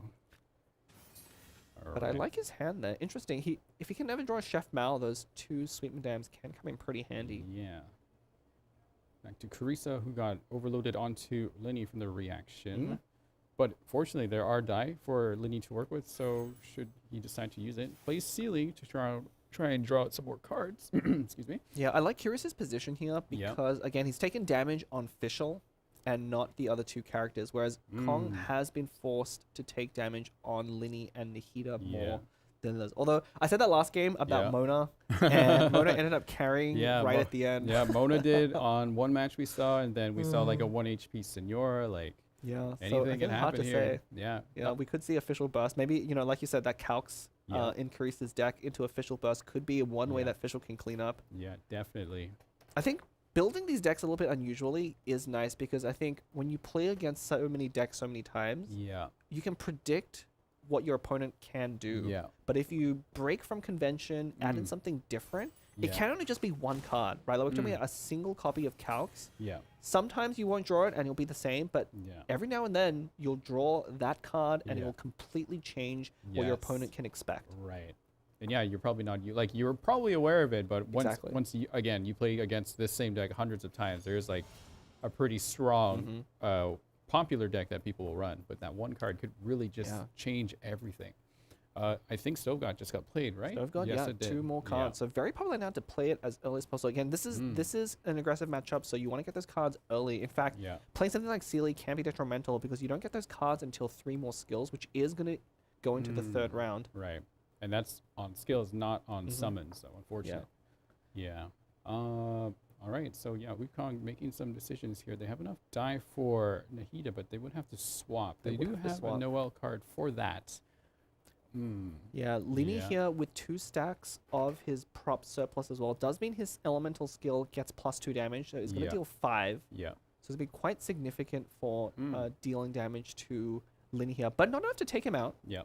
So is still pretty safe from that. Finally, both sides are pretty safe from each other, right? Yeah. The Wukong's Linny could do 5 damage because of that Dendro to the other side's Linny, but that is not quite enough to take him out either. Yeah, Nahida being healthy though is a good thing because Nahida is not someone to underestimate. She's quite strong on her own. Yeah, we've seen her close out a lot of games. Of course, famously that Nahida with Adeptus Burst. We see Adeptus in Klonkan there.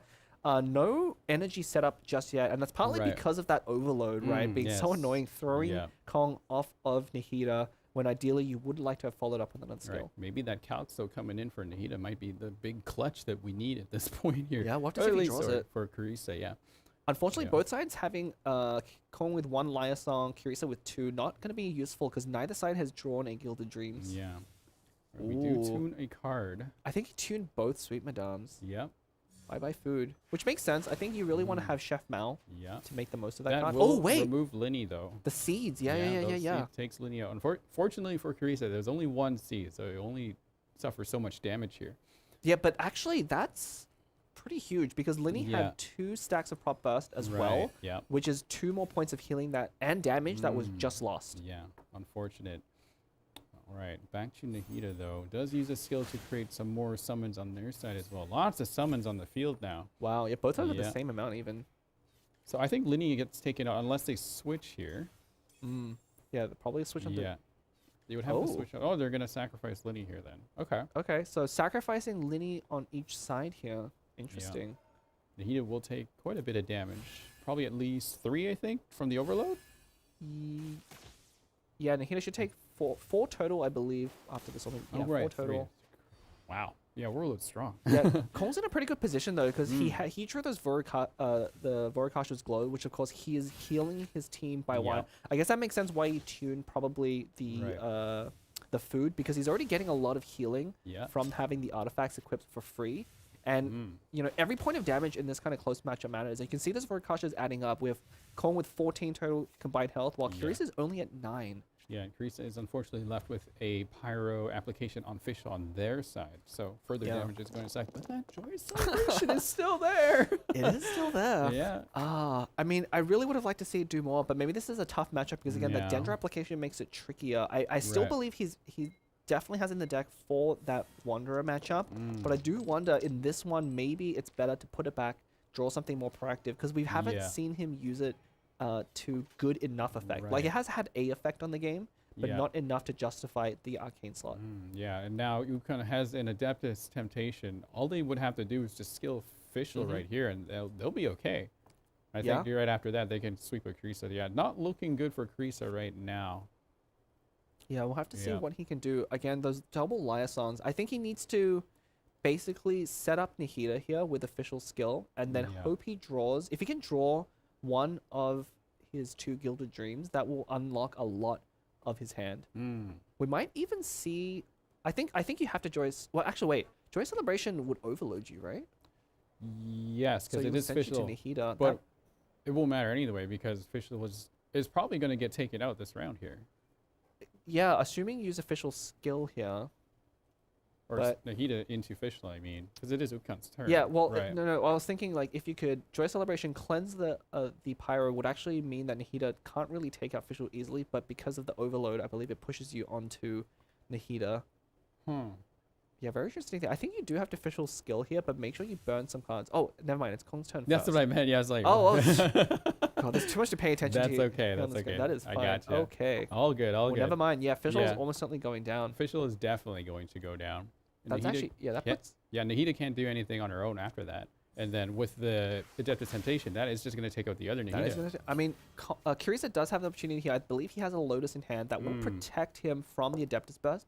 Once Kong goes for the Adeptus Burst play, then he has no more dice left. Yeah. And so I think a lot is going to be riding on what this Sealy draws. If the Sealy draws him enough dice to potentially take out Nahida and Fischl, it's asking a lot. Especially because Kong does also have his own Lotus. Right. But he's not going to have enough dice to use it if he goes for the Adeptus Burst. Oh, he doesn't play it though. Wait, he doesn't play the Lotus. No, that means then that's it. Kong just has to play the Adeptus and go. Yeah, and Carissa not even drawing what he needs to make a comeback anyway. Yeah, Kong is going to very convincingly finish this game. He's going to have to tune his entire hand almost. Most of it. But here it is. Yeah, Adeptus gets played. Nahida gets really strong and tackles the fake Nahida. I guess you could call it the Ruka Devata on the other side now. And is taken out. Carissa unfortunately does not get to advance, but Wukong does to the 3rd round. Yeah, you can see him breathe a sigh of relief there. You know, he knows, that Adeptus did come in very important there. Yeah, unfortunately not a good showing for Joyous Celebration. Oh, I love that, yeah. The camaraderie, the sportsmanship. I love seeing this, right? It's just a game overall. Oh, don't take his coat. Well, yeah, congratulations, Wukong. You get to get one step closer to the elimination stage. Yeah, 2-0, very convincing there. And in that mirror match, is going to be very difficult to win those mirror matches. Yeah. But I think I don't want to destroy Celebration too much, but a lot of that could have come down to Wukong in both games, because he's running Stove, has 2 extra cards over Curisa in almost every situation. Right. And basically, Curisa needs to find a way to make Joy Celebration worth 2 whole cards to make up for that difference. And I don't think he found it in either game. No. There was one move, once again, that kind of saved him there, but wasn't enough once again. So maybe going into the loser bracket now, maybe he probably forgets that strategy. Maybe he made a deal with himself, like, if I can do it, I'll do it. But if I get knocked out, then I can't play this anymore. It just becomes a tuned card. Because now you can't change your decks once you submit them. Yeah, once they're submitted, they cannot be changed in the group stage. Yeah, unfortunate. So that was still pretty good. Still pretty good match, though. Yeah, I think so. Yeah. Very different, I think, from our first couple showcases, because I really like the diversity in this group stage. You see slightly different strategies with the decks that people are bringing. Like, we have players that are bringing, one Saw, one combo, one aggro deck. We have other players, I believe, like Amambo, who brought 2 aggressive decks, so you can't possibly ban out one of his strategies. And again, I think we're starting to see this development after watching a couple of the other players play. This is the last group. So all of these players have had a chance to look at what other players are doing.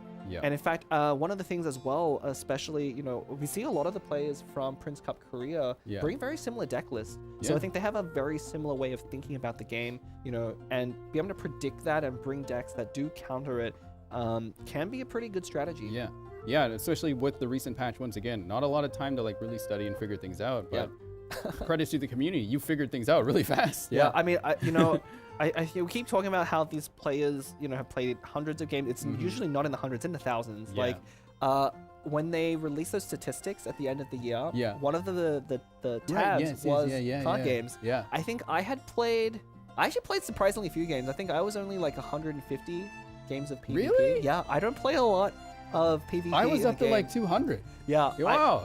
It's kind of weird. I think about the game a lot more than I actually play it. But then when I compared myself to some of the players who had top tournaments, they were in the thousands. They were like easily in the thousands. I think I saw like 2,000 as maybe the highest. I wish they kept the stats like something we could just look at any time though. Yeah. That'd be quite nice. Because for me, yeah, I was definitely like 250, 300. I'm pretty sure if I remember correctly. But I did have a positive win-to-loss ratio, thankfully. Oh. Yes, very good. Whoa. Wow. Look at that pic. I don't think I saw that profile picture before. It's intimidating. Is he reading my mind right now? He's going to read your mind right now. Oh, okay. Right, or summon more die, because look at the average number of effective die in that. 5.3. That's not the highest we've seen. Not the highest, but 5. still pretty high though. Pretty good. Yeah, that's still pretty good. That means pretty high luck. So to describe that, so for the first 3 rounds of each match, that means how many die that their active team can use, right? Which in some cases isn't the best stat, because for, like you said earlier, Yelan wants like Hydro and Omni, right? Yeah, there's only like 2 brackets because there's only 2 rounds, but the heart rates, nothing too crazy. Outstanding. Yeah, pretty. This is average. Yeah, pretty average, surprisingly, healthy. Yeah, healthy in big hover quotes, right? Because 154, 147 is like roughly about a jog for like maybe like 5 minutes. Your heart rate will get up to there. But it never went past like 110 either, so it was pretty consistent. 2 of the more calm players, I would say, like, both of them didn't really make any big stumbles. Both of them kind of just played the game out as things developed, you know, letting the flow of the game really be decided by the cards and a lot of the other things. Right. Well, it is exciting regardless. You don't see it in their expressions, but you will see it in their their body language a little bit. But definitely when they like focus, you can tell something is going on in there. Yeah. So those were exciting matches. I mean, that was quite a way to open. You know, I'm still reeling from that first one. The 2 of course, a little bit less close. You know, there wasn't as much back and forth there. Right. I think a lot of this did end up being kind of a matchup or maybe even a deck choice win. Again, we didn't see Joyous Celebration really do much, and that Yelan from Curisa deck does not pair well into the decks that Wukong has brought, and so was not able to take that game 1. So the choices matter so much even before the game begins.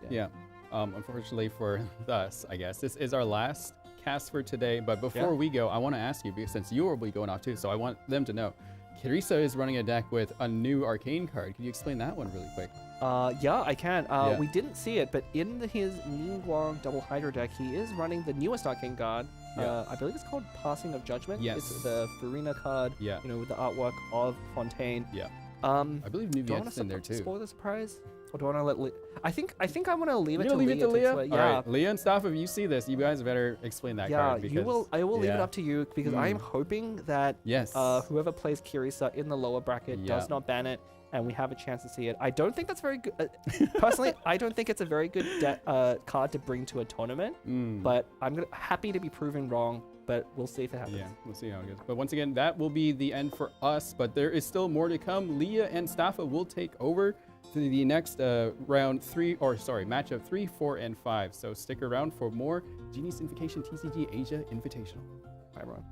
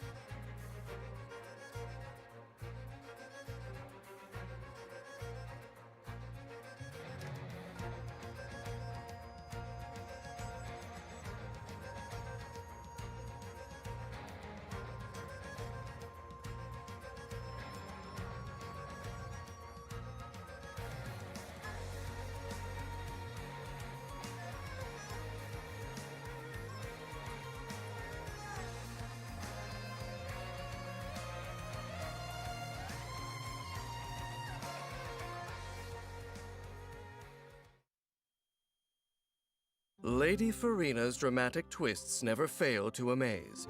You can never predict whether her next song will be a rousing soprano or a melancholy contralto, nor where her whirling dance will next lead the audience's gaze. That was a snippet from one of the most popular editions of the Steambird. I knew you'd miss me. Farina has an entourage of hydro-proficient companions to assist her in various capacities. To show her gratitude, she occasionally invites them to her tea parties. With the world's doors open wide before her, the notion of a stage is not so narrowly defined. While Farina is in the party, the cooldown of xenochromatic Fontamer aberrant skills is reduced. Farina's normal attack can combo up to 4 sword strikes, dealing physical damage to enemies. Using a charged attack consumes a set amount of stamina to unleash her Pas Seul aura, dealing physical damage to nearby enemies, and changing Farina's Arca alignment. Periodically, when Farina's normal attack hits, a Spirit Breath Thorn or a Surging Blade descends on the enemy, dealing Numa or Usia-aligned Hydro damage based on her current Arca alignment.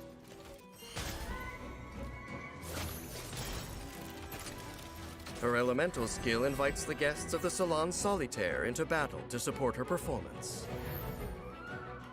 When Farina's Arca alignment is Usia, she scatters a spray of celebratory bubbles, dealing AoE Hydro damage based on her max HP, and summons the 3 members of the Salon Solitaire.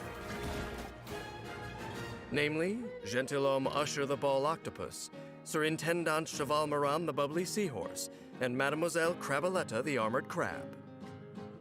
The Salon members periodically attack nearby enemies, prioritizing the active character's target, and deal Hydro damage based on max HP.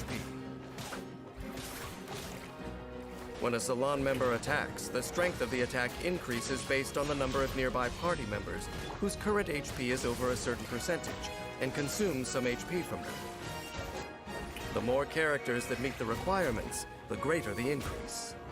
When Farina's Arca alignment is Numa, she summons the Singer of Many Waters, which periodically heals nearby active characters by an amount based on max HP.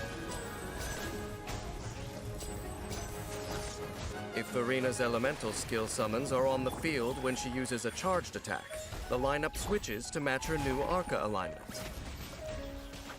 The salon members and Singer of Many Waters share a duration, so when the lineup changes, the new guests inherit the remaining duration. While salon members or Singer of Many Waters exist, Farina can walk on water. After unlocking the talent Unheard Confession, Farina's elemental skill is enhanced in 2 ways. Damage dealt by salon members is increased, and the interval between heals from the Singer of Many Waters is decreased, both scaling with max HP. The maximum buff that can be obtained this way has a certain limit. Time to shine! Harnessing the spirit of revelry, Farina's elemental burst creates a stage of bubbles and foam that deals AoE hydro damage based on her max HP, and causes all party members to enter the Universal Revelry state. While in Universal Revelry state, each time a nearby party member's HP rises or falls, Farina gains 1 stack of fanfare per 1% of their max HP that is gained or lost. The damage dealt by, and incoming healing bonus of, all nearby party members will be increased based on Farina's fanfare. When the duration ends, all stacks of fanfare are clear.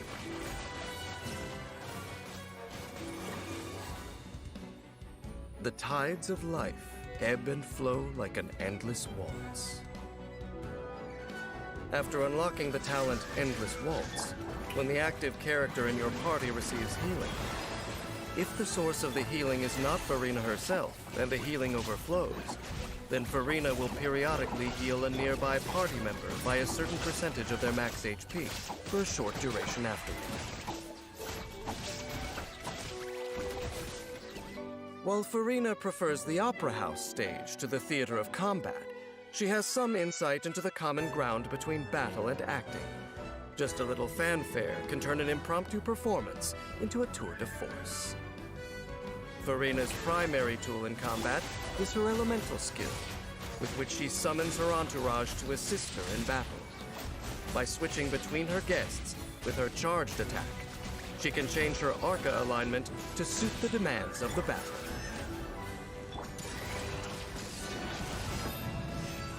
When energy is full, Farina fashions a stage out of foam and bubbles. As she accrues fanfare from her fellow party members, she bolsters their combat capabilities, building up to a glorious finale fit for the finest opera. While I can't claim much expertise when it comes to opera, I have heard that actors often rehearse in front of the mirror. On the one hand, they need to immerse themselves in the character and the scene, and on the other, they must see themselves from the perspective of the audience to decide whether their act is emotionally compelling. I'm sure that Farina, too, has spent time adjusting her technique in front of the mirror all alone. But I wonder, who is it that she really sees looking back at her?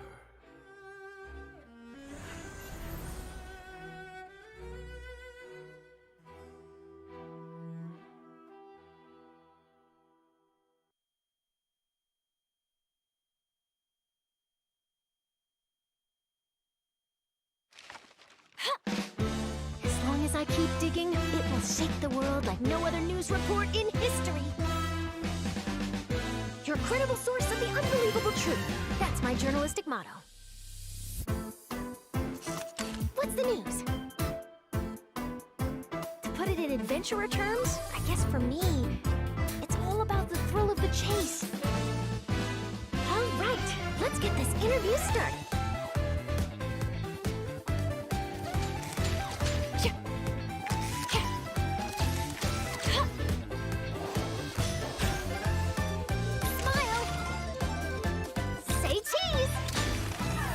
People aren't always very fond of journalists. You know what they say, lies are soft and malleable, but the truth is sharp and inflexible. The time has come for your interview. Ready to be a star? Breaking news! Hard-hitting exclusive! Truth bomb! Morning! Did you read the paper yet? No? No worries. I'll read it for you.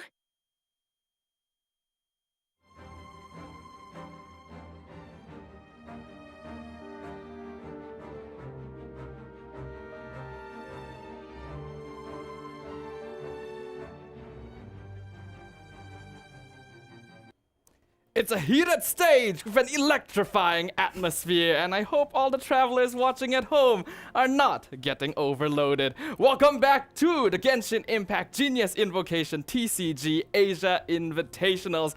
We're in the second half of day 4, where we will find out which players from Group D move on. My name is Staffa. Joining me today, my name is Leah, aka Windflower Leah.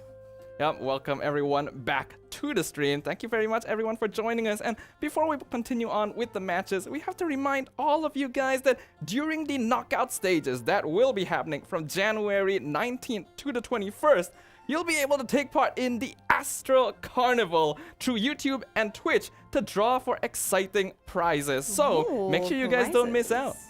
Yeah, definitely make sure not to miss out on that. Also, so this is like the last day of the group stage, right? It's going to be really exciting to see who advances here. Since we're closing out the show today, I guess we get to see the final winners, the 2 winners who are going to be advancing to the elimination phase next week. So, I mean, the competition's really going to be kicking up starting next week. Please don't miss out. Yeah, it's honestly incredible the amount of competition, the amount of plays that we've been seeing here in the Asia Invitationals, and it almost feels like time is flying with it being day 4, the final day of the group stages. And now we're going into the upper bracket finals, where either Inzaghi or Kong will qualify to the knockouts. So, I mean, this is kind of a rematch from the Southeast Asia, Hong Kong, Macau, Taiwan Prince Cup, because UAP Kong did take top 8 in that tournament and lost to Inzaghi. Inzaghi was the champion of that tournament, so I am very excited. This is the upper bracket finals, so whoever wins here will be advancing with 2 lives to next week's elimination phase, right? So, yeah, I mean, time has literally been flying by. I know you said that earlier. But today, it's been very quick games because these stall decks, the Dynamo lists, the two Animo Dia lists have been getting banned consistently. Also, that Ningguang stall deck that Kirisa brought is also getting banned. So I'm wondering if we're going to see similar bans here. Yeah, so interesting. Inzaghi is choosing to ban that Mona variant of the Signora Thunder Manifestation list. We keep talking about this. I really like that variant. I think this is a smart ban from him. But he's going to have to beat the Dynamo list. Yeah, I think it's something that you can manage somewhat, especially with, say, Finale, right? We can see Inzaghi gonna be bringing this deck first into play. From the deck list, I think everything looking pretty ordinary. We did see some pretty interesting stuff today, like the Joyous Celebration being brought in, but of course this is going to be the Stove God. On the other side, UIP Kong gonna be bringing in Dynamo straight away, so literally the matchup we were talking about. Yeah, so I mean, I think Kong is definitely favored to win this match here, just looking at the archetypes. You have stall versus aggro. I mean, if Inzaghi can really like high roll his dice and cards, like, if he gets good like first couple turns, there's a chance that he could take a surprise win. But I think, the longer the game goes on, the more advantageous it is for Kong. So yeah. Yeah, this is a matchup where the first few rounds are going to be very important for Inzaghi because he's going to be playing on the more aggressive deck overall. But I do also think this is a very interesting matchup in general because Dynamo is stall but not as stally compared to other decks, and Finale is aggro but with some degree of staying power comparatively. So I don't know what's going to happen, but we're going to be jumping into match 1 very soon. So let's introduce our participants.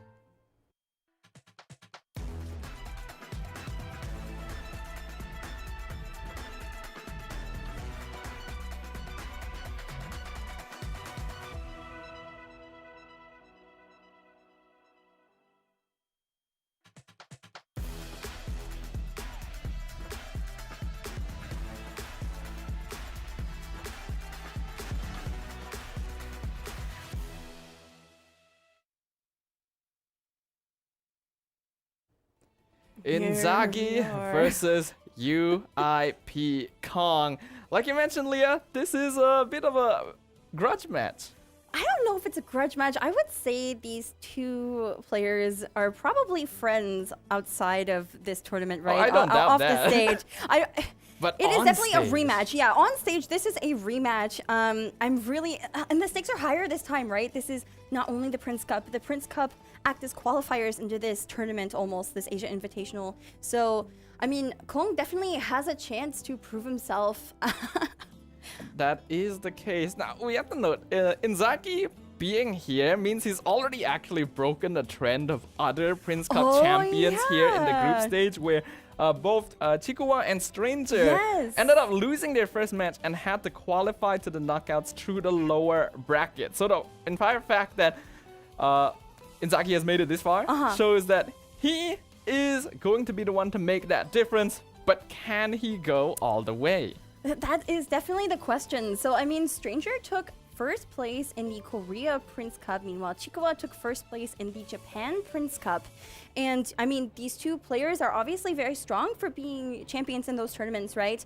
But they did lose their first best of threes and win through the lower brackets and eventually emerge with that one life. But here we go. We're getting into this first best of three here for us casting today.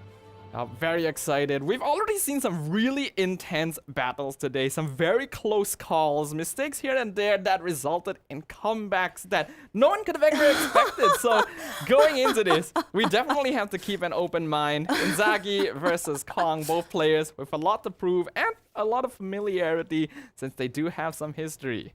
Yes, so I mean, Inzaki has to be careful not to overdraw that 11th card. Of course, if you go over 10 cards in your hand, the last ones will get burned. So that one card was exactly what he needed earlier, and yet he somehow turned that game around and won. We were watching that game earlier that Blep and Rin were casting, and it was just phenomenal, but...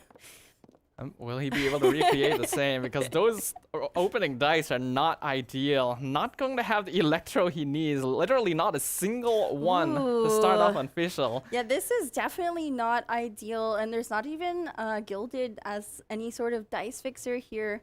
I'm the wondering... same is on the other side. There's just a conspiracy happening here. No electro for Inzaki. No pyro for Kong.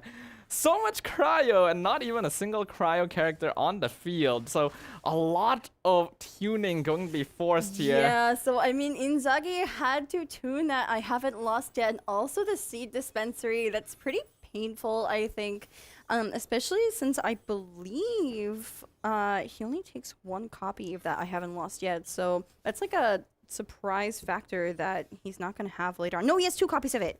He has 2 copies of it. I just checked as well. He does have 2 copies, so that's all right. But comparatively, Kong can just spend all of his unuseful dice on RAM. You get Opera, get Paimon out instantly, and Kong's going to have a massive dice advantage later on. So look at Inzagi's face. He's not happy about this situation. Look at Kong's heart rate. Oh my goodness! It's at 50. Kong, is everything Is he okay? Are you falling asleep? At this point, we have to I feel like we have to send someone to check if the heart rate monitor is even attached correctly. But Inzaki forced to tune his final card besides Arcane, that quick switch, and that just to get the skill out. He does have 2 copies of that Leave It To Me, so I mean, there's a chance to draw another one for him, right? But both of these players are stuck with only Stove God in their hand. I mean, Kong is a lot happier with that situation compared to Inzagi, that's for sure. Inzagi did just pull his second I haven't lost yet, so already makes up for tuning the first one. But again, it's not really a situation you want to be in the first place. He's definitely got way better dice now, though.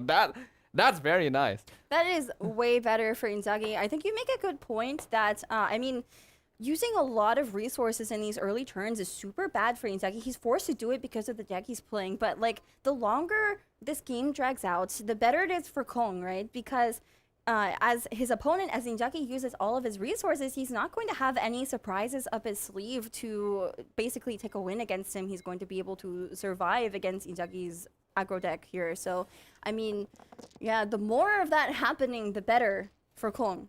Yep, the longer the game goes, as you mentioned, the better it will be. Dea has already taken a good amount of damage, but I imagine Kong is going to be switching off of her very soon. So all of that damage taken is actually just time bought by Kong to be able to start playing around. Unfortunately, not going to have any elements to swirl. So he actually decides to go to the Lynette. Oh, I actually don't know if I like this. I mean, so I feel like not only do you get the Pyro Aura from Dia's skill, but you also have that damage reduction too. I mean, I guess Kong is trying to play the long con here and just survive for a while before he switches back to Dia and uses her skill. I guess he's trying to bide that time. He doesn't want Dia to go down just yet. But I mean, Inzaghi does have burst up on Nahida. Yeah, I think this is perfectly fine for Kong right now. He has a way bigger dice advantage because of the Opera and Paimon at this stage. So he honestly can just wait and hold on until Inzaghi uses all of his dice for this turn before he decides what he wants to go for. He's even got another Paimon in hand and the dice he needs to play it. So I think he's just waiting to see what he needs to respond to.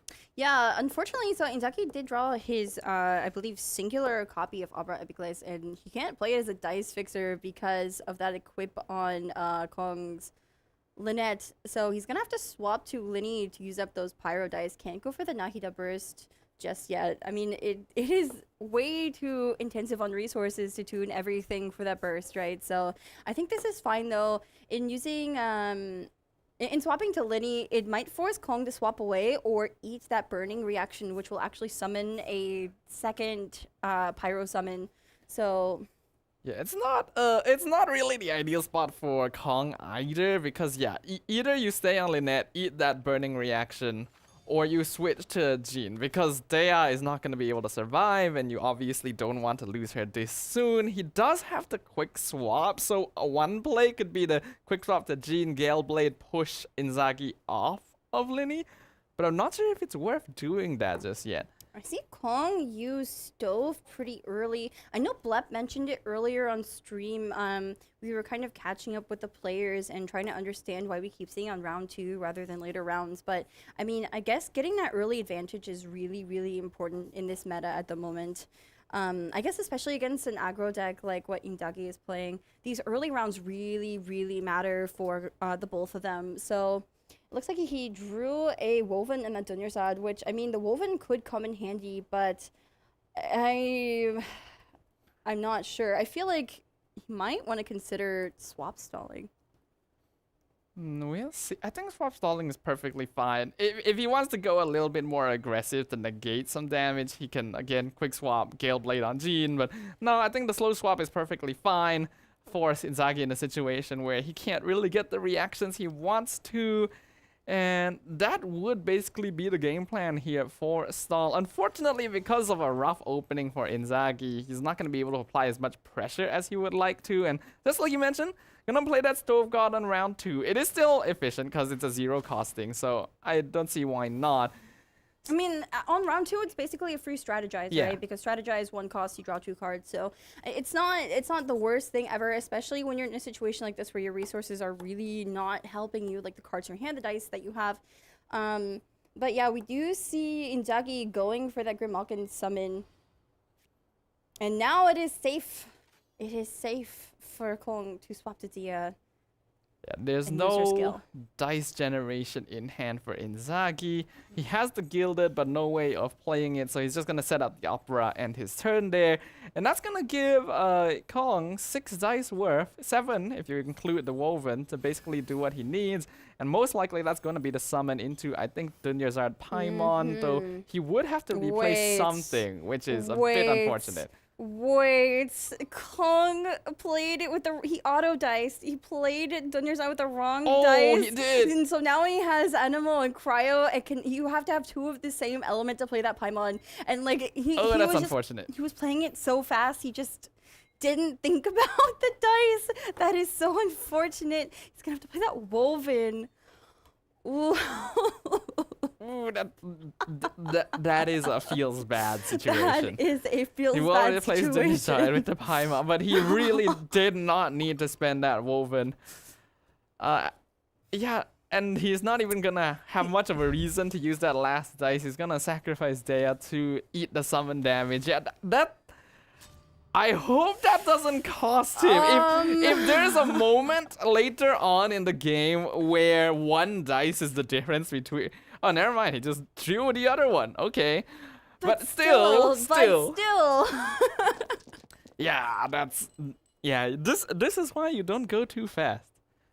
Yeah, you really have to take your time with it, you know, because that auto dice cost him actually a really important resource that Woven could come in clutch as like a surprise factor, and he was forced to use it there when he really didn't have to. So Inzaghi having perfect dice to go for Nahida Burst if he wishes. That is true. Unfortunately, no Adeptus. Adeptus Nahida Burst would actually lethal on Jean as well.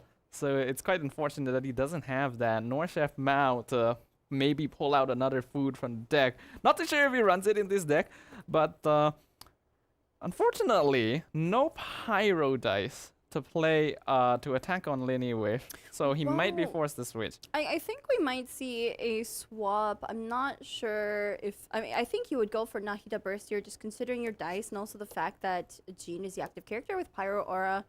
It just makes sense to me. You might even go for a quick swap Nahida Burst, even though it won't be lethal on Jean. It will summon, you know, it will apply the Burning Summon, and it could set Inzaghi up for another high damage turn.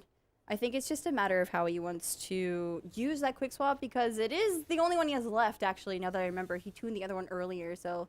Okay, so it's a slow swap on Official. I think this is actually better. He can swap on the Nahida after. Slow swap into Official. That is okay, I see what he's doing here. Because obviously you want to go to Nahida in this situation, but he doesn't want to use his quick swap. Because, like you mentioned, it's the last one he has. So, going into Official means that if Kong goes for the Jean skill, then he can Nahida Burst. It switches into Nahida. Yes. So Kong doesn't want to attack there. Yes, and I mean... In this case, Kong can choose what elemental reaction he wants to deal with. He does not have Joyous Celebration. So, I mean, Oz is definitely going to come out unless he chooses to send Official to Nahida, who has her burst up. So, yeah, we could see an Overload onto Lynette, or we could see a Quicken on Lynette if he slow swaps over. Or quick swaps.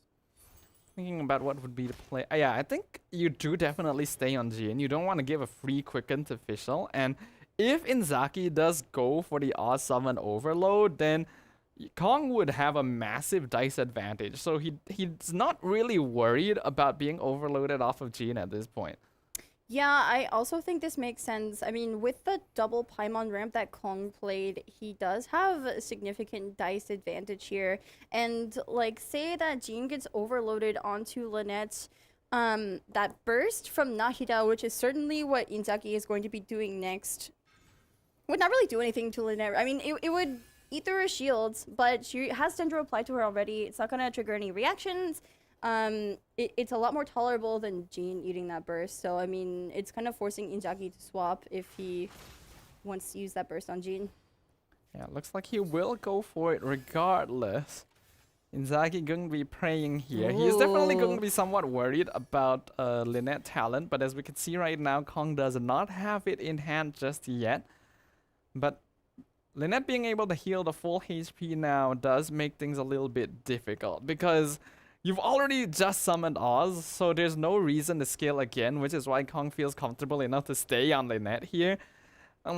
It's a tricky spot to be in, because Kong has more than enough dice to still play a couple of actions this turn. Yeah, and so we know that Kong doesn't have Lynette's talent, but it's something that Inzaghi has to think about, because Lynette's talent, her second cast of her skill will do additional damage, but we do see a swap onto Nahida anyway, and Kong is going for that Lynette burst. Lynette burst, going to guarantee the Pyro Swirl at the end phase as well. So at this point, even though Kong's already lost Dea, the game state is slowly shifting into his favor. If Inzaghi is not able to do some lasting damage soon, Nahida Burst only doing 1.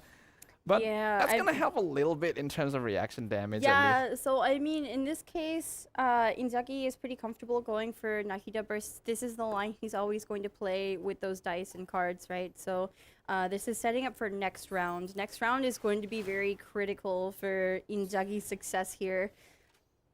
Also, just noting that Fischl does have one more energy point until her burst, and Izaki did draw his other copy of I Haven't Lost Yet.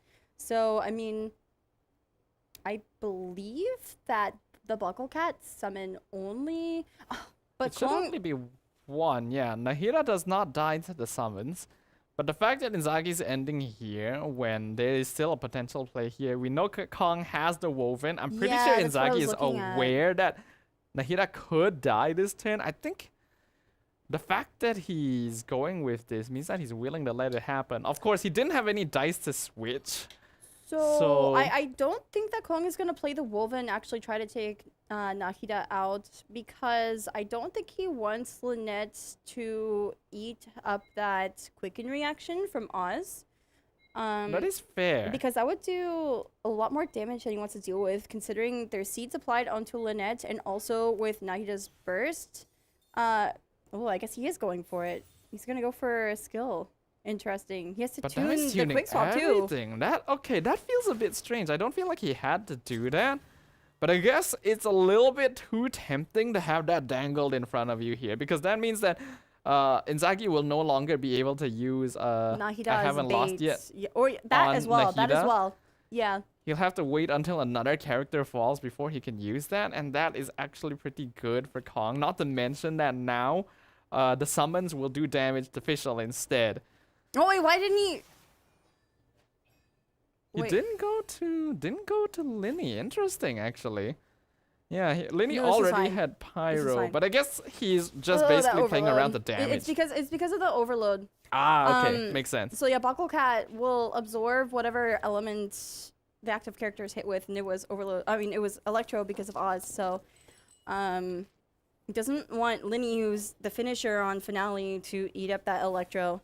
But I guess I don't know. I still don't know if I like taking out Nahida there if you're Kong, because Lynette and Jean are so low right now. I mean, they are low, but I don't think they're quite low enough. And you look at how much shield that Lynette has on her. She is almost full health, basically, in terms of effective HP. So he's still not really at much risk. And now that Lynette no longer has an element applied to her, Inzagi's job has become very difficult. This has definitely gone past the usual timing for the Finale deck to edge out a win. So from here onwards, the board state is going to be very fragile. Yeah, and I think that using that hash on Fischl is actually the thing to do, because that Pyro Swirl on Linny would be enough to take her out, and that's not what Inzagi wants. I'm wondering who he's trying to use I Haven't Lost Yet on, because I mean, Fischl Burst would be so good, but Linny's not the one you want to be sacrificing. But I think you do want that overload reaction. You want that Electro application from Fischl at some point. Just because, I mean, you have those Quicken Sacks, you have Nahida Burst up, so... Yeah, I think this is probably the best play to go for, just the prop arrow here, because now Bewildering Lights on Linny will do 5, right? Ooh. 5 damage with 2 prop stacks, which would be enough to lethal Jean if Kong were to put her in a vulnerable spot. He also has Burst available, but that's still gonna do a good amount of damage. Inzagi gonna be sitting on 2 Lotus Crisp. The only character that can eat them this turn is going to be Linny, since Fischl had the Hash Brown earlier. And I think he probably does need to play it, but this is a very tricky spot.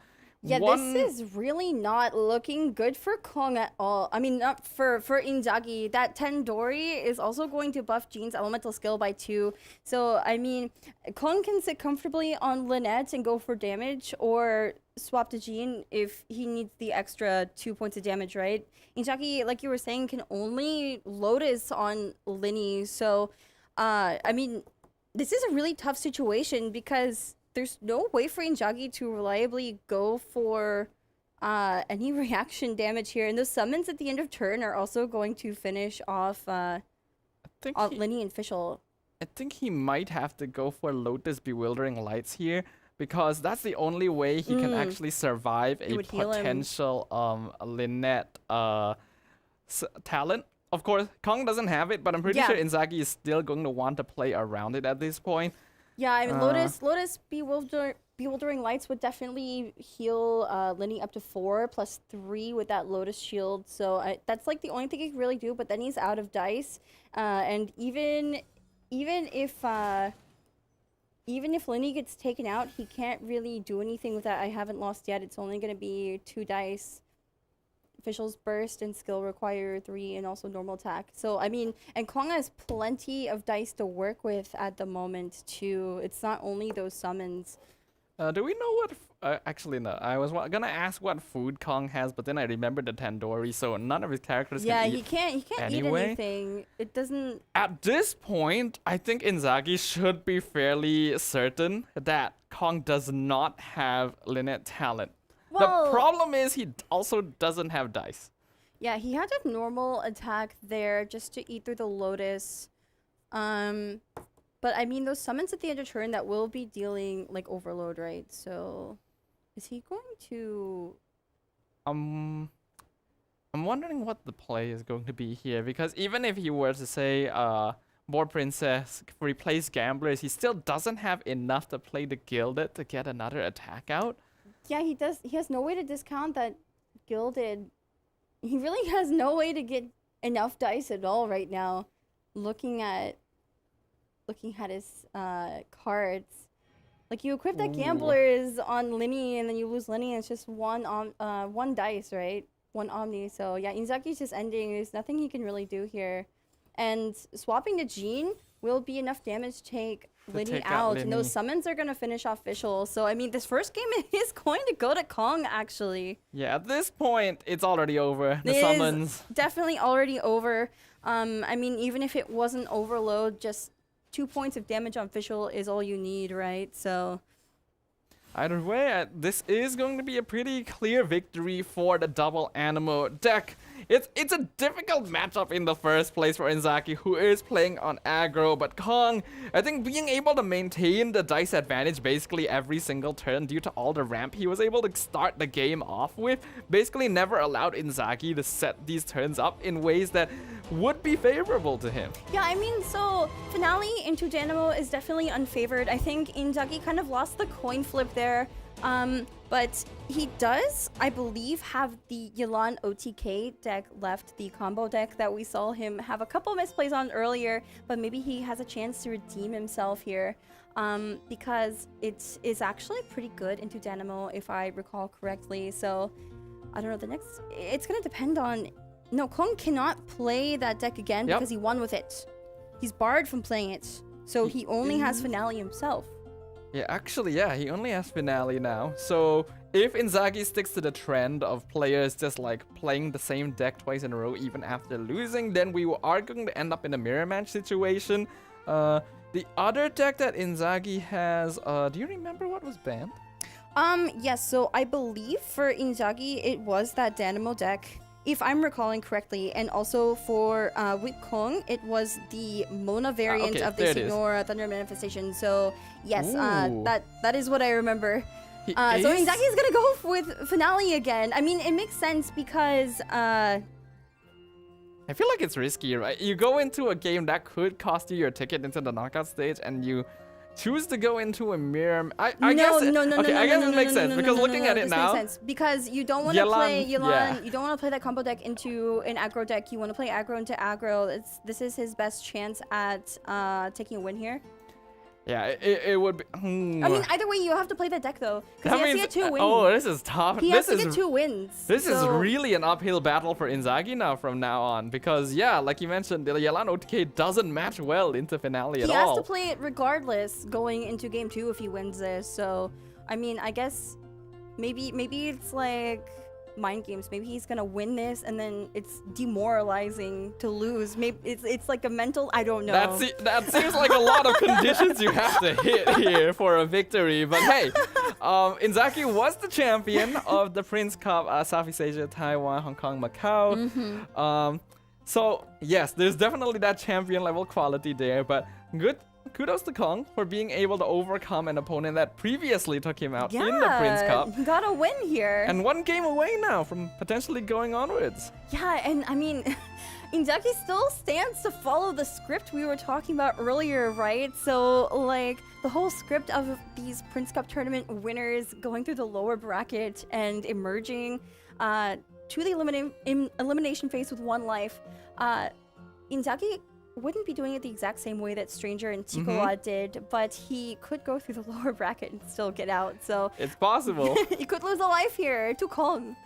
For now, we will have a look at the deck lists once again, and Inzaghi going to be sticking to his finale deck. We've already seen this earlier, the same cards. I noticed he does actually have double Adeptus, so the fact that he wasn't able to draw either of them last game does feel raw. I think it makes sense to actually run double Adeptus here because, like, Adeptus Burst, this is aggro deck, right? You want to get as much damage off as possible. And yeah, this is going to be a mirror matchup with Wukong also playing that finale deck. Do they have the same order of character cards? I believe they have the exact same order. Order does matter because we have overload reactions that will be sending, you know, a character into the next active character, but... Yep. So they are going to have the same order this time. Looking at the differences in the deck, actually, I do just notice now that Kong is running the Chef Mao engine. Inzaghi doesn't have Chef Mao, so that may have contributed a little bit to why he wasn't able to get the food cards that he wanted last game. And we'll see whether or not it makes a difference here now that we are in a mirror match situation. Yeah, and I'm noticing that another difference between the support cards in these decks is that Wukong is running Egg. That is true, yes. Egg. Okay. I mean, Egg. these are open deck lists, so these players should know what each other have, right? And they will be keeping track, taking notes. So Inzaki should be expecting an Egg, especially with that Chef Mao engine. You know, being able to draw food now with Chef Mao is going to be, I mean, it's why you run it at this point. Not only for the dice generation, but... Yep. I do like the engine. I think it's a very useful thing to have. And food nowadays is able to do a lot for you in both aggressive and defensive ways. So I do kind of prefer the deck list that Kong is bringing into this. But Inzaghi has shown us what he's capable of before. So we'll find out what happens as we go into game number 2 of this match. Inzaghi 1 game down. Will the trend of Prince Cup champions dropping to lower bracket continue? We'll find out. If it does, he's still going about it a little differently. Wow, he actually... So both these players have Vorokash's Glow, Gilded Dreams, and... Leave it to me, well. Quick swap. So Inzaghi hasn't mulliganed yet, so we could see some slight difference there. Okay, so tossing away the quick swap. Gets Boar Princess. He really needs Yayoi. Or Liar Song. Yeah, that would be ideal in this situation. I feel like... I really feel like having quick swap, especially in like aggro versus aggro, it's going to be so crucial, so I'm wondering why he didn't choose to keep it. Yeah, I agree with you there. It's kind of surprising that he would get rid of that, but we'll see whether there is a method to the madness here. If anything, I would have thought that he would try to maybe mulligan Cavarena, considering he's already got Vorikasha, but he does play it on Fischl straight away. Both players can be starting on Fischl, despite the mirror matchup, so we'll see what happens. Yeah, so I mean, Cavarena, the only difference between Cavarena and Vorokasha's Glow is that at the end of the turn, whichever character has Vorokasha's Glow equipped will be healing. Ooh, wait, that's really good for Inzaghi. Will be healing 1 health, but yeah, I wonder if he even wants to go for Boar Princess and replace Cavarena for extra die. I don't think you do that this turn, but he does have that option with that 0-cost artifact. He can essentially get a free Omni dice with that Boar Princess, but he really needs a Guild Dreams discount. So far, both players just gonna be mirroring one another. And if they both end here, that means that both players actually guarantee Quicken. Inzaghi has the option of Boar Princess into a switch to avoid that, but looks like he's not gonna do so. So round 1, completely identical from the 2 players.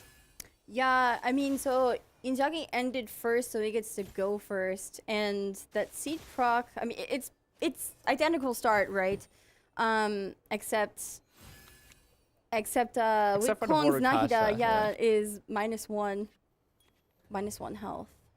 I do see the Liar Song. Kong already equipped the Gilded Dreams previously, so he can start getting a bit of that magic engine going. Probably will need it, because those dice are not the best right now. Hopefully he gets something a little bit better. A little, I guess. Just a little. Just a little. just a pinch. Just a tiny bit on top, yeah. Alright, is Inzaghi going to draw? Yayoi did not. I don't think he likes that draw. It's not what he needs right now. But, I mean, the Adeptus could come in handy if he chooses to skill on Nahida here and spread those seeds to Fischl and Linny on Weep Kong's side. I think that is just the play, right? Get the seeds spread out, set up the energy so that you could potentially Adeptus Burst next turn. And if Kong does switch off of Nahida, that would be a lot of damage. Double Chef Mao for Weep Kong. I'm not sure. Is that Sweet Madame in Kong's hand? That would be. Should be. Not a lot of zero-cost foods that are played nowadays. I mean, you could kind of like gacha your dice and see if you get back the dice that you need from those Chef Mao. I think playing Chef Mao, the double Chef Mao is perfectly fine here. If he really needs the dice, Liar Song Gilded is also an option. So he's got plenty of tuning options to make up for his dice not being the absolute best. Yeah, and Liar Song Gilded is definitely the way to go here. Putting it on Linny because, you know, he anticipates Nahida going down. Don't want to lose that Gilded. I mean, you could definitely Vorukasha Boar Princess if you're going to stay on Nahida. Ooh. But choosing not to do that. So far, Kong actually is still mirroring what Inzaghi is doing. He just pulled the second Adeptus. So that's where the Adeptus he was looking for last game went to. It went to the next game instead. It's interesting that Kong would decide to do this. I figured this would be the timing for the players to start branching their timelines a little bit instead of following one another. But looks like prioritizing the seed spread here, knowing that his Nahida is probably gonna go down. It reminds me of like a chess game when you have like the same exact openings for like the first like 5 moves or something, and then all of a sudden it branches off into chaos. Well, we'll see whether there is branching coming out, because right now the tree is growing very straight. No branches at all. It's just completely the same. I'm wondering what is the play here, because Inzaghi does have that quick swap. Skilling on Nahida here again does feel a little bit wasteful. So you wouldn't skill on Nahida here because there's no point in doing that. I mean, it would take down Kong's Nahida. You would go for a burst if anything and set up for next turn. But yeah, I don't think you even want to go for a burst here. So we are going to see Inzaghi going for this quick swap. He did draw it after throwing it away in his initial hand, but I like this a lot. So if he does this though, Kong is probably gonna do the same thing again, right? We are going to see the Linny skill, lethal on Nahida, then Kong gets the free switch to his Linny.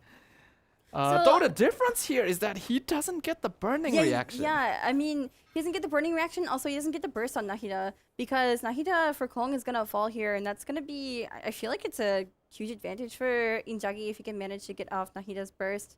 Because not only does it buff elemental reaction damage, but also like is a heavy hit in itself.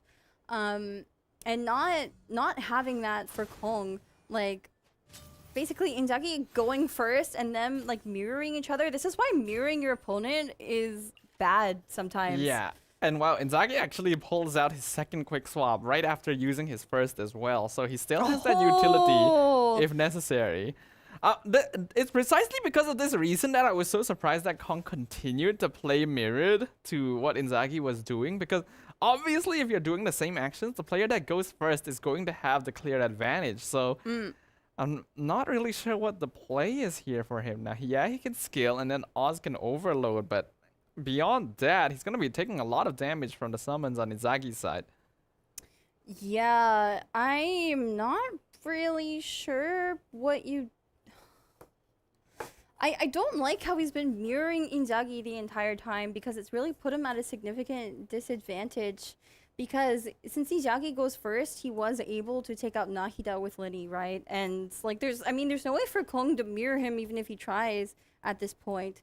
You're not going to trigger a burning reaction by using Lenny's prop arrow. Like you're he's at a significant disadvantage at the moment, I think. He can make up for it by gaining a dice advantage with the double chef Mao. But even so, I don't know. I'm trying to figure out what the play is here. It's not actually dice advantage because you have to spend 2 dice to play both Chef Mao, and then you play Sweet Madame, and you get 2 dice back, and it's not guaranteed it's going to be the 2 dice that you want. It's kind of like a gotcha dice fixer, if anything. But it would net you 2 dice, like the same 2 dice that you put into it. So yeah, it's really hard to say. But I mean, we do see Lenny going for the prop arrow. I'm not sure that I am liking this at the going moment. for the board princess. Inzaghi does have the tools necessary to actually get another. Does he? He does have the. He should, right? Actually, no. I'm not gonna go for the. Wait, why did I'm very confused by what just happened. Is he Inzaghi shaking his head? I mean, he played board princess, but he had to spend a die to equip that artifact, and so he essentially did nothing. He could have played the hash brown. Just with the dice that he had. I have no idea what just happened. I think the nerves are getting to him a little bit. I mean, we saw him making similar mistakes earlier. It's just a matter of like, he's probably thinking too far ahead into the game. Like, what was the plan? Like, I think what was he attempting? I'm not like, sure. It's Maybe almost as if he assumed he had Yayoi or something. I'm not sure. It's quite weird because like normally we can figure out, okay, the player was trying to do this, but they miscounted. In this situation, I have zero idea what the plan was because there was no way to get enough dice for another attack unless he had some way to play Gilded, and he did not. Looks like Weep Kong is going to go for the double Chef Mao. I don't know if he's going to play the Sweet Madame to see if he actually gets dice that he would like to use, or if he's simply going to swap and end. I feel like you don't want all that damage going on to Linny here, so I don't think you want to end on Linny if you're Kong. I think you want to swap, but he is going to heal Fischl. Okay, I get the feeling what happened for Inzaghi there is that he was expecting to get 2 dice so that he could eat on Linny and then swap to Fischl so that he could eat the Oz damage. Yeah, I mean, if he had the 0-cost artifact, right, that would have been like something he could have done. Yeah. Right? But because it costs 1 dice to play it, he only gets the 1 dice back. It was basically a dice fixer in that case, and it's. But I think you might be right. Maybe he was looking to swap away because you really don't want Linny to be taking all that damage. If anything, you want Fischl to be taking the damage. But I think that might have been it. I think that's probably it. We do see the I haven't lost yet on Kong. He's gonna start tuning now to get that burst out on Lenny. That's gonna do 3 damage. Is that enough to result in lethal? I'm trying to calculate here because 3 damage would reduce Inzaghi's Lenny to 6, then Oz would do 2 for... No, so Oz has Quicken Stack, and yes. then also there's Seed Proc because it's an overload reaction. It so would there's be enough. A whole lot of damage here. I think that's exactly 9, actually. We are going to see... I think end phase damage would be exactly 9. If I'm not wrong, my math has not been stellar throughout this tournament. There's gonna be a double overload, so there's gonna be both seeds are going to proc here. The Vorkasha just does heal Linny up to 7, but I mean the Grim Malkin on Kong's side is going to hit Fischl as well to trigger the second overload. So both players going to be eating double overload in the end phase as well. So still mirroring until the very end. It's interesting that Kong is choosing Fischl to be his finisher, especially considering she's nowhere near her burst. She's not really a great finisher. Linny is who you want to be finishing in the finale deck. Inzaghi literally just held his chest for a moment. I think he realized that this is actually a good situation for him because now he'll be overloaded onto Nahida and he has priority So he should be able to kill Linny once the next turn starts. I don't know if he's celebrating or if he didn't realize that there was a second overload. I'm not quite sure, but I mean, Linny does survive just barely because of that Vorokasha's equip. So even though the Boar Princess play actually saved him in some ways. No, but he could have eaten anyway. Actually, yeah. I guess that's fair. It did kind of save him, actually saved him because of the 1 HP. The 1 extra HP from equipping Vorukasha did actually save Linny. So, all is well that ends well, I guess. And now, I mean, Inzaki's going first and does have that burst up. He could even equip Gamblers here. Does not a Boar Princess. He definitely wants to save Nahida Burst for Official instead. I think the play here would be to quick swap to Linny. Yeah, I guess you trade Linnies and then burst Official. Yeah. Yeah, I guess you would definitely be saving Adeptus Burst for Official. I think you might be right about that. You could still quick swap and like normal attack on Linny with Gamblers. That would be eating an extra dice, but you could play Seed Dispensary for free Gamblers. I think that is definitely the play. No real reason to sacrifice Nahida here, because Official skill would be enough to kill. Even Official normal attack would be enough to kill. Yeah, I think you definitely quick swap to Linny. Trade Linnies. Well, so, I mean, the other thing too is, so, Gamblers would, especially if he plays Seed Dispensary, which he is, he's remembering Seed Dispensary. You play Seed Dispensary, get Gamblers for free. If you burst Linny, you do get buffed elemental reaction damage. And he would have enough dice to do 2 actions, so trigger Overload. So, you know, if Nahida goes down, he could go Official, summon Oz, and then finish on Linny. So that's another line he could be playing here. Yeah. And he did tune that I haven't lost yet earlier. But from what it looks like, he might actually be staying on Nahida here. Yes, I think he's going to go for the burst after all. Because, Is that wise? I think it's fine. I think it's fine because if he equips Gamblers, he did put Seed Dispensary down, so he's planning on equipping that Gamblers. And here it is. He will get 2 dice back, right? So he'll be at 7 dice after playing Nahida's Burst, and that is exactly the number of dice he needs to after Nahida falls. Okay, I can see the line now. Yeah. Yes. Nahida gets the kill on Linny somehow or another. Basically, any skill would be enough other than normal attack. Then Official would get the kill on Nahida. You do I haven't lost yet into Adeptus Burst on Linny, and that would be enough to get the lethal as well. Yes, I mean, I think this is fine. I think he's gonna have to tune 2 things in order to... What worries me is that he definitely has to be aware that Kong does still have both his Lotus Crisps, right? So with Lotus Crisp, Adeptus Linny Burst wouldn't be enough. It of course wouldn't be enough with Adeptus Nahida Burst either, but it'd be 1 more damage than Linny's. So I think it's gonna depend on when Kong actually goes for the Lotus Crisp because I think Inzaki wants to go Official first to cast Oz and apply the Electro, because with Nahida's Burst, with Nahida's Burst up, it's going to buff elemental reaction damage. And the prop surplus stack will also do additional damage, like pyro damage when he uses Bewildering Light. That's fair. So, like, if he goes Official first after Nahida falls, then if Kong uses Lotus now, basically it's only 1 point of damage anyway. It's okay if it goes through Lotus. Like, it's actually ideal for Inzagi, I think. Yeah. So basically, if Kong Lotuses, then Inzagi should switch to Official after Nahida dies. If Kong for some reason doesn't Lotus, then Inzagi switches to Linny after Nahida dies. Either way, this game should be an Inzagi victory.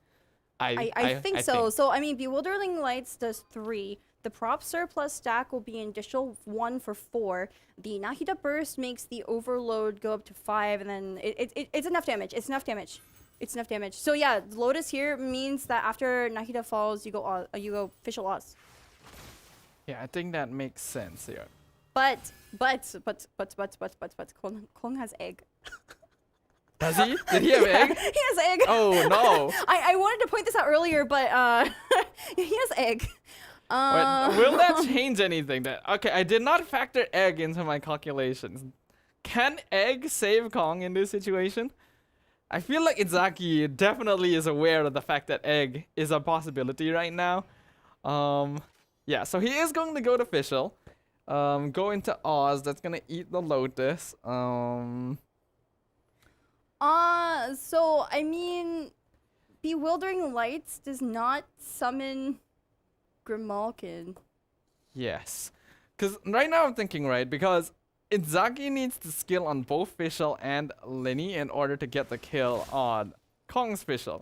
But because of that would basically eat all his dice for the round, and if Kong goes for an egg play, he has enough dice to do another attack. So, I'm trying no. I'm trying to think if he's 1 damage short if he uses I haven't lost yet burst. Haven't lost yet burst. Ooh, not a bad idea either, actually. I'm trying to think, because I mean, if Inzaghi ends first, then the summons will take out whoever Kong eggs, right? Oh wait. Wait. Huh? Wait. What? Did he? Huh? He ended? He ended? Hold on. Why? You still have egg. Was that in? What? I mean, I guess he did the calculations. Hold on. I'm confused. I am very confused. Maybe he knows he lost. I don't know. I feel like he could have went for an egg play just to try to salvage it. But I mean, huh? Yeah. So what? I'm so confused. Prop arrow. Wait, no. Yeah, I haven't lost yet. Burst was enough to take out Fischl. That's what Inzaghi ended up doing. It was exactly 6 damage. But surely so you did need to use Bewildering Lights. Why not just egg? Like, it may be. No. He lost either way. I don't know. You did not need to use Bewildering Lights. It's actually 1 damage over. So I haven't lost yet. Burst was enough to take out Fischl. Okay. Either way, Inzaghi able to claim the victory here. So we're going into 1-1. That means we are going to have that tiebreaker third game and. I'm not good enough to do the math right now, but even if Kong was already guaranteed to lose in that situation, there's no reason not to go for an egg play and try to keep yourself in it. Like, I can get ending early so that your summons do damage first, but he knows there's gonna be an attack coming, so I'm bewildered. To me, it was basically a concession without actually hitting concede, right? Because, I mean, we knew that Inzaghi definitely had enough damage, whether he was using Bewildering Lights or his burst to actually take out Fischl. But, I mean, who knows if an egg could have actually saved Kong there. I think he might have realized that it was just over even if he used the egg. Because I think Inzaghi just ends first. Anyway, so we do have 1 more game left in this essentially a rematch between 2 Southeast Asia, Hong Kong, Macau, Taiwan Prince Cup players. So yes. I feel like I can't let go of this. I feel like there was a line. I feel like there was something Kong could have done. He had so many cards. Yes, if he revived someone with egg, he couldn't have used like Lotus or something on them, but he had so many cards to tune. I feel like he could have done a couple of attacks. I mean, and then, I don't know. It's hard to say. But I mean, going into this next match, it's actually not very favorable for Inzaghi. We were talking a bit about this earlier, but it's going to be combo into Finale, and Finale is definitely a faster deck. I think it's definitely going to depend on how good of the dice rolls Kong has in the first couple of turns, and also what cards he draws, of course, and also how fast Inzaghi can actually set up Yelan's burst, and if he's actually able to in the first place, maybe Yelan will be under threat, because I mean, considering how fast the Finale deck is, it's going to be hard to say, yeah, but it's not favorable for Inzaghi at the moment. It almost makes me think that the lines should be different when you're in this sort of matchup, where I feel like when you have the Signora Manifestation combo, these 2 cards are naturally going to be very strong, but you end up losing a lot of tempo in the early game when you have to stay multiple turns on Yelan instead. So I feel like maybe starting on, say, like Signora might not be a bad idea when you're up against aggro. Yeah, I mean, so you can kind of go for a first turn kill with Thunder Manifestation Senora if your opponent doesn't know it's coming. But I mean, in a tournament like this, your opponent's always going to know it's coming. You ideally want to get your combo off, and Inzaghi really, I don't want to say he fumbled with this deck earlier, but it was difficult for him. There were a couple of misplays that, you know, similar to the one we saw earlier, he just kind of made it without really thinking through his moves. So I hope for this game he will take a moment and think through his actions just a little bit more, make sure everything is accounted for, because otherwise he knows what he's doing. It does go to show the kind of effect that being on a stage as big as this has on these players, because Yes, these are all very definitely. experienced Yes, individuals that absolutely. under ordinary circumstances would never make mistakes like this. But perhaps in this case, the bewildering lights of the stage are making it difficult for them to make the decisions necessary and figure out the lines that they need to take to secure victory. Definitely. Yeah, so do you have any last words for that last match before we get into the third match of the day? I feel like the egg should have been played at least. You know, I feel like we should have seen an egg. At least an egg, you know. Even if it doesn't win you the game, play the egg.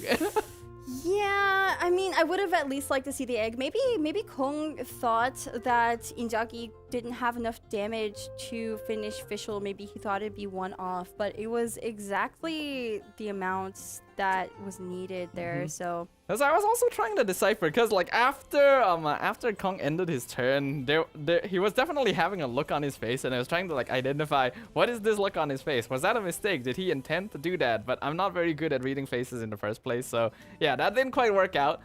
Either way, we're gonna be jumping into game 3 very, very soon, and one game is all that separates these two contenders from getting a ticket straight into the knockout stage next week. yes, this is the upper bracket finals here between Inzaghi and Weep Kong. So, I mean, whoever advances here is advancing with 2 lives, right? And here we go. Yulan OTK Winter Kill versus Weep Kong's finale. It's gonna be an interesting one here. I'm especially going to be curious to see whether or not Inzaghi will start on a different character than Yelan here, because we saw earlier in the day that was not kind to him, and it's gonna be even harder to get that burst out against a deck like this. I mean, I say that Northern Smoked Chicken, you could actually get Yulan's burst up for round 2 with that, but I mean, Weep Kong is definitely going to be threatening Yulan if Inzaghi goes for that line, so it's going to be hard. It's going to be really hard. Especially if he decides to keep the leave it to me as well. A quick swap would basically guarantee that Yelan goes down if Inzaghi gets greedy here. So this first hand mulligan already going to be determining how the first turn is going to go. Yeah, so I mean, we've seen 3 different variations of this Senora Thunder Manifestation deck at this tournament, right? We've seen them with Mona, we've seen them with Yelan, and we've seen them with Child. And I think, you know, out of the 3, Yelan is the most like combo oriented. Yes. It's like a true combination deck because you go for that Yelan burst and then you're looking to basically use Minty Meat rules or Northern Smoked Chicken. You're discounting your normal attacks on Thunder Manifestation and Senora because they're essentially Catalyst characters are always going to be applying their respective elements, and you combo with Electrocharge and Freeze reactions there. So, but it's hard to get that combo off when you're up against such experienced players. And I think that's why we haven't seen this deck perform as well as we like it. It's been really difficult to just super high roll with it because these players know how to play around it.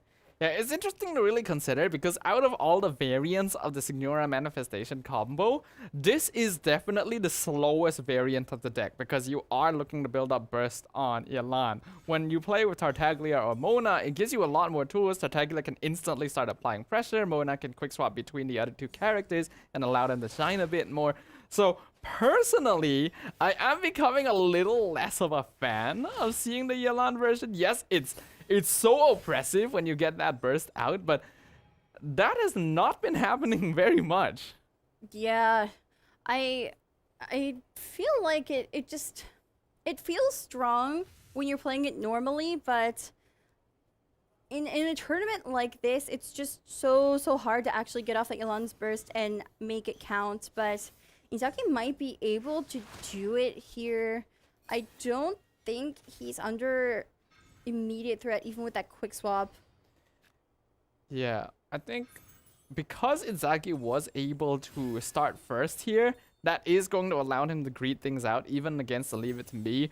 But he's not going to be able to very safe. Like, right now, I'm going to be counting, right, some costs here. Because Liar Song from Kong could definitely ruin something. Yeah, so, I mean, Kong ended up playing that Gilded Dreams as a dice fixer, had to tune the Sealy for the last Dendro die. He used that quick swap just so he can ensure that he ends first, definitely putting that Elan under threat to go down at the start of next round. Inzaki has to think carefully about what he wants to do here. He does swap off. This is definitely the right play. Okay, yeah, I like that. I was still kind of worried whether the man might decide to greet things out, but since he understands that he is not going to be able to get turn priority here, no turn priority first. He does get his very own Liar Song. I don't think he has gilded yet, though. Yeah, he does have Kavarina, though, that zero cost artifact. Unless, was that the card he tuned last turn? I actually cannot remember. If he still has it, that's more card draw for him. That's what I'm trying to say.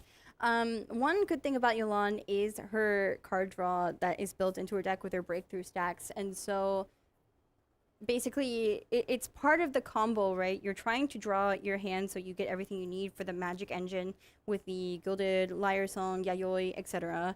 And really go for producing all those Omni dice. But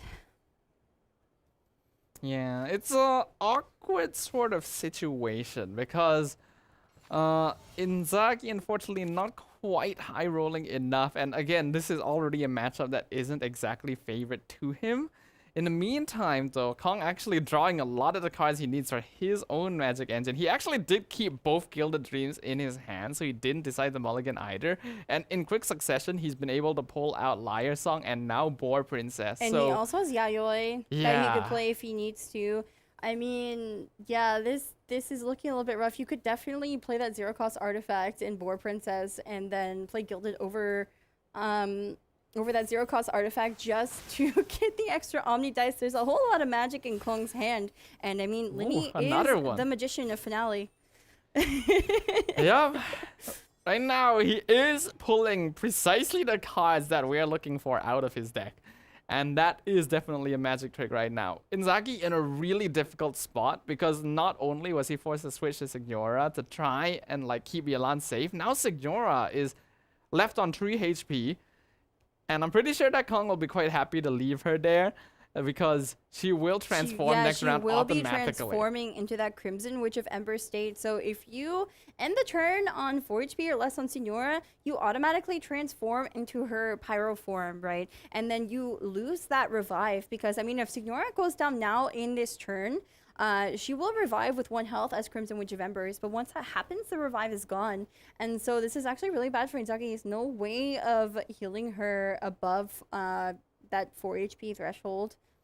I'm gonna be honest here. I feel like Inzaki is already in a losing situation. Like a little bit, Kong yes. has basically gotten everything he needs. He's been able to pressure, he's been able to prevent burst, and he's been able to pressure Signora to this extent. And now, with no elements for the manifestation to play off of as well, I don't really see a way for Inzaki to claw his way back into this, especially with the cards he has in hand too. This combo is so good, right? So, I mean, the Caverna is coming down on Linny. Seed Dispensary will discount Yayoi. It's a free cast, and that is going to make Gilded free too. Inzaki knows that he is in really, really big trouble here. That Gilded coming in with... I'm pretty sure this... Wait, why don't you play Boar Princess, Kong? Okay, anyway, now here's first coming down on Thunder Manifestation. Kong could have played Boar Princess for the extra. Huh. That is true. He did miss out on that. I don't think it's gonna affect him too much because he still has Liar Song to play, so he still has more dice. But yeah, he could have had 1 extra dice at the end of this. So a little bit of a mistake but I don't think it's going to cost him too much. Inzaghi going to go for that quick swap onto Yelan. Now that Nahida Burst is gone, it is probably the safest time to try and build up Yelan Burst again. We can see that Kong doesn't have quick swap, so maybe Inzaghi doesn't get punished for this. I don't think there's any way for Kong to take out Yelan in one hit at the moment, even with that quick and sack. Yeah, there's no way, because I mean, the only thing you could really do is go for Nahida 5 cost, and obviously Kong cannot do that. There's no prop surplus stacks on Lenny, so this is very safe actually for Inzaghi to do. But I mean, the thing I'm having an issue with is that it's a little bit too late already, and it's funny that we have to say that because the game just started, right? But this is how powerful the finale deck is, right? We are really seeing its full strength here, because you can't ideally you'd be able to go for freeze next turn to control Kong's characters, but Signor is going to transform into Crimson Witch of Embers. That's not really going to help. I'm not sure if Inzaghi's combo here is going to be enough damage in comparison with such an aggro deck like Finale. Yeah, Yelan Burst is oppressive here, but Inzaghi, you can look at his face, the Liar Song, realizing that Kong still has another 2 potential attacks in hand. So even if he's able to get the Yelan Burst out here, which he definitely can, he's still going to have to take a lot of damage by the end of this turn. And then after that, I don't really feel like it's going to be enough anymore. See, if he had played the Boar Princess earlier when he replaced Kvorena, the zero-cost artifact with Gilded on Linny, he would have 6 dice right now, and then he could have played that Gilded over the Gilded on Linny for 7 dice, so he could have actually had 2 actions. But he's only going to be able to do this one thing here. Yelan's Burst is going to come you out. have to burst at this point. You have to go for the burst. This is going to be a Yelan Burst, and then he's going to end turn on Yelan to tank the Oz attack, sacrificing her basically. Looking at the card draw, it's not too bad. Chef Mao into next turn is going to actually be quite useful, but now Kong will have turn priority, which is very scary because we already know Yelan is going to die in the end phase. There's not much you can do. If you switch to someone else to tank it, it would be too much of a waste.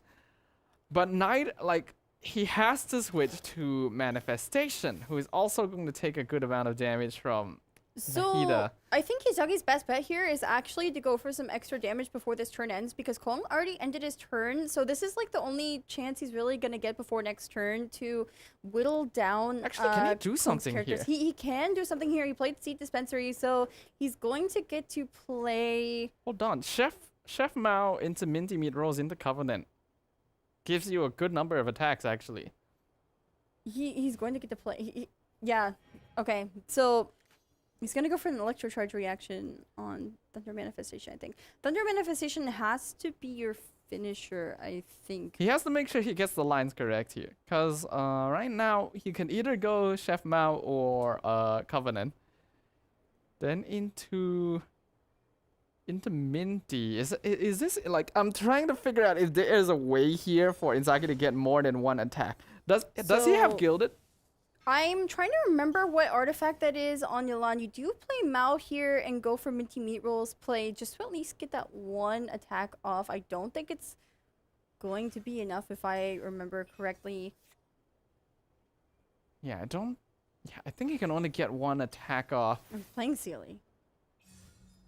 But this 1 attack can make somewhat of a difference. No, I think the artifact on Yelan is actually Kvorena, now that I remember correctly. So no, he does not have Gilded at the moment. And I'm not sure that I like this because, I mean, yeah, Thunder Manifestation is going to eat a whole lot of damage here. I guess it's all he could really do. And the Tandoori Liar Song, Kong pulling a lot of useful cards right now. I'm not too sure what Inzaghi was able to get. If he's able to get a Gilded at this point, then at the very least he can match up in terms of dice play. But the HP damage that he was taking from Oz there is going to cost Thunder Manifestation.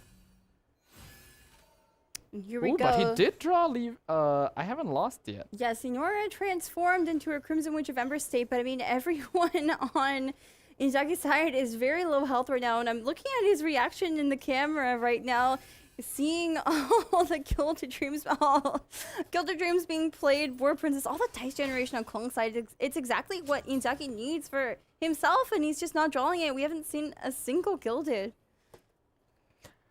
I think he has to go into Yelan here. He has to finish with Signora. There's no other choice. Yelan would be able to kill Nahida, then apply Hydro to one more character, which is most likely going to be Fischl. But then after that... He didn't even draw any of his Lotus Crisp CS2 in this deck. Oh, yeah. It's just so unfortunate. It's not impossible. Like, right now, he still has his... Actually, no. Chef Mao doesn't draw after that first one, right? Yeah. Ooh, this is rough. This is very rough, and that Linny is at 9 health. There is no real way for Inzagi to survive here. I think there's no way to keep Yelan or Signora healthy. I think Kong has basically gotten everything he needed this game. In some ways, he did, definitely. I mean, this is why Finale has been banned for the past 4 days now, right? So often by these players, because you really, really, really don't want to be facing it. If it does well early, it does well. And I mean, these players know that you have to get damage off as quick as possible with this deck, so they're going to be tuning everything, just trying to get that damage out, right? So, and I mean, that's what we've seen here. Kong made a couple mistakes, I think, but at the end of the day, like, this deck is definitely a lot faster than Yelan OTK.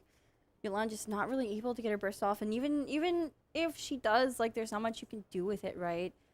We see how low, I mean, Thunder Manifestation's already out. I think maybe Inzagi would have had a chance if there was any way to keep Signora from taking all that damage. Maybe if Thunder Manifestation had tanked the damage instead and she was still in Cryo State, because then you could actually go for a freeze place. Yeah, it's very unfortunate, the situation that Inzagi has found himself in. Because if he had some healing food last round, then he could have preserved Signora's revive, and that might have been enough. If he had drawn Lotus Flower Crisp, that might be enough to survive somewhat, though maybe the Tandoori that Kong has also would be the solution to that. So I think what has happened this game is, firstly, the deck being much more favored in Kong's side because it is aggro versus combo, and then Kong getting the much better card draw to just gain dice advantage right off the bat. I mean, the other thing that would be great too is if Signora had one more point towards her burst. But I mean, even then, like, there's no way to keep her healthy. Yeah, I think this is going to be it. So Kong should be able to secure this. At this point, Inzagi can at most get a kill onto Fischl at this point, and then after that, that is going to be GG. Yeah. So we see Inzagi shaking his head there. He plays it, I haven't lost yet. Nothing is going to be enough here. Plays a Minty Meat Roll, is probably going to go for a normal attack here just to conserve as much dice as he can. But it's unfortunately not going to be enough. I mean, there will be Hydro application onto Linny, but all Kong has to do is sneeze on Signora and she will fall, right? Well, that's all he has to do. It's very unfortunate as well, because there are many things that could have happened for Inzagi to be able to claim this victory himself. But no, looks like the trend may continue here as another Prince Cup champion drops to the lower bracket. And congratulations to UIP Kong for being the first player in Group D to move on to the knockouts. And look at these players sharing, well, not quite a handshake, but a pat on the shoulder and some encouraging words to Inzagi from Kong here. You know, they are definitely friends outside of this stage or outside of this tournament, right? So Kong definitely getting his revenge from the Prince Cup Southeast Asia, Hong Kong, Macau, Taiwan tournament against Inzagi, because he did take top 8 after losing to Inzagi, who took first place in that tournament. So, I mean, this was a very good win for Kong. He is going to be going on to the elimination phase next week with 2 lives. Yeah, I think Kong did definitely make some very smart decisions overall, making sure to ban out the right deck because he knows that the rest of his decks would be able to match up favorably into Inzagi's, and then getting that luck of the draw as well and playing these matches quite efficiently. Definitely a mistake here or there. Still very curious about the choice to enter with 7 floating dice and 8 egg in hand, but I'm not gonna hold that against him. He is moving onwards after all, so yeah. He is moving onwards, and you know, I think I said this at the start of that last match, but Dylan OTK into Finale is just not a favorable matchup. Unfortunately, we saw that happen in real time. Inzaghi just not drawing what he needs or able to get that long burst off in time. You know, Signora was way too low, fell beneath that 4 HP threshold, and he lost that revive, he lost that security blanket, and wasn't able to like utilize any freeze or electrocharge reactions. You know, he wasn't able to use the core of his deck because Finale is just too fast. So I feel like this is a trend that we've been seeing with these combo decks. There is a reason why this is basically the only combo deck that players are playing right now in this tournament, because it does take a little bit too long to set up, and when you can compare it to the Tartaglia or Mona variants, it allows for Manifestation and Signora to get up off the ground and running so much more quickly. So I do feel like those are decks that give a little bit more justice to these new cards that are very, very strong in the meta. yeah, and you know, there's something to be said about how Inzaghi is a combo master. I mean, is that won, a term? It should be a term. I think it should be a term because he won the Southeast Asia Cup tournament with this combination deck using weapons rather than this artifact engine that is rather newish to patch 4.3. He won with Child Yoimiya Vaporized deck, and so I mean it was made famous by him essentially. He performed so well on it, and so I mean I don't think this is over yet for Inzaghi. We're going to have to see how he performs. I think it's in that last set that we're going to be casting later, the 5th set. So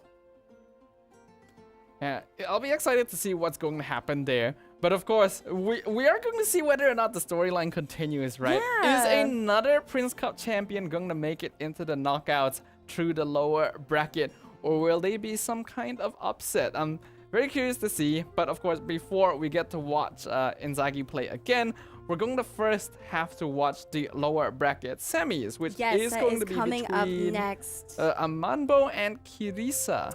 So, Amanbo and Kirisa, I will talk about them a bit later, but there's some interesting lore there to cover. Sounds exciting. That's gonna have to wait until we actually get into that match, though. I mean, so Inzaghi combo master, right? But the combos didn't quite get started this time, right? There's not much you can do about it. UIP Kong, he was able to get all the cards he needed. He was playing a deck that had the advantage in the first place, and I think it was very smart that a way that he was able to play around and pressure right from the get-go. In terms of post-patch made data, I don't think anything stands out too much here. Not really. Very average number of effective dice. I mean, I remember both Kong and Inzaghi having to tune a whole lot just to do anything at all. I mean, strongest single strike. This is a very interesting statistic, but it's not really going to match up. There's not a lot of decks right now that are going to be looking for a strong single strike, right? I mean, I think the largest one we saw was Chico on day 2 going for that Adeptus burst finisher. So, and look at these heart rates. So the average for Whip Clone for set 1 was 78. That's so low, actually. Remember, it was like 50 at some point. Yeah, it's impressive to see how these numbers can vary somewhat, because Inzaghi was definitely feeling nervous throughout the entire series here, having a pretty constant heart rate. But UIP Kong, his heart rate was actually increasing with every single game, so the pressure that he was feeling going up against a rival here was definitely building up over time. But being able to overcome those odds shows that he is indeed the better player today. And, you know, I feel like Inzaghi is a very strong player. He's proven himself in past tournaments. I was saying this a bit earlier, but I don't think it's over for him just yet. We're going to have to see, you know, who his opponent's going to be in that last set. But he does have a chance to redeem himself. He's only lost 1 life, and maybe the story arc will continue where, you know, these Prince Cup champions are actually advancing to the lower bracket with only 1 life and emerging victorious. So we saw this with Stranger and Chikua, who were the winners of the Korea Prince Cup and the Japan Prince Cup respectively. This arc is very interesting. This is quite a way to end the group stage. It's a very curious story that is being written right now, but we'll see whether or not the next chapter is consistent with what's happened or whether there's gonna be a big twist at the end. But either way, we're gonna jump into a quick break before we go on into our lower bracket semifinals. So we'll leave you guys with some highlights and we'll see you guys later. See you soon.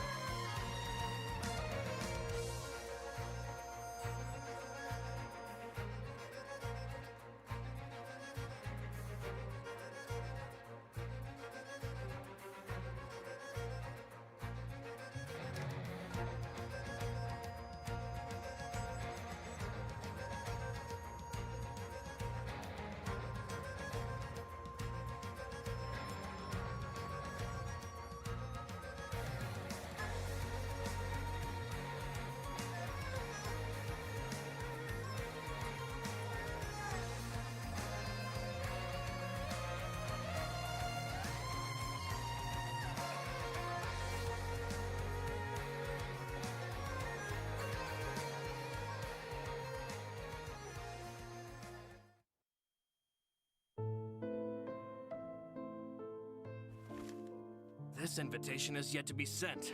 He doesn't have a fixed residence, so addressing the letter has proved problematic. Don't worry, I'll deliver it. If you find the target, report to me.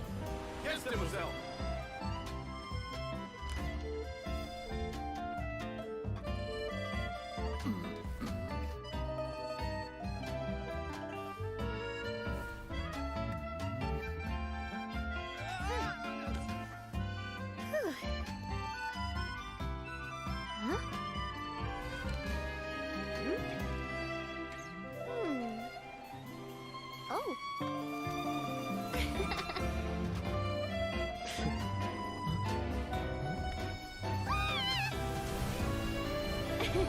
Spina di Rosula Special Delivery Squad! Mission accomplished!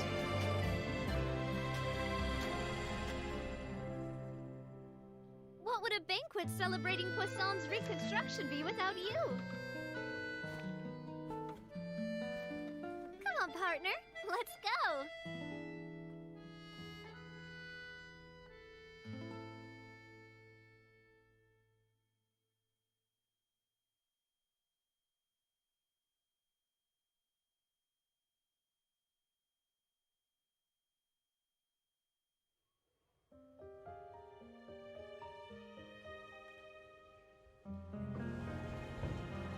Is she here yet? Will she get here? She's not coming! You're wrong. She's here.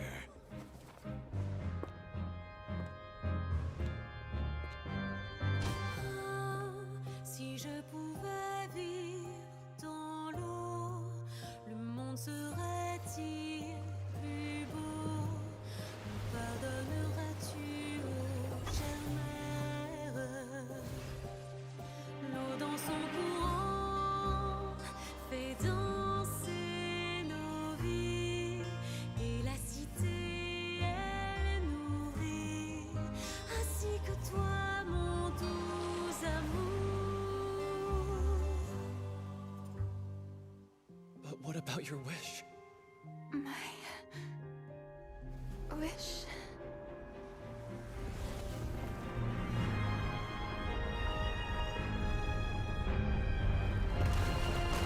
If you become human, you can reveal your secret to no one. You will face suffering and loneliness. Is this truly what you want? Le grand amour ne suffit pas, seul un adieu fleurira. C'est notre histoire de vie.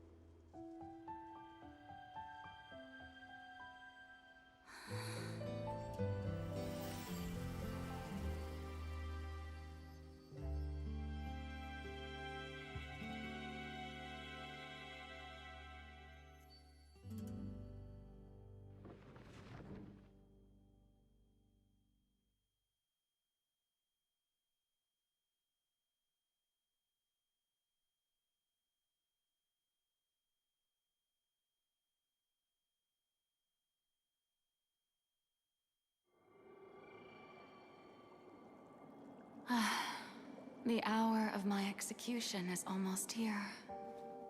For the sinner, the curtain call has come.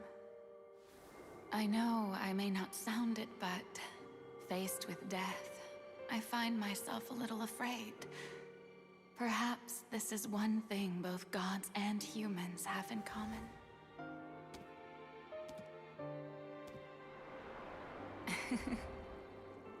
Farewell, Nervalette. I hope you've enjoyed the part you played these 500 years.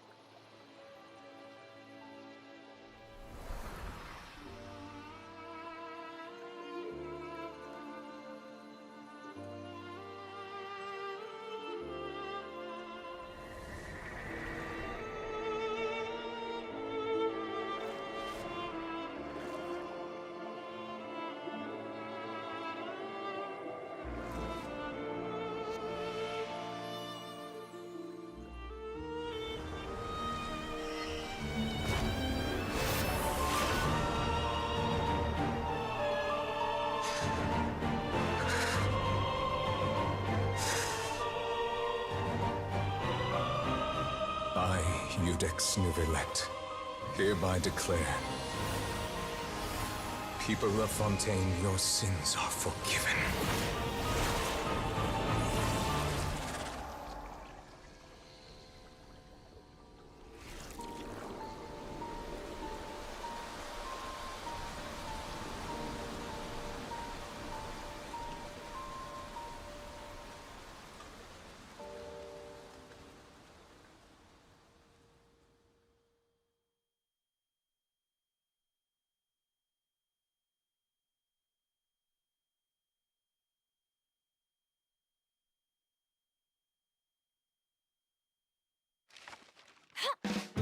As long as I keep digging, it will shake the world like no other news report in history.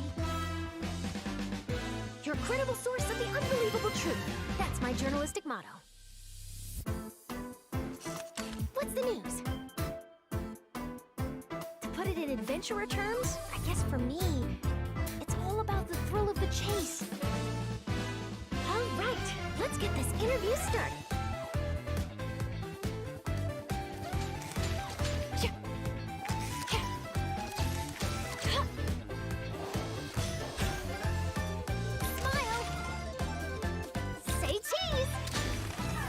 People aren't always very fond of journalists. You know what they say, lies are soft and malleable, but the truth is sharp and inflexible. The time has come for your interview. Ready to be a star? Breaking news! Hard-hitting exclusive! Truth bomb! Morning! Did you read the paper yet? No? No worries. I'll read it for you.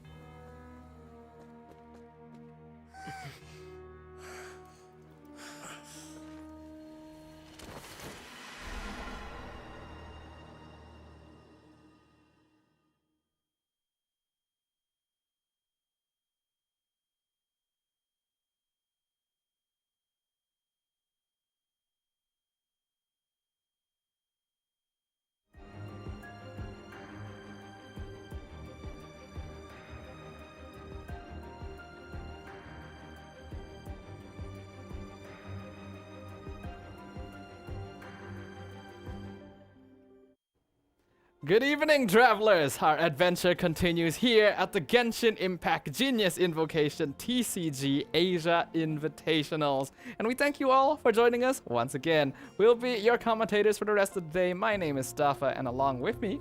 My name is Leah, aka Windflower Leah. Yep, thank you very much everyone for coming once again. And because of that, I got something special to share with all of you. Where during the knockout stage that's going to be happening next week from January 19th to 21st, you guys can take part in the Astral Carnival through YouTube and Twitch, where you can draw for exciting prizes. So that's definitely something you don't want to miss. And you don't want to miss the exciting matches that are going to be happening next week. As you know, this is the final day of the group stage, right? Just a reminder for those of you watching, we have had 6 people already decided through the groups advancing to next week's next phase, right? And 7 so today, now. Yeah, 7 now with Kong, and now we're about to figure out who this last winner is going to be, who will advance with only 1 life though. So Amanbo versus Kirisa is what is coming up here. First lower bracket semifinals, right?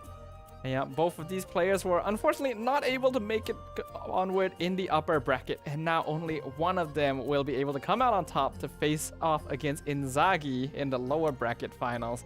It looks like their bands have come out. Ooh, so I mean, this is really interesting because Amambo is running 2 very aggressive decks, and then also that Child Thunder Manifestation Senora deck, which is also pretty aggressive. It's not like a true combo deck. And so he plays really, like, not him as a player, but like those decks play really poorly into stall, especially something like Ningguang stall. So I'm surprised he didn't go for that ban there, but he is going to be starting with Finale here. And Kirisa, of course, is going to be choosing this Ningguang stall.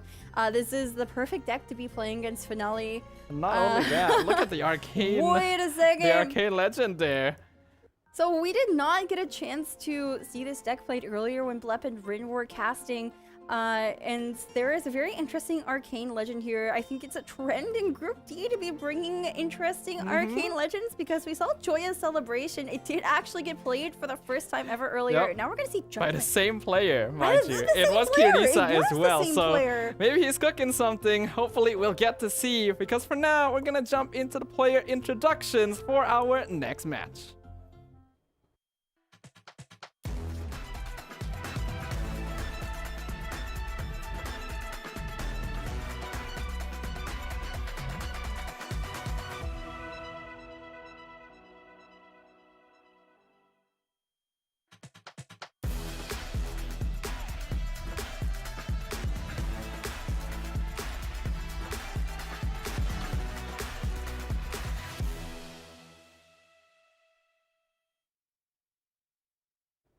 Amanbo versus Kirisa, 2 players who are eager to show their stuff after unfortunate defeats at the start of day 4. Unfortunately, only one of them will be able to continue their journey, while the other will be the first player from Group D to be eliminated from the competition. So an interesting piece of lore about these 2 players is that in different tournaments, they've actually lost a stranger. No, they both lost to Chikua, who have advanced to the elimination round already. And Amambo also lost a stranger in the Prince Cup Korea tournament. He came 2nd, and of course, Stranger came 1st in that tournament.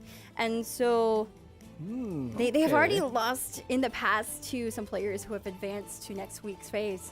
So definitely has a little bit of that energy inside where they want to be able to take down some of these other Prince Cup champions. Unfortunately, neither Stranger nor Chikuwa are in this group, but we do have a champion in the form of Inzaghi who will be facing the winner of this match. So very interesting to see whether or not some interesting stuff will come up. Wait, that would be really interesting actually if Amambo wins here and then goes into the lower bracket finals up against Inzaghi, because he has lost to 2 different Prince Cup champions who have already advanced to next week's tournament phase. So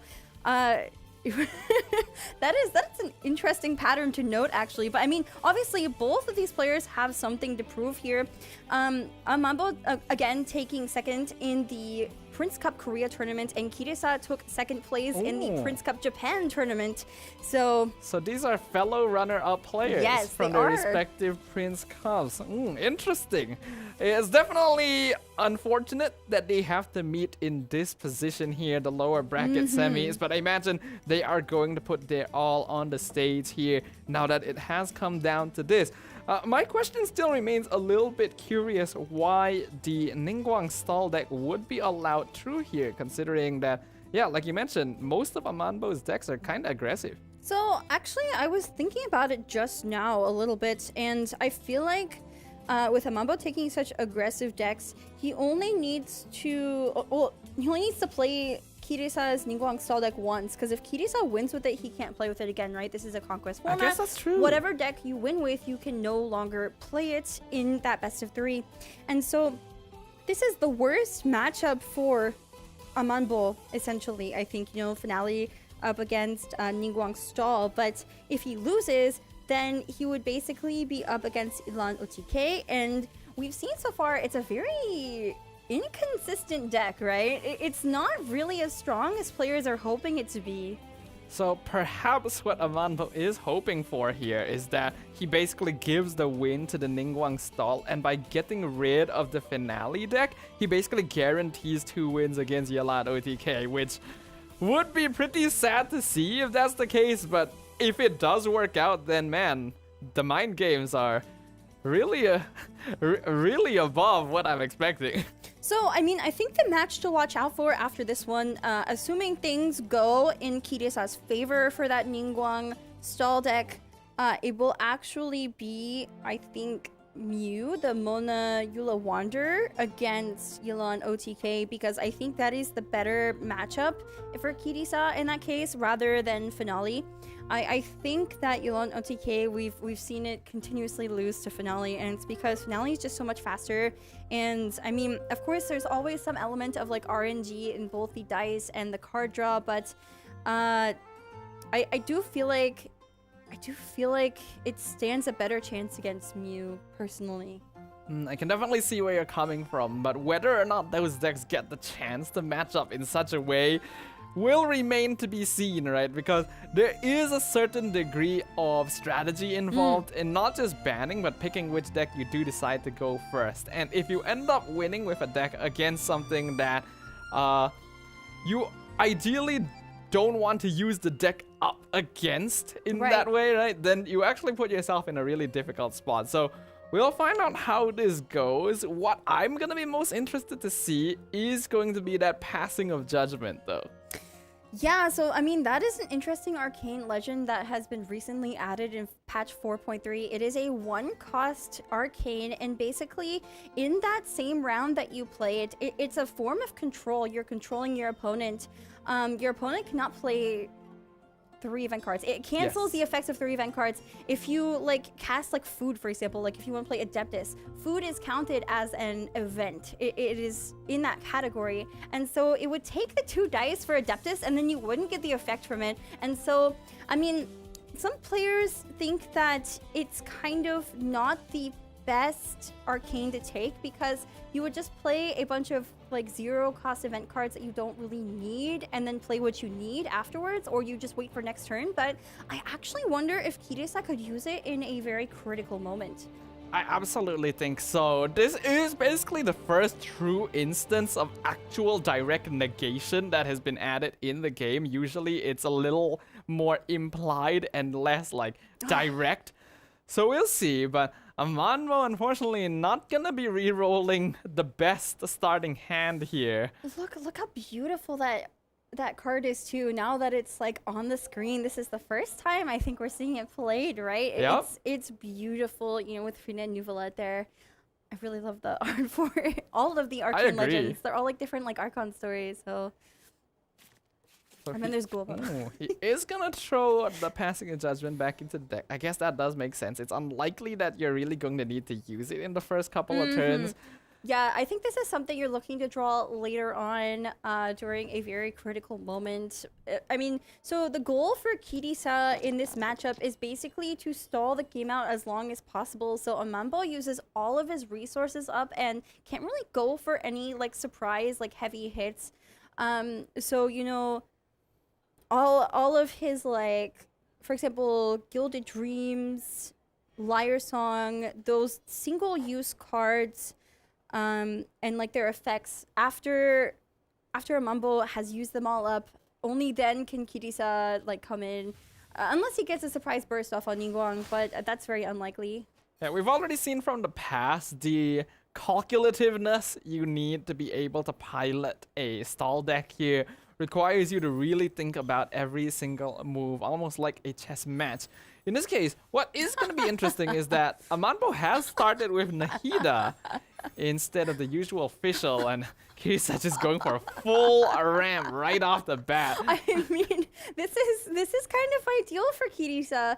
I don't think, especially with that start from Amanbo, I don't think that Barbara is in too much danger here. Obviously, you know, Kirisa has ended first after equipping Sacrificial Fragments and Tenacity the Millith. Ningguang is very, very happy right now. This is exactly what you want to do in this deck. You want to get that Ningguang equipped as fast as possible. This is going to increase her survivability, and also, like, every time you are taking damage on her or casting her elemental skill, you're going to be refunding those Geodice. So, I mean, this is very, very good for Kirisa, actually. Yeah, it's already an excellent setup here. There is one thing that Kirisa does need to be a little careful about, and that's because the finale deck plays so quickly that if a character gets removed right off the bat, then it becomes a lot harder for Kirisa to actually stall out the game like he wants to. Barber has already taken 6 damage, but since he does have turn priority, she will probably not fall here, which is bad news for Amanbo. He wants to be able to take out any character as soon as possible. Yeah, and here we go. So, I mean, this is what you want if you're Kirisa. Especially with that Tenacity of the Millith, he will get another Geodice after taking damage there, and those 2 shield points are going to get eaten up as well. He's probably...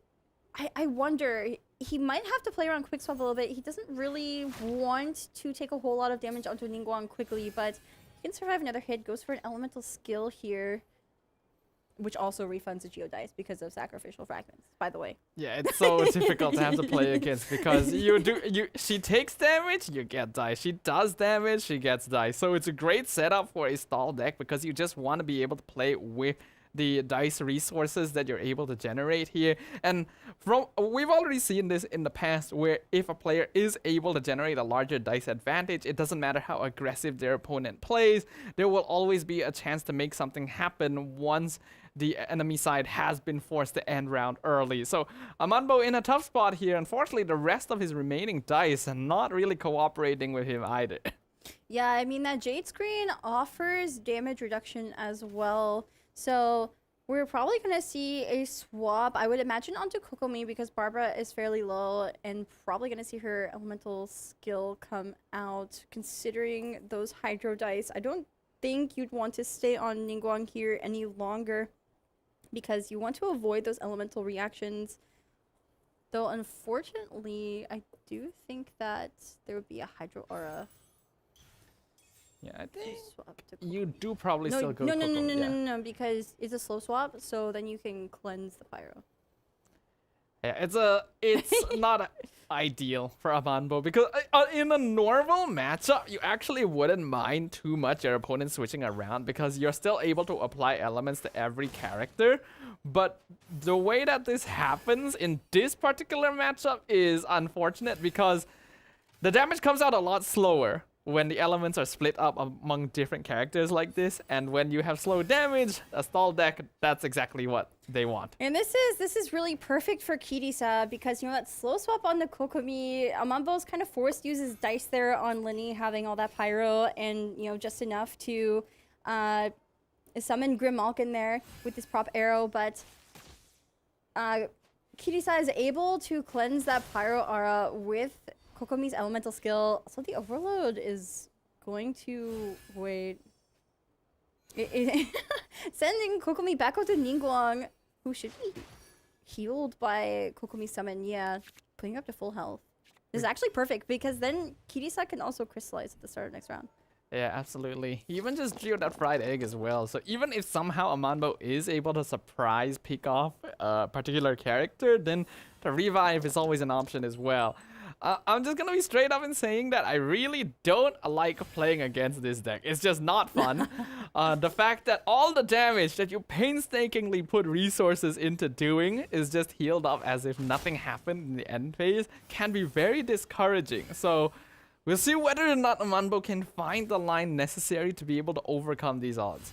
I mean, this is exactly what that deck is good for, though. It is stalling your opponent out. This game could go on a lot longer than, you know, Finale tries to end the game in the first 3 or 4 rounds, as we've seen very fast matches today, not only when we are casting, but when Rin and Blep were casting.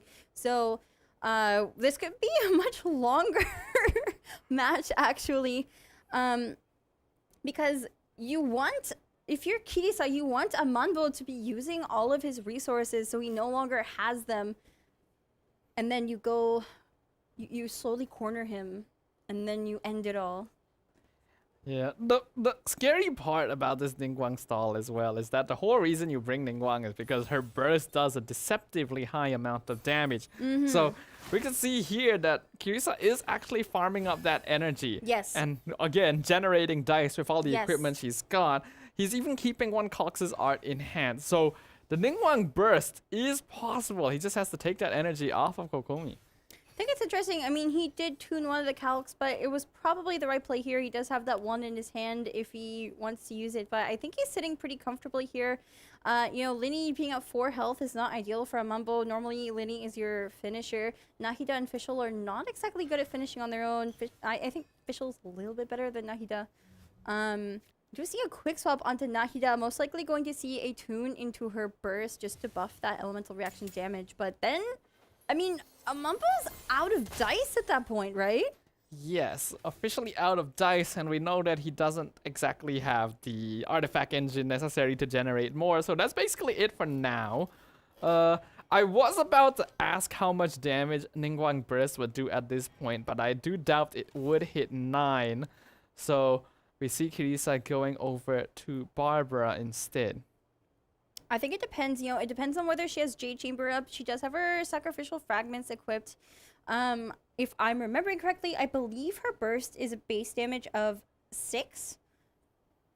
So, yeah, unfortunately, Kirisa would have to tune if he wants to use Barbara's elemental skill, but I think it might be worth doing because he could also play the Wolfen, I guess, but if he tunes or plays Wolven and skills, then he can cleanse that Electro Aura off of Barbara and avoid that overload reaction. Actually gonna tune A again. I think that was Lotus as well. Yes, he tuned both of his Pretty important defensive foods here. Just to be able to get that done. Actually, not even gonna keep Barbara in front. He's gonna eat both Pyro on Kokomi and then cleanse it. Okay, so he's gonna cleanse the Pyro Aura that's coming from the summons. Actually, I really like this. It still avoids the overload reaction, but it gives him a little bit more control over what reactions are going to be applied to his characters. Yeah, this is very annoying right now for Amanbo. Like, it's just basically not much he can do at this point. And now that we're into round 4, the timing that Amanbo would typically want to end the game is really narrowing. And after that, it's all Kirisa. So, I mean, Ningguang's burst, it is base 6 geo damage, right? And if Jade Screen is on the field, it's an additional 2 damage, just to go back to what we were talking about earlier. And then if you have Sacrificial Fragments and it's a crystallized reaction, it's actually 10. It stacks up very quickly. Ooh. And then also, I do believe you take 1 copy of Adeptus in this deck, just a quick swap Adeptus so you can surprise your opponent. Then you're going to have to be playing around that. So, anytime Ningguang is at 2 or even 1 energy point, assuming that Kokomi and Barbara have 1 energy point each, you have to be really careful of that quick swap Calxart Adeptus burst on Ningguang. Could snipe someone that's really important to your team. Yeah, and precisely right now, Nahida is actually within that range. Of course, we can see that in Kirisa's hand, he doesn't have a quick swap. But Amanbo does not know this, so that's always something that he has to be careful about. Even doing this attack right now is technically a risk, because he obviously is not going to know what cards Kirisa has in hand. Luckily for him, that's not going to happen just yet. So now we'll see what Kirisa wants to do in this situation. Yeah, I mean, I'm looking at Amambo's board state right now. I really don't feel like he's in the greatest state already. This is where you really want to be cornering your opponent if you're playing Finale, and unfortunately, I mean, this is kind of hitting at what I was talking about earlier, right? So Finale is a really bad matchup into Ningguang's stall because, you know, she's able to basically withstand all the damage that deck outputs.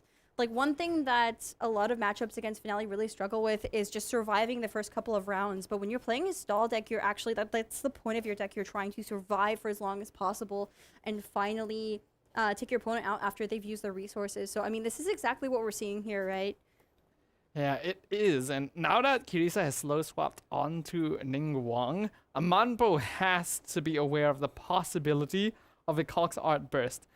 Nahida would end up falling here, I think, even without the Jade Screen on field. Yeah, 6 damage with Crystallize would be enough.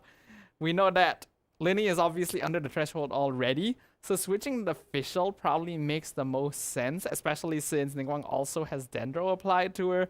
But already being forced to do this means that Kirisa is dictating the tempo of this game. He is in full control. Yeah, I would have to agree with you. It's just really unfortunate. Even with Nahida's burst up, you know, that it buffs elemental reaction damage by 1.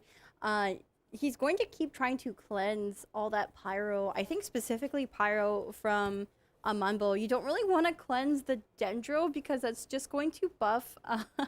It's going to buff the damage from Linny and Fischl by 2. It's going to summon a core for Amanbo. That's not great.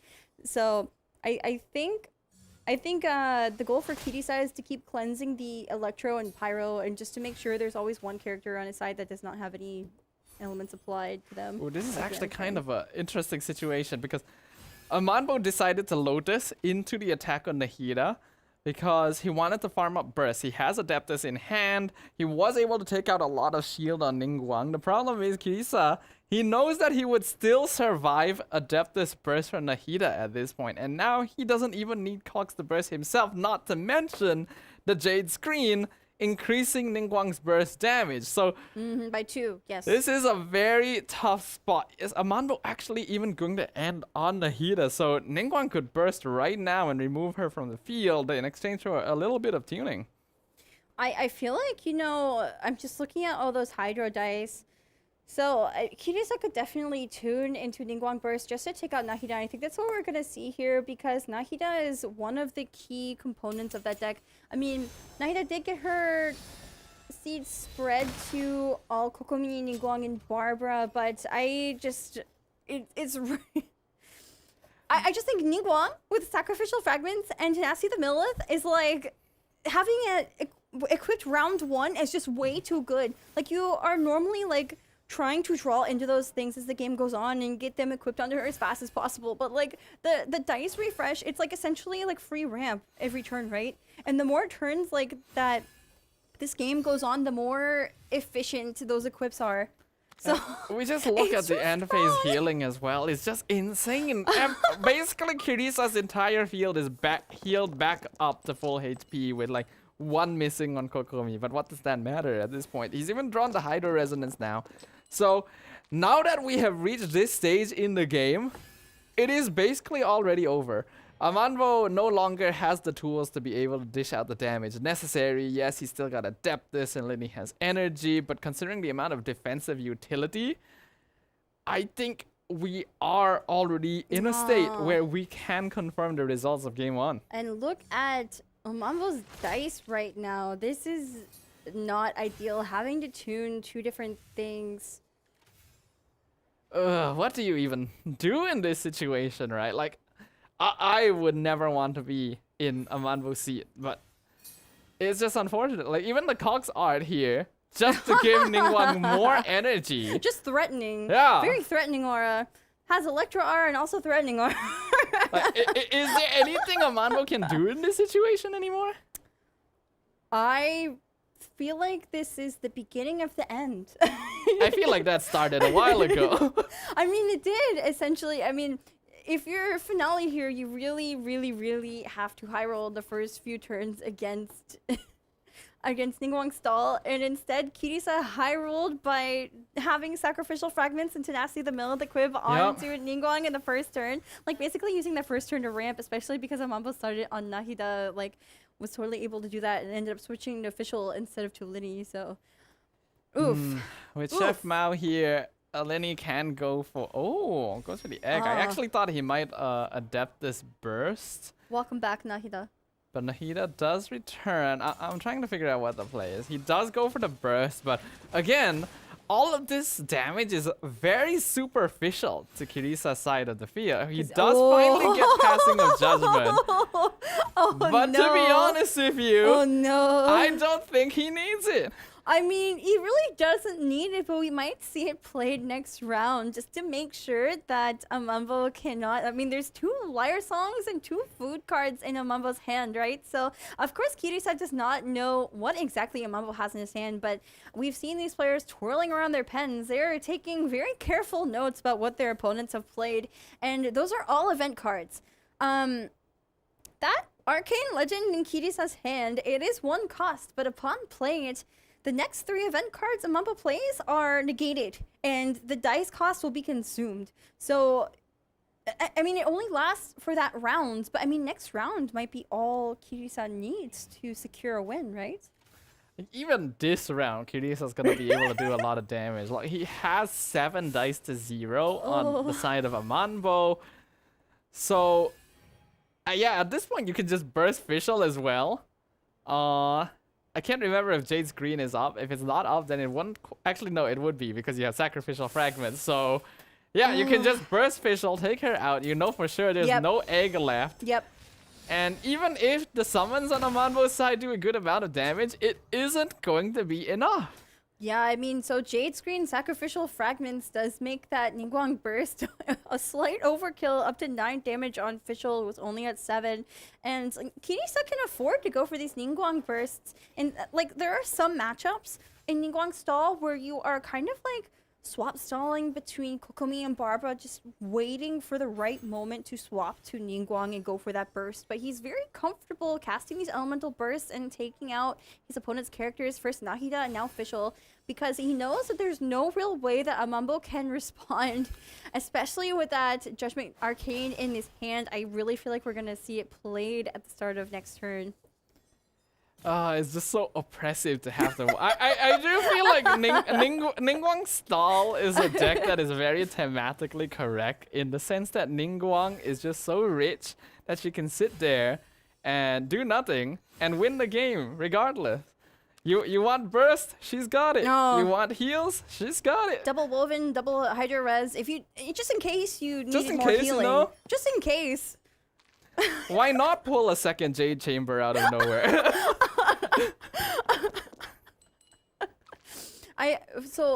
I'm looking at the player cams right now. They're both kind of like resting their head on their hands, just like, yeah, Mambo's shaking his head. He's kind of waiting for this game to end. He's not getting anything he needs. What he's probably looking for is Gilded Dreams. He has that Yayoi on the field, but no Gilded Dreams. And I mean, the unfortunate thing is, I mean, he should know that Kirisa has that Arcane Legend. Even if he gets Gilded Dreams, like, how's he gonna play it? He's gonna have to waste dice to play it. I don't even, like, I have to go back to during the deck banning phase where Amambo decided to let this deck through. And we did discuss one possibility during then is that Amambo is just going to take a possible loss against the Ningguang stall and then win twice against Kirisa's other deck. But do you really want to put yourself in that position usually? Oh, there it is. Yeah. I'll answer your question in a moment, but we do see the arcade coming out, and so the next 3 event cards from Amambo are not going to work. It's not going to work. At least for this round. Yep. So it's just according to the Oratory's Mechanique, Cardinal. It had to be said at least once. This is the perfect time to say it. You can't do anything anymore. According to the Oratory's Mechanique, Denlis Cardinal. Yep. Anyway. So Kokomi does fall. I mean, there's no gamblers or anything coming out from Amambo's side. Only on 2 dice. There's no real way to generate dice. I mean, I haven't lost yet. It's not gonna do anything. Liar Song's not gonna do anything. Adeptus, like, all negated, right? So Yes. this is we were waiting for the end here for Amambo, unfortunately for him. But to answer your earlier question, just going back to that, so I think, you know, Amambo might have left this deck open. Maybe he even picked Finale into it, just knowing like he's going to have one bad matchup. He brought very aggressive decks. Why not just get it over with? Because after that, he's just up against Yelan OTK. And we've seen Yelan OTK kind of be very hit or miss in this tournament so far, right? So I think he might feel very comfortable going into the next 1 or 2 games, depending on how the next one goes. I do hope so, because this is definitely a very one-sided sort of situation. He is finally able to at least take out Kokomi, but now that you're in this situation, it is very unlikely that Linny is going to pull something out of his hat here. I mean, he can't, right? His magic tricks are kind of banned for the rest of... According to the Oratory's Mechanique, the Enly's cut now. We're basically reliving the Fontaine Archon quests, where Linny was up for judgment right now. Oh yeah, you are for actually conspiring correct. With the Fatui, yeah. Except in this case, it's Ningguang It's who's the judge. Oh look, double, no, not double woven. I mean, Neuvillette made a call and was like, hey Ningguang, could you come fill in for me for a moment?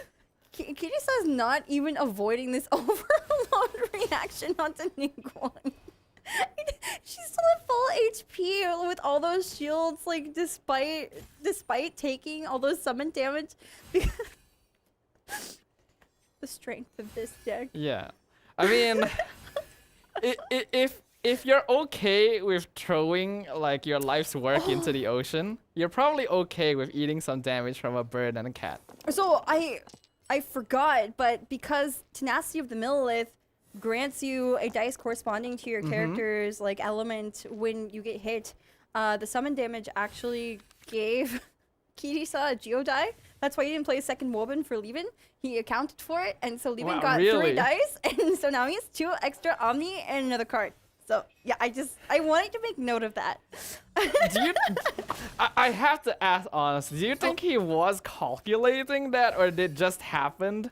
Either way though, the fact that Barbara got taken out there is still very impressive, but I still don't see Eleni being able to take down Ningguang, especially now that she has burst available. I have to say though, Amando's gone a lot further than I expected. Yeah, I mean, so the Gilded Dreams play with Liar Song, he's able to generate a lot of dice, but he has no way of keeping Linny alive. That Ningguang burst is ready to go here, right?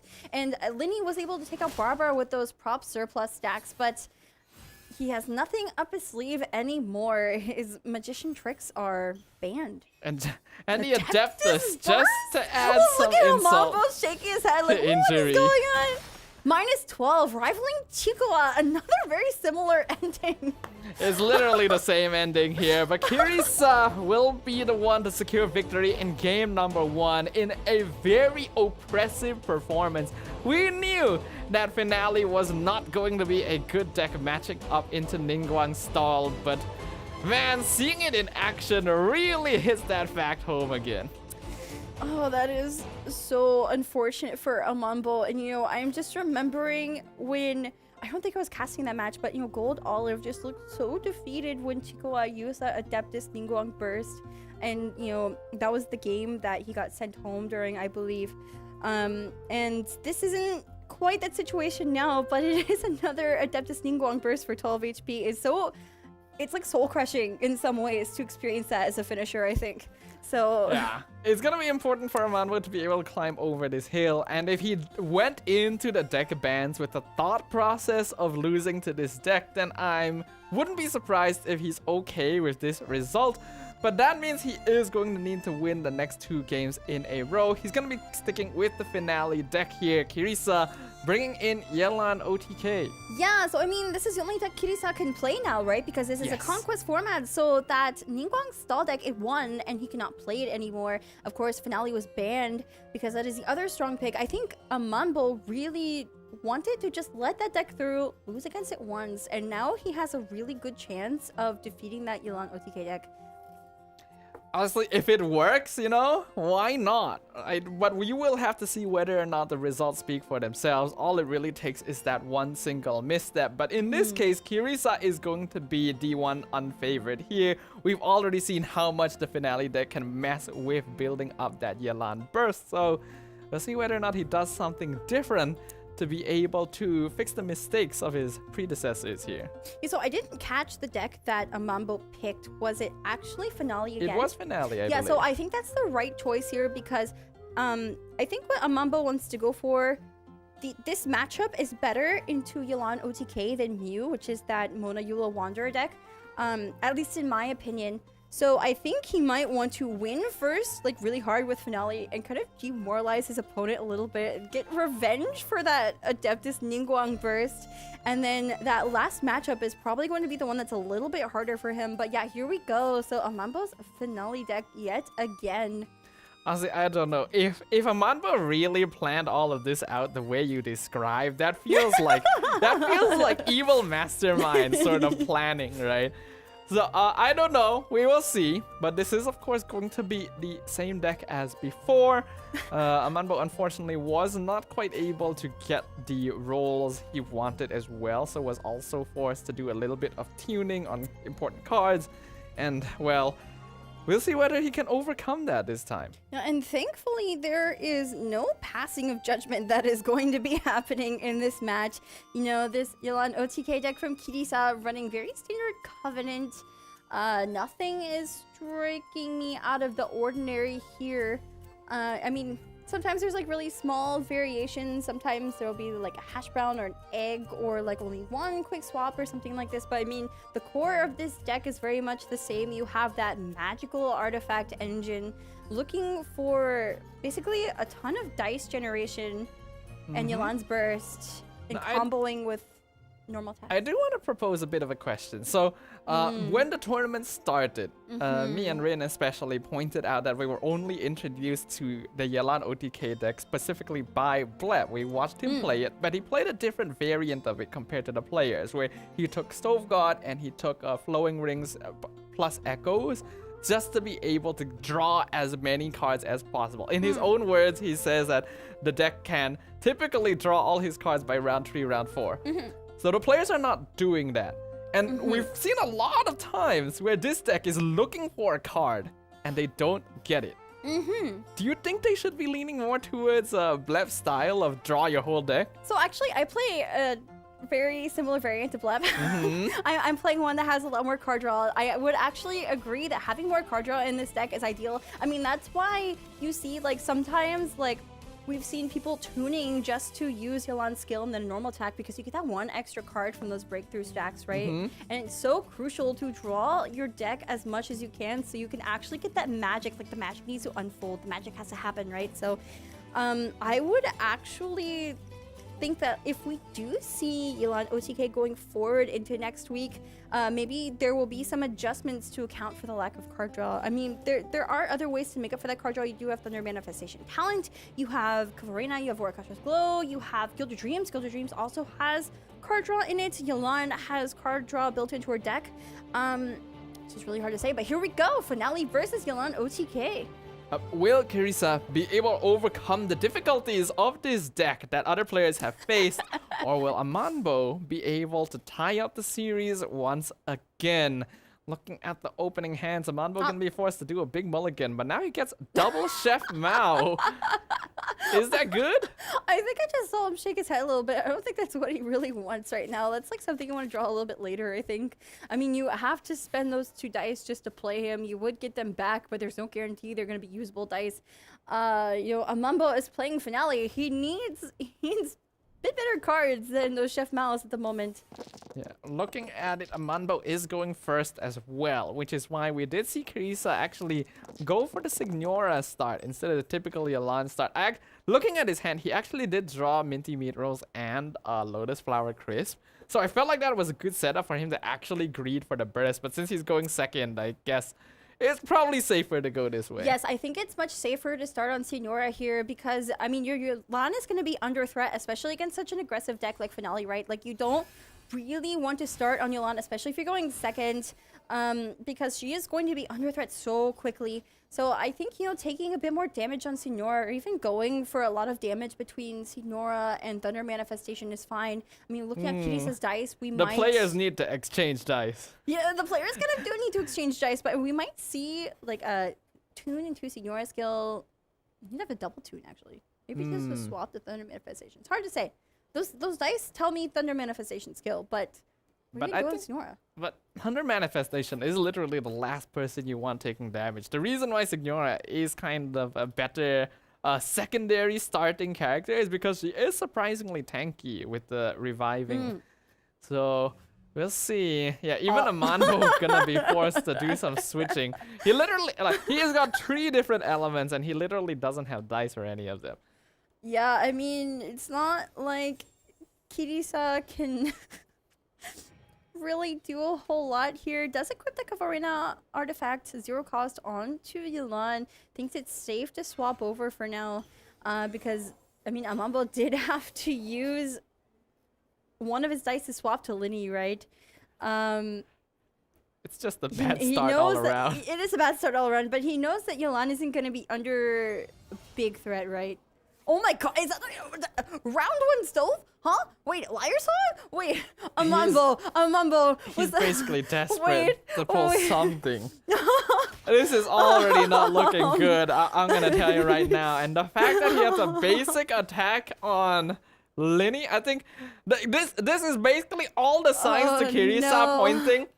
Minty meat roll and start spamming normal attacks, because you can probably burst this game. I mean, he's gonna have to tune. You could. No, if you yeah, you're gonna have to tune. So I mean, if he minty beat rolls, at least he only has how many cards does he have to tune with minty meat rolls? He has to tune 2. So I think he can manage keep 2. The other minty meat rolls, because part of the combo is actually, you know, using Yelan's burst and using the discounted normal attacks. Wait. Okay. I mean, that's fine. What is the plan here? I would have tuned like Lotus and maybe Northern Smoked Chicken, or even the quick swap. I don't know. Does Kirisa take the second I do feel like tuning all of those is a little bit too much. Amanbo also pulling out a lot of food here with the Chef Mouse. He has Lotus Flower Crisp now and Tandoori, so that's not too bad. If he gets good dice next round, this can help him apply a lot of pressure. I mean, Amambo has double Chef Mal, but it's Kirisa who's been cooking today with his Arcane Legends.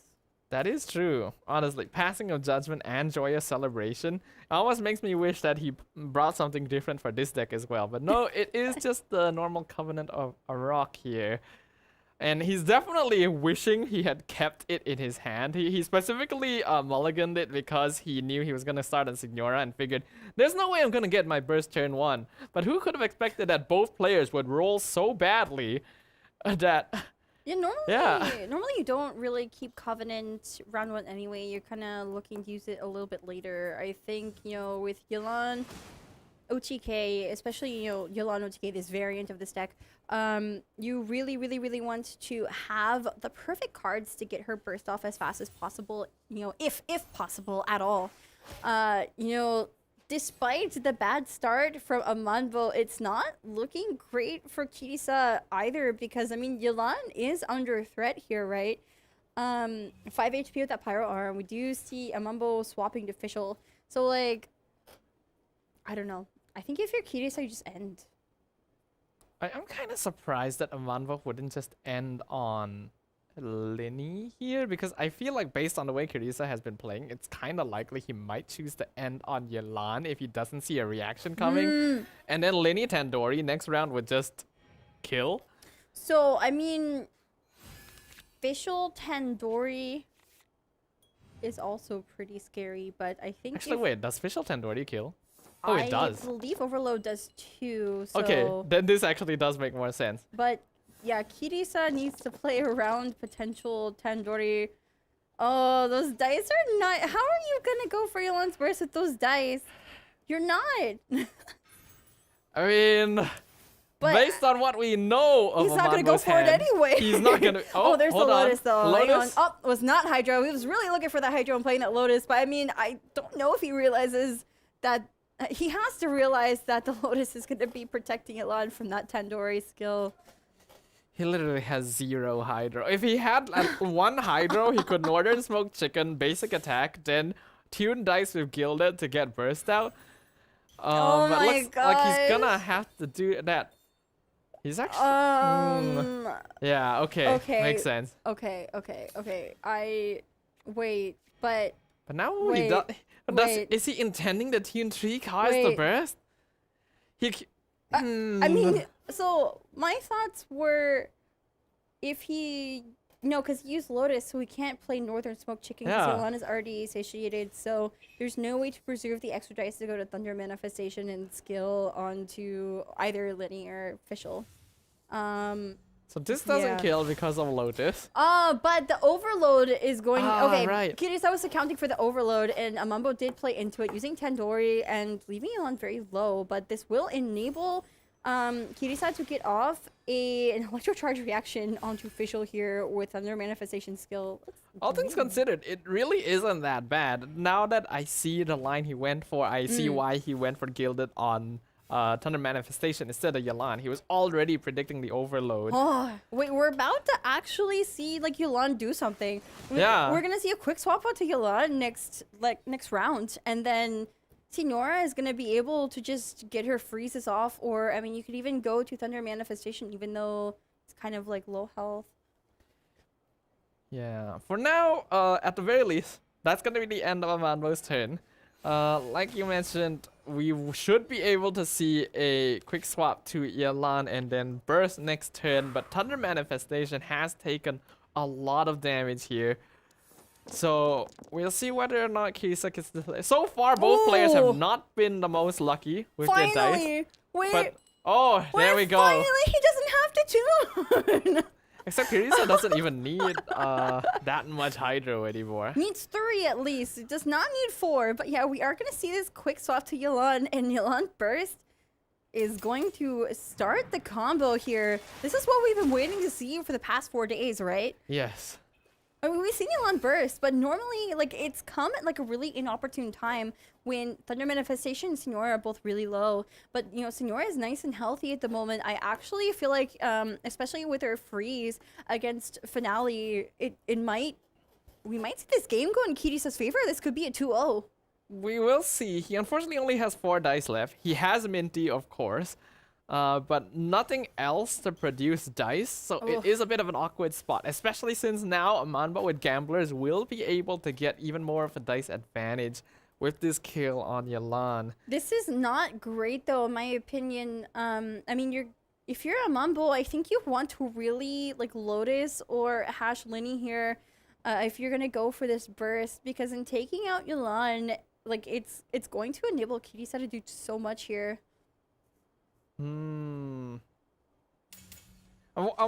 He's actually bursting as well. I actually thought he might skill, but I guess he doesn't quite have the prop stacks yet, so hoping to hold on to that. Well, so his burst gives him a prop surplus stack. It's his elemental skill, Bewildering Lights, that will actually like heal and use those stacks. But yeah, as you're saying, he doesn't have any yet, so he needs to go for them. I think using his burst is fine here. I just don't know. I just don't know if I feel like Amanbo taking out Yelan falls right into Kirisa's plans.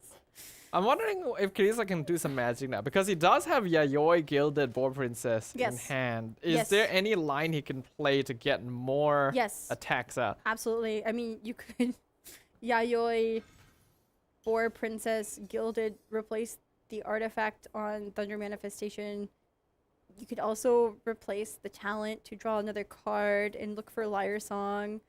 Oh no, I guess you would probably. No, but so there's something we can find here. We're just having to figure it out. Thunder Manifestation has Minty Meat rolls right now, right? I can't remember. I think he may have Northern Smoked Chicken. Yeah, I think he's expecting Amanbo to kill Thunder Manifestation, so I think he went for Northern Smoked Chicken. So why didn't Kirisa play Boar Princess? Good question. Okay, wait, he should have played War Princess actually. That would have given him another dice. Yes, it would. Does War Princess work on talents? I can't remember. So it's I'm gonna look this up real quick. A little bit complicated. It does not work on talents, but Thunder Manifestation did have there's a little bit complicated interaction to my understanding with War Princess, but there would have been at least one dice refreshed with Thunder Manifestation having, I think it was Gamblers equipped. But I don't think War Princess works with talent. Yeah, it doesn't. It's a weapon or artifact. So he would have gotten one more dice. But I feel like that one more dice would have been pretty big here because now that he didn't play War Princess earlier, there is no artifact on Signora to replace to potentially get one more dice. And because he lost the artifact, Yayoi will no longer discount more than one. So I think not playing War Princess was a pretty big mistake there, but he is still going to be able to freeze on Nahida. The question is whether that's enough. Yeah, I think at the very least, Signora will survive here, and the chances for Kirisa are still pretty strong. I'm a little confused about that line because, I mean, okay, no, I understand. So Amanbo has a whole lot of dice here. This basically ensures that Kirisa is gonna end first. So yeah, you can just play Yayoi and end, but yeah, Kirisa has turn prio going into next turn, so this is actually fine, I think. Do you skill or normal attack on Fischl here? Like, do you skill to refresh Oz or normal attack for more? Normal attack is going to do more damage, which is, I mean, this game is going to be... Honestly, refreshing Oz might not be a bad idea because the end of turn summons next turn might actually play a role, even if it only does 1 damage on cast now. It would also, I mean, the Electro application doesn't matter because Oz is going first anyway, but, you know, Oz is gonna run out. I guess Fischl should, no, Fischl is gonna be down at the start of next turn, so. Ooh, that actually drops Signora to 4, so she will automatically transform. Ooh, Liar Song. That's a nice time to draw Liar Song. And Gamblers is not bad either.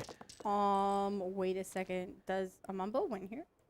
I feel like there's a chance because Nahida has burst, right? And I don't think no, I think Kirisa still has a Lotus. Yeah, but okay, so Amambo doesn't have. If Kirisa has a Lotus, then he does. He Lotus you have here. to Lotus here. Then you Gamblers into basic attack on Fischl would kill. Ooh, actually, wait. This is it. Do you want to kill on Fischl? So, I mean, I was thinking that if you're playing around Adeptus, you don't kill Fischl here. But I think, I mean, we know that it's fine to take out Fischl here. Normal attack will definitely be enough. Yeah, a burst from Nahida is not going to be enough to take out Signora. So her burst is, yeah, plenty. I think that's it. Oh my gosh. Hold on. Does Kirisa do enough damage? Yes. Oh yeah, he can burst, of course. Yeah, so that's Signora it. burst coming out. 6 damage is enough to take out Nahida. I feel like I don't think. Yeah. I don't think. I understand. I don't think either. It's like it's a weird. It was a very weird series. Okay, so there were a lot of weird things happening at the end there, but these players have such good sportsmanship, you know.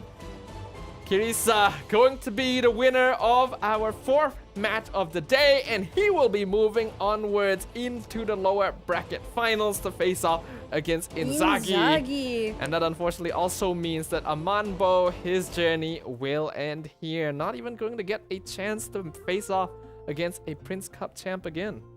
Yeah, unfortunately, the patterns are kind of breaking in today's group, right? But, I mean, it was great playing from both of these players here. So, I mean, congratulations again to Kirisa for advancing at least to the next best of 3. We're going to have to see if Kirisa will advance further to next week's phase or if he's going to lose his last life as he faces Inzaghi. Yeah, unfortunately, I feel like we do have to talk about the choice of deck ban. I think that did actually cost a Manbo in this situation. Yes, it may be a smart idea to purposely drop a game to the Ningguang stall because you match up well into the remaining deck with both of yours. But there are some times where you can't account for certain things. And in this case, Manbo had really bad dice RNG. In fact, both of them did.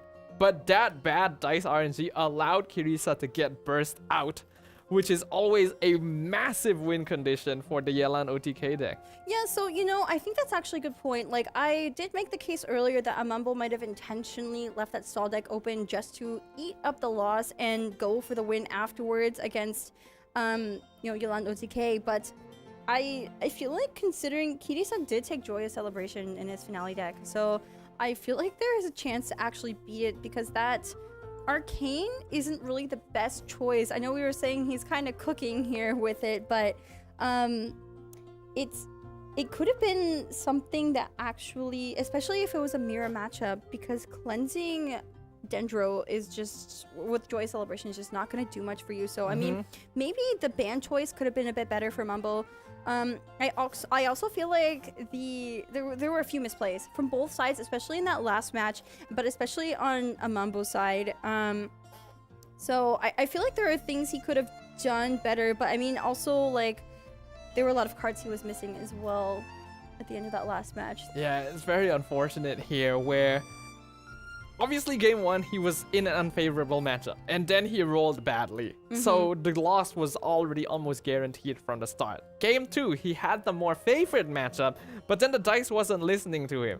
He still had a chance because Kirisa also had pretty bad dice round 1. But comparatively, there's a lot more pressure on Amanbo to start things strong. So those dice affected him much more heavily. Oh my gosh, I'm looking at the strongest single strike here, by the way. So I mean, that was the Ningguang Adeptus Burst. Maybe that finisher did actually like chip at Amambo's mental a bit, because yeah, that next game was not. There were a couple mistakes there, right? But the average rounds being 5.5 is because of that stall deck, of course. And there were a lot of bursts, surprisingly, in this best of 3 from Kirisa's side. Yeah, considering that he was basically just using Cox's art early in game 1 and not really caring, speaks to how comfortably he was able to get those bursts out. And looking at the overall heart rates for both these players, it's actually in a very similar range, around the 130, 140. So I don't think there's too much to highlight here overall. Yeah, I was just thinking the same thing. Like, the heart rates were very consistent with what we've seen in previous days. There weren't any crazy spikes. I mean, 144, 146, it's definitely still very high. But, I mean, with how high the stakes are in this tournament, I think it makes sense. So, it's time to rest. It is time for a break. Hopefully these players will be able to get a chance to reset here because Kirisa is going to be going up against Inzaghi right after this. And among these two remaining players, only one will be able to claim the honor of moving on into the knockout stage. And also be the last player to qualify to the knockout stage as well. Remember, this is the last day of group stage. How time flies. It really how time flies. Like, it has been an honor. Like, I know we've been talking about wanting to see a little bit more variation, but I think, you know, the little minor differences, not only in how these players build the support cards in, like, the same, like, these decks that have the same character cards, right? But also, like, the draws and the different play styles coming out of these players. Like, there is actually a lot of variation, even in mirror matchups, as we've been seeing. So, these matches this week have actually been really interesting to watch, I think. I'm hoping all of you watching at home as well have been enjoying what the Genius Invocation TCG Asia Invitationals have been bringing to all of you. I think there's definitely been a lot of ups and downs, a lot of things that we did not expect to happen. And now that we've been through all of this, I'm even more pumped up for what's going to happen once we head on into the knockout stages next week. But of course, before that happens, the group stage has one final match. Any predictions? Any predictions? Well, it's really hard to say. I think I'll get into the predictions a little bit later, though, once we actually get into that match. Fair. Because I believe we're about to see some highlights here really shortly. Yep, that is the case. We're going to be popping over to the highlights here and also taking a short break. When we come back, the final match of the group stages. You don't want to miss it. We'll see you guys there.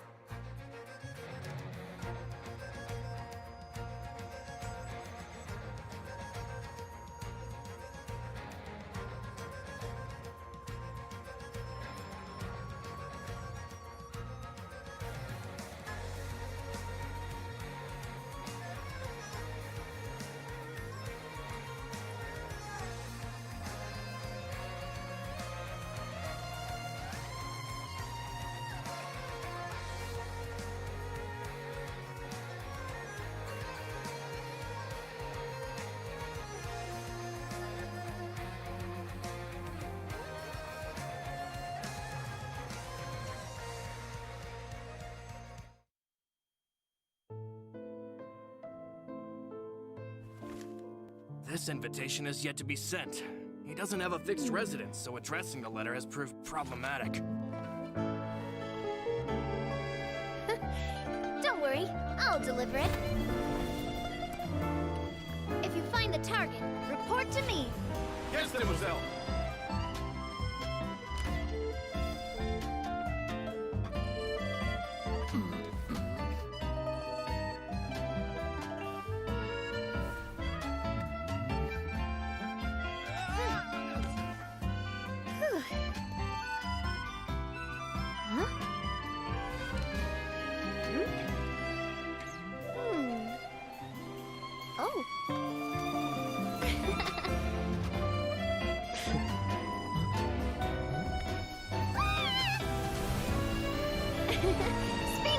Sula Special Delivery Squad. Mission accomplished.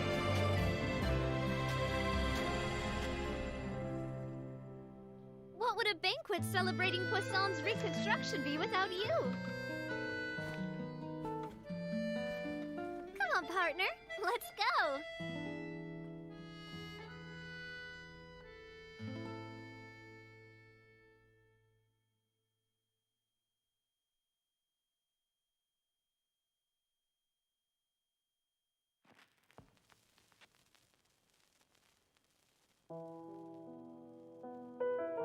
Opera walks the line between truth and fiction.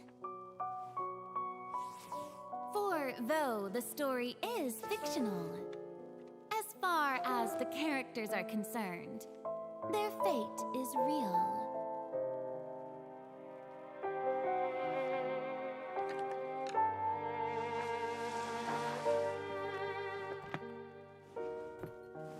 Therein lies the rub. Are you and I the audience, or characters on the stage? Nobody can know for sure. After all, nothing is easier to fool than the senses. We know only one thing for certain, that the prophecy is true. Because in this show, the prophecy is a part of all characters' fates. Don't believe me? So, you still haven't noticed that I'm not even speaking to you. This is just a recording playing in your head.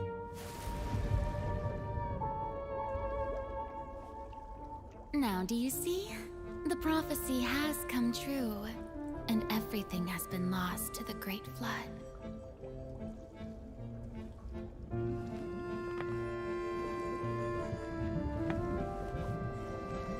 And you are the only one I have left.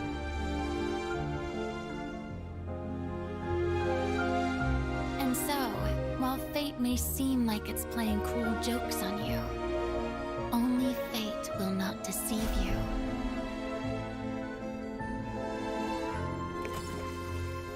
Unless you can first deceive fate itself.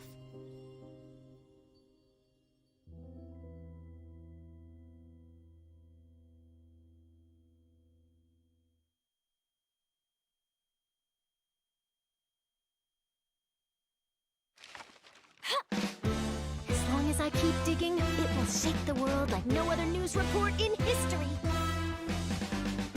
Your credible source of the unbelievable truth. That's my journalistic motto. What's the news?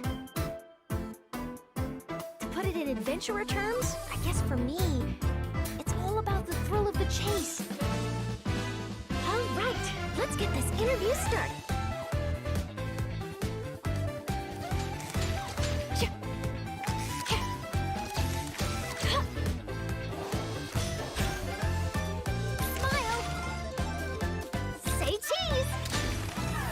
People aren't always very fond of journalists. You know what they say, lies are soft and malleable, but the truth is sharp and inflexible. The time has come for your interview. Ready to be a star? Breaking news! Hard-hitting exclusive! Truth bomb! Morning! Did you read the paper yet? No? No worries. I'll read it for you.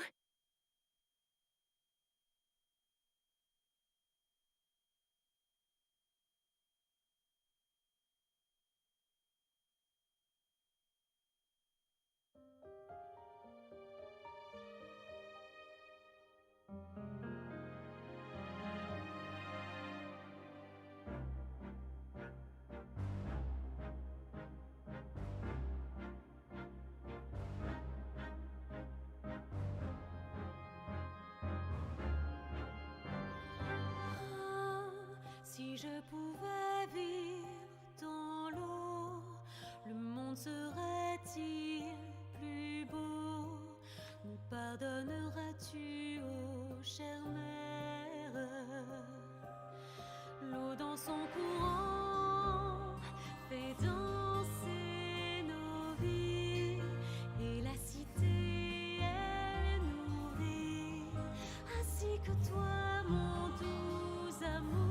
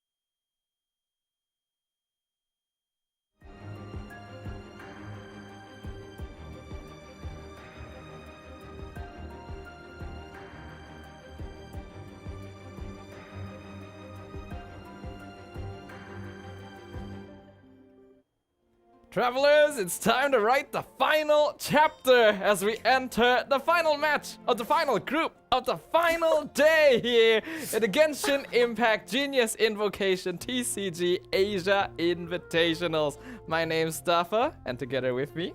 my name is Leah, aka Windflower Leah. Yep, and thank you all once again for joining us for the final match of the group stages. Just to reward those of you who've come and joined us for the finale here, I gotta share with you that during the knockout stages that are gonna be happening next weekend from January 19th to January 21st, you can take part in the Astral Carnival through YouTube and Twitch to draw for exciting prizes. It is definitely gonna be an occasion you don't want to miss. And you know, I've been saying this at the start of every best of 3, but you don't want to miss the matches either. You know, whoever wins in this upcoming best of 3, this is the last one we're going to be casting over today and the last one in the group phases, right? Whoever wins is going to be advancing next week with 1 life. Only 1 life. Yep, to think 4 days have gone by so quickly, and from a pool of 16 of the top players all across Asia, we've already had 7 qualificants. We're gonna have 1 more. It's gonna be between Kirisa and Inzaghi. All right. I mean, so I think you never banned Yelan OTK here, by the way. Both of these players brought it. I do think it's definitely a coin flip between banning Finale and Stall, and it's going to be like, it's kind of like rock, paper, scissors. It kind of is. After what happened last game, I'm just gonna tell Inzaghi right now, you probably should ban Ningguang. I think Ningguang gets banned here. Yes, and so that's... Wait, Kirisa actually bans Yelan OTK. Interesting. Ooh, interesting. Very interesting. We were talking a little bit about this. Out of all of Inzaghi's decks, the deck that would probably most consistently win against Ningguang Stall is the Yelan combo. So maybe Kirisa thought that Ningguang would get let through again? I mean, that could definitely be a possibility. I never really thought that this deck would get banned. I mean, we've seen it perform very... 50-50. 50-50. I mean, I don't know the exact statistics off the top of my head, but it hasn't been the most consistent performer in this tournament in this entire week, right? From any players. We finally saw the combo get off in the last best of 3, but I mean, so it is banned for Inzaghi. He does have Dynamo. I really feel like Inzaghi has the deck advantage going into this best of 3. Yeah, I do agree with you here, especially going into game 1. We see that Inzaghi will be playing Finale versus the Yelan OTK, and this deck has been a huge problem for Yelan OTK the whole tournament. Literally, the last match where we saw Kirisa win was the only time I think it has won in this matchup. And that's because Amanbo got really bad dice in round 1. So, I mean, we definitely saw what happens when you don't high roll on Finale in that match. You know, Amanbo not really getting anything he needed. And, Kirisa got everything he needed in some ways. There were a couple mistakes to be noted, but I mean, I think it's about time to get into our last best of 3, right? Yep, I think so as well. Without further ado, let's show you guys our 2 final contenders.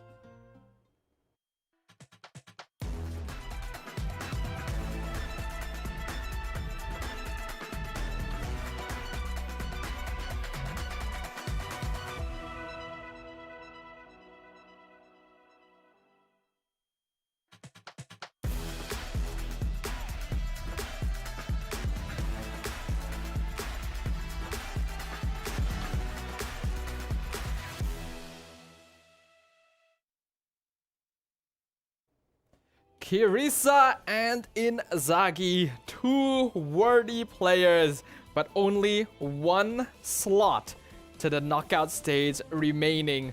Who will be the ones to claim it as their own? We're going to find out very, very soon. Yes, we are. And you know, I just want to highlight these bans again. You know, Yelan OTK getting banned means that Inzaghi has Dynamo and Finale at his disposal. Both have been very strong showings. I think this first match is going to matter a lot to determine how the rest of the best of 3 is going, because like, as much as RNG does affect the matchup, so does like the deck archetype and the consistency of the player and etc. So yeah, we're just gonna have to see how this first match goes. Yeah, both of these players have performed pretty well throughout the day. They've just run into some unfortunate roadblocks that result in them falling to the lower bracket. And in terms of trends that we've observed in the group stage, we have seen 2 other Prince Cup champions qualify through the knockouts through the lower bracket. Inzaghi, can he do it again? Can he do it again? How are we going to see this pattern fulfilled again? I mean, it's a little bit different from before because, you know, Stranger and Chikoa both qualified. I mean, they lost their first best of 3. Yes. And Inzaghi won his first best of 3, but then he got knocked down into the lower bracket finals. So, I mean, we're going to have to see what happens here. I really think one crucial thing for Inzaghi is going to be controlling his nerves. He did have that last set to just take a moment and breathe, right? So, and his heart rate does seem pretty low in comparison from before. Maybe he's had enough rest here.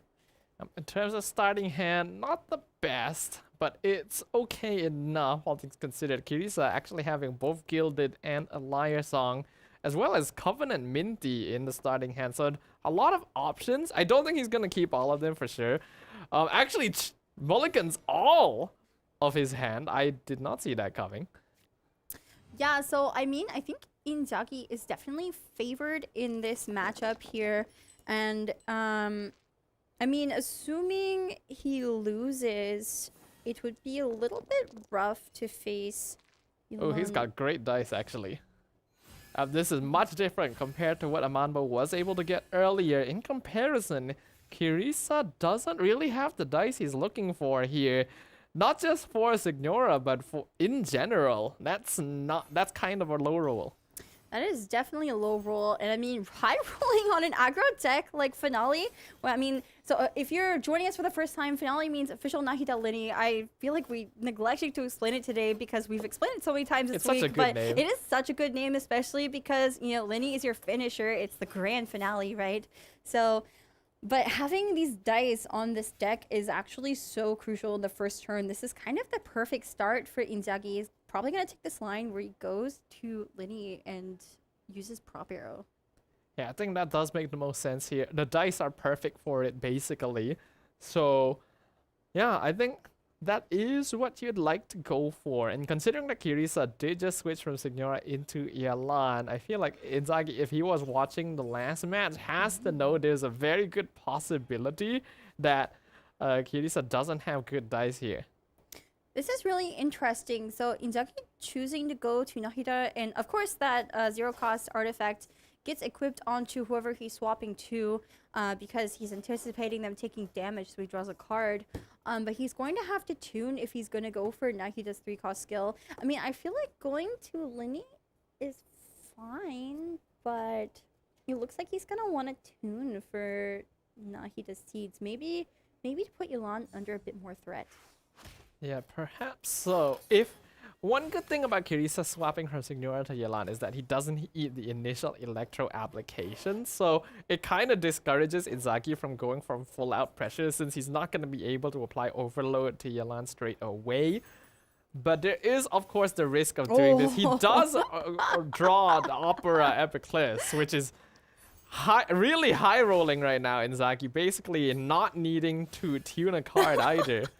That's like the perfect card he needs because, I mean, Opera Epiclipse, when it's first played, of course, if your equipments are more or equal to your opponent's in terms of dice cost, then you do get an element back that matches your active character, right? And when you first cast it and meet those requirements, it basically counts as a dice fixer. It's like exactly what Inzaghi needed here, right? So he gets to end first and everything. Signora is going to be eating most likely a quicken reaction at the start of next turn. Yeah, but I think that's much more preferable. Ooh, Gilded. Oh, wait a second. Oh my gosh. Definitely rolling exactly what he would like right now. Dice, oh my. Wait, Inzaghi is high rolling. Is this plot armor? Is this what we call plot armor? I do feel like what happened with Inzaghi earlier today did definitely have a bit of a shonen protagonist feel to it. And that trend is continuing right now. Getting that extra die from Upper Epic List, putting him at 9. I mean, Yayoi Gilded Dreams is definitely something good to be having if you're Inzaghi in this scenario. As for Kirisa, there's not really much you could do with what he drew. I mean, he could play the second treasure-seeking Sealy, but he's gonna have to get some more card draw somehow. Yeah, what's tricky now is that even with a quick swap, Kirisa is still 2 actions away from getting that Yelan burst out, and he does have the Dendro aura on Yelan already. Ooh, the Liar Song draw from the Sealy as well, so Inzaghi does have dice to play with this round. Yeah, I mean, we're definitely going to be seeing a Nahida burst here. Signora is at the 4 HP threshold, so unless Kirisa can find some way to heal her, she will be transforming into that Crimson Witch of Ember state at the start of next turn. Yeah. Also, I mean, just a reminder, so Signora is a new card added in patch 4.3. We've seen her very much this week, so I'm sure for those of you watching, you're probably very familiar with her already, but she does have that revive in her current state, but if she transforms into Crimson Witch of Ember, she will no longer have that revive. Yeah, I think Kirisa noticed that as well, maybe a little later, because I did see a moment of shock for him. He may have realized that, oh, that is actually pretty bad. Going the quick swap to Yelan, gonna start getting that burst out. This is actually a very risky play by him. He's basically praying that Inzaghi doesn't have Adeptus. And luckily for him, I don't think he does. Yeah, he doesn't have it in his hand. So it is a risky play, but it's the only play you can do in this situation. I think you have to go for Yelan Burst. You have to go for that combo as fast as possible because Finale is such an aggressive deck. Like, you have to go for it. And so that quick swap is the only chance he really has to get that burst off. It actually may pay off because Inzaghi has no way of actually removing. He's pulling. He wants it. He gets it!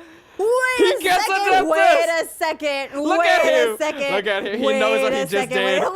He knows what he just did. Or Adeptus Burst is going to be just enough to take out Yelan because he has the quicken stacks there. So, I mean, 4 + 1 plus. Actually shonen protagonist energy right now. Yeah, that's exactly what he needed. It's definitely Adeptus Burst right now. I am in shock. Sea Dispensary coming out. I wonder if we're going to see Yayoi. Yayoi? Does he want to set up Yayoi right now? I'm trying to... I think he is. He's probably setting up Yayoi and going for the Gilded. He's playing some cards in his hand just to make sure he doesn't overdraw too. Because remember what happened earlier? Yes. Oh, that felt bad. At that point, but we were yelling upstairs watching that match. Watching his Gilded Dreams burned right before his very eyes. Yayoi free Gilded Dreams equip also has that Liar Song. This is such a high roll. What is going on here? He's going to be able to reliably Adeptus Burst and take out Yelan. Oh, and here it comes. Adeptus on Nahida. Kirisa's face, realizing, oh man, he actually had it. If only he knew what just happened. 8 damage from Nahida. The Yelan falls right before she's able to burst. Oh my goodness, I don't even have any words to say. And you know, the Gilded Dreams play is perfect because with Liar Song re-equip, Inzaghi is going to be able to swap to Linny and also cast Prop Arrow. This is already super dicey for Kirisa. Like, this high roll is showing just how good the Finale deck is. Gambler is coming down onto Thunder Manifestation. Gonna try to get a revenge hit. Is able to remove Nahida from the field. Her job at this point is definitely done somewhat, but the longer you can keep her alive, the better it is. So it's still not the best to lose her at this point, but trading her for Yelan right before hitting Burst is pretty good. It is really good, and of course, Linny is gonna get to cast Prop Arrow here and summon that Grim Malkin, and it's gonna do really, really heavy overload damage with those summons at the end turn. Though, you know, Kirisa does have... I don't think the double Liar Song does anything. That's Gambler's equipped for Kirisa. He doesn't have Gilded. This is such a high roll for Inzaghi, and unfortunately for Kirisa. It's gonna be difficult now because he can get Prop Arrow out, and that's going to be Oz and the Green Malkin hat doing some good damage in the end phase. It basically makes it so that Kirisa can no longer afford to end on Thunder Manifestation. And if he needs to switch, he definitely will not be able to attack again. I mean, also with the Gilded Dreams equipped onto Lenny, the elemental reaction will actually draw a card for him. Quick swap on the La Signora. I think he wants turn priority. Yeah, most likely. He's gonna quick switch just so he can end turn first and maybe do something next round. Wait. But the overload reaction is gonna take out Signora, and I think the seed is still Oh, you are actually correct. The seed would kill Signora on revive. And there's no elemental auras on Inzagi's side. So, like, there's not going to be any elemental reactions coming out of Thunder Manifestation. I think he doesn't have much of a choice, right? Because if Thunder Manifestation ate the damage instead, Signora would transform next turn anyway. I mean, she's going to transform anyway. Yes, so may as well use the transformation to eat damage? I don't know. But then she's just gone. Yes. there's not much we can do in this situation. Signora has to be sacrificed. Oh, full HP, Lenny. This is so tragic for Kirisa. It's a really unfortunate game to start on for him. So that overload is gonna come in and take out Signora. She's going to revive. This forces Kirisa on the Thunder Manifestation, and here is the scene of Skanda taking Signora out. The revive not helping him. Only Thunder Manifestation. Imagine going through your entire transformation sequence just to fall to a seed. No. You do your whole magical girl transformation, someone throws a plant at you, and you just die. So painful for Kirisa. I think the swap to Signora was a mistake. I think he might have overlooked the seed and realized a little bit too late there. And I think, unfortunately, that's what he has to do here, because in the end, if you don't count Signora Burst, Thunder Manifestation just has better upfront damage. But yeah, look, Inzagi's still rolling all the dice he needs. Yeah, I think this game is basically going to be over at this point. What is this high roll? Like, even the Opera Epiclase just coming in with a third Pyro doesn't need to tune anything. Immediately having access to Lenny's Burst. Yeah, what can you even do in this situation? I don't know. Where is Gilded for Kirisa? Having to tune, like, look at his dice. He has to tune 3 different cards just to use Thunder Manifestation's Elemental Burst. It's not going to be nearly enough. This is also a great indication to Inzagi that Kirisa probably can't do anything else this turn. Yeah, I mean, he definitely knows that there's no Gilded in Kirisa's hand if he has to tune like that, right? And doesn't have the right dice for Thunder Manifestation. Inzagi is able to perform all the magic, Lenny pulling all the cards out of his hat. Even the Tandoori. Wait, I didn't see the Tandoori. That is just enough to take out Thunder Manifestation. That match was so fast. And the shonen protagonist himself, Inzagi, secures victory in game number 1 in a complete opposite showing to what we saw from Amanbo in the previous series. Kirisa didn't know what hit him. These matches are... I really love these fast-paced matches, right? They're so fun to watch because there's so much happening all at once, and it's just like, immediately the game is over, like the tides are turned... Maybe there is some kind of fate at play, right? Like someone is realizing that, oh, all the Prince Cup champs are going through the lower bracket, you know? It is written into stone that Inzagi needs to roll all the best dice and cards necessary. And this is exactly what I thought Inzagi was going to pick here, because, like, either way, well, actually, so let me rephrase. Inzagi has to play Danimo because he won with Finale. All that is left is that double Animo Dia deck that is very stallish in nature. It's not like, it is a little bit more aggressive than stall. There's a lot of damage output from Lynette, especially with their talent. But I mean, you know, Kirisa is forced to play. Is gonna stick with Yolanda OTK. So I mean, combo is good into stall. So if Kirisa can actually get the right cards and dice rolls, he should be fine. But the match to watch if he does win this is actually going to be finale up against Dynamo because that is really, really unfavored for Kirisa, I believe. Yeah. But there's a chance for Kirisa to win this because it is a combo into Sol. Yeah, but it will depend on how well Inzaghi is going to be able to control the situation, because one of the plus points of playing the double Animo with Lynette is that there is certain degrees of control by having Jean switch people around and making it difficult for Kirisa to potentially get the movements that he's looking for. But if he is able to get the Yelan burst out, and which is going to be a lot easier in this particular combo because there's not going to be as much pressure, then the game does lean in his favor. I think there's also something to be said about, you know, this is the last best of 3 of all the group stage. At the end of every day, like, the pressure is always on these players, and it's not only pressure, but it's exhaustion, right? Like, these players, like, this is their 3rd best of 3.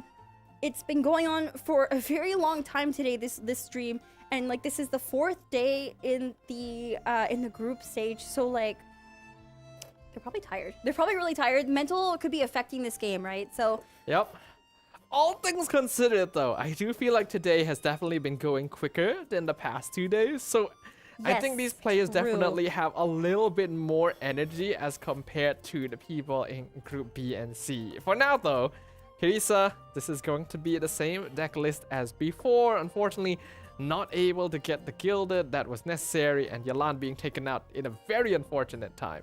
yeah, and so here is Inzaghi's Dynamo. It's called Dynamo because of Dia, so it's Dia and then 2 Animo. So Dynamo. Yep. This list is very standard. Nothing really sticks out to me here. So I mean, you have the Junior side, Chef Mao, and you have Wagner because you want to draw either a Sacrificial Sword or a Kilophovonia. The Light of Foliar Incision is just there because you need a 3rd weapon for that weapon draw to come into play when you play Wagner. You have Lynette's Talent. You have Tenacity the Millilith. You have Warkash's Glow, Opera Epiclase, Animal Resistance, etc., etc. Yep. So very standard list for this. The big damage combo that we have seen from this deck in particular is, of course, going to be that Lynette Talent into Tandoori. It has that base damage potential of, I think, 7, and then if she has a weapon, then it becomes 8. So even though it's a stall deck, it has a lot of one-shot potential. It's a similar sort of situation to the Ningguang stall, which we saw, but that's on her burst instead.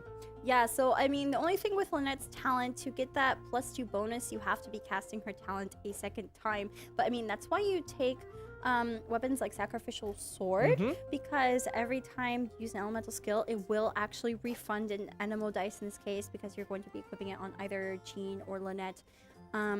So you can look to be getting off her skill multiple times in one round, but you're definitely just gonna have to see how this one goes. This is our last, it could potentially be our last. Potentially, yep. Match. If Inzaghi is able to summon that Protag energy once again, then he may be able to go through and keep the trend of Prince Cup champs going up to this knockout stage through the lower bracket alive for this group stage. But we'll find out whether or not Kirisa can overcome the odds and show that he was the true main character all along. We'll just have to see. I mean, here we go. Kirisa, Yelan, OTK versus Inzaghi, Dynamo. Gonna be an exciting one here. Who can outmaneuver the other as we jump on into the game? Inzaghi already starting things off with a pretty low heart rate, so he's definitely feeling comfortable after his win in game 1. I remember earlier today, you know, just watching him, whether it was the games that we weren't casting or like the first set that we did cast, Inzaghi's heart rate was like very high. He was making a lot of misplays. Definitely like the nerves were getting to him, but I feel like in this best of 3, he's just very calm. I'm wondering if that rest, you know, between sets was enough to reset his mental a bit. As for Kirisa, I anticipate after the loss of that last match, he might be not in the greatest. Oh, yeah, I get what you mean here. Dice gonna be important once again. Kirisa, unfortunately, wasn't quite able to match up to what Inzaghi was rolling previously. Inzaghi is able to get the 3 Pyro necessary, but beyond that, not the best. So Kirisa actually has a slight advantage in terms of dice roll now. Though I do think Inzaghi has the better hand, right, with the Dunyarzad Wagner. Yeah, I mean, you have Dunyarzad Wagner, and then maybe, because when you play a companion card after playing Dunyarzad for the first time, you will draw another companion card from your deck. So maybe Inzaghi could draw something that could use those remaining Dendro dice. And that's exactly what he's going to do here. Ooh. So he gets a weapon from Wagner, and he gets another Wagner. What? Doesn't actually need the second Wagner because Sack Sword is basically the sword you always want to be looking for in this deck. Works very well in terms of generating dice for the rest of the team. Now, what I'm gonna wonder is, because it's a stall deck, it's going to be slower. Will Inzaghi be willing to just let Kirisa get the burst out?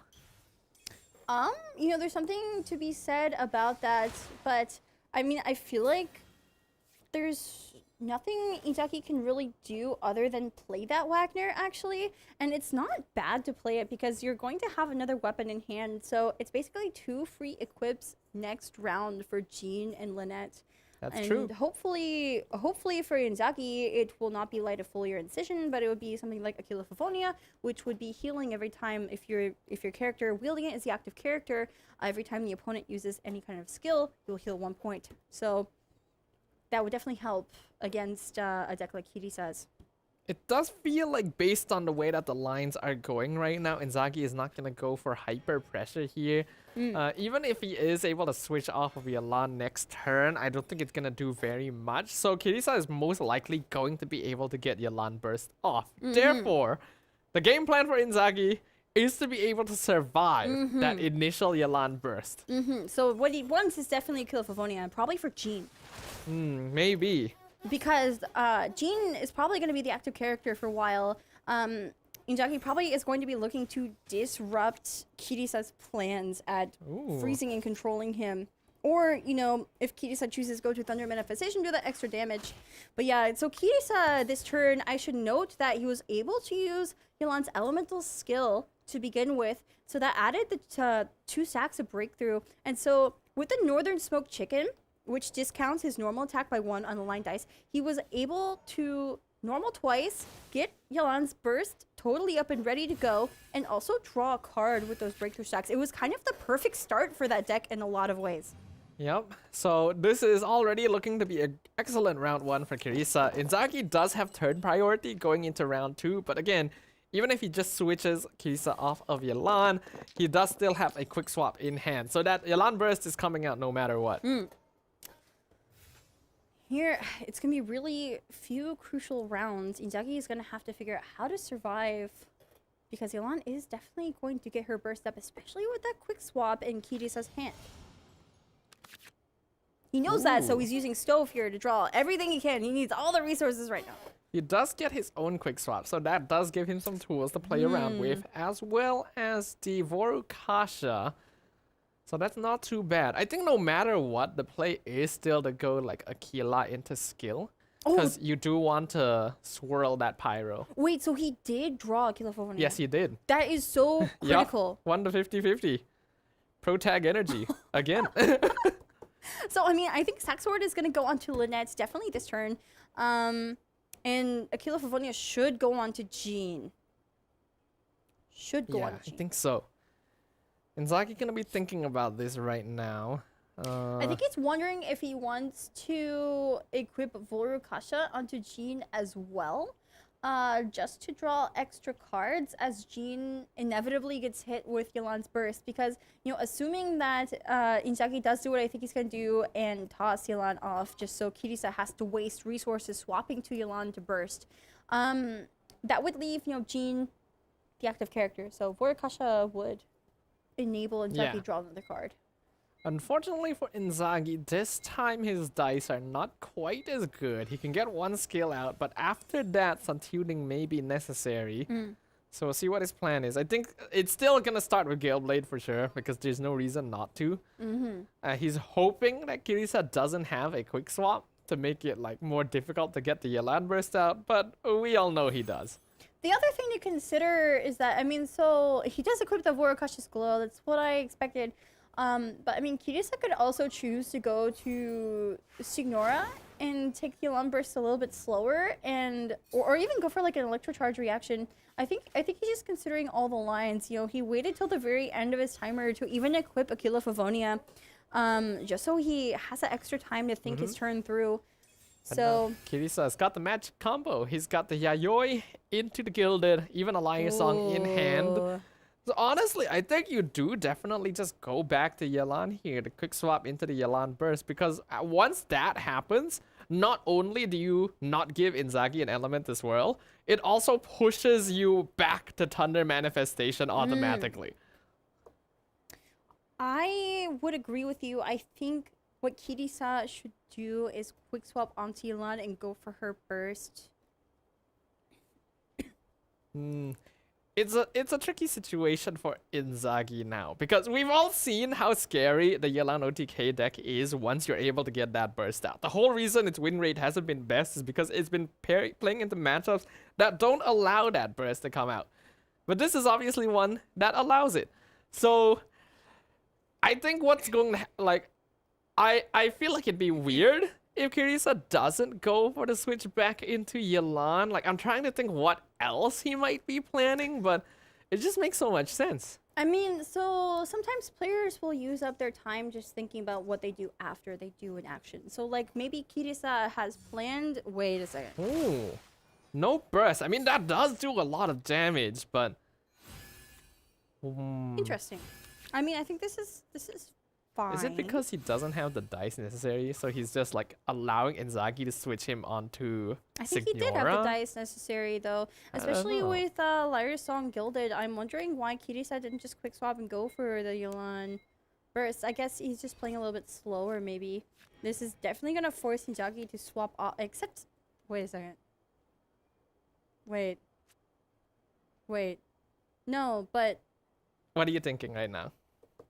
I don't remember if this is a once per round thing, but Thunder Manifestation can still attack Jean with its elemental skill, and it should do 4. It should do 3+1 Actually, if it's not once per round. I also don't quite recall if it's a once a round thing, because you usually don't see it happening more than once a round, so I'm gonna check that real quick. Normally you don't see Thunder Manifestation skill twice, but we do see that finally the quick swap onto Yelan and her burst.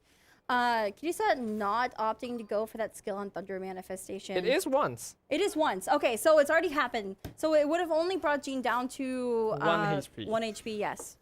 That is why he didn't go for that. Finally does get the burst out. So now Yelan is just expendable. And it is all going to be damage control from this point for Inzaghi. I actually do like going for the Paimon here, even if it does waste Wagner just a little bit.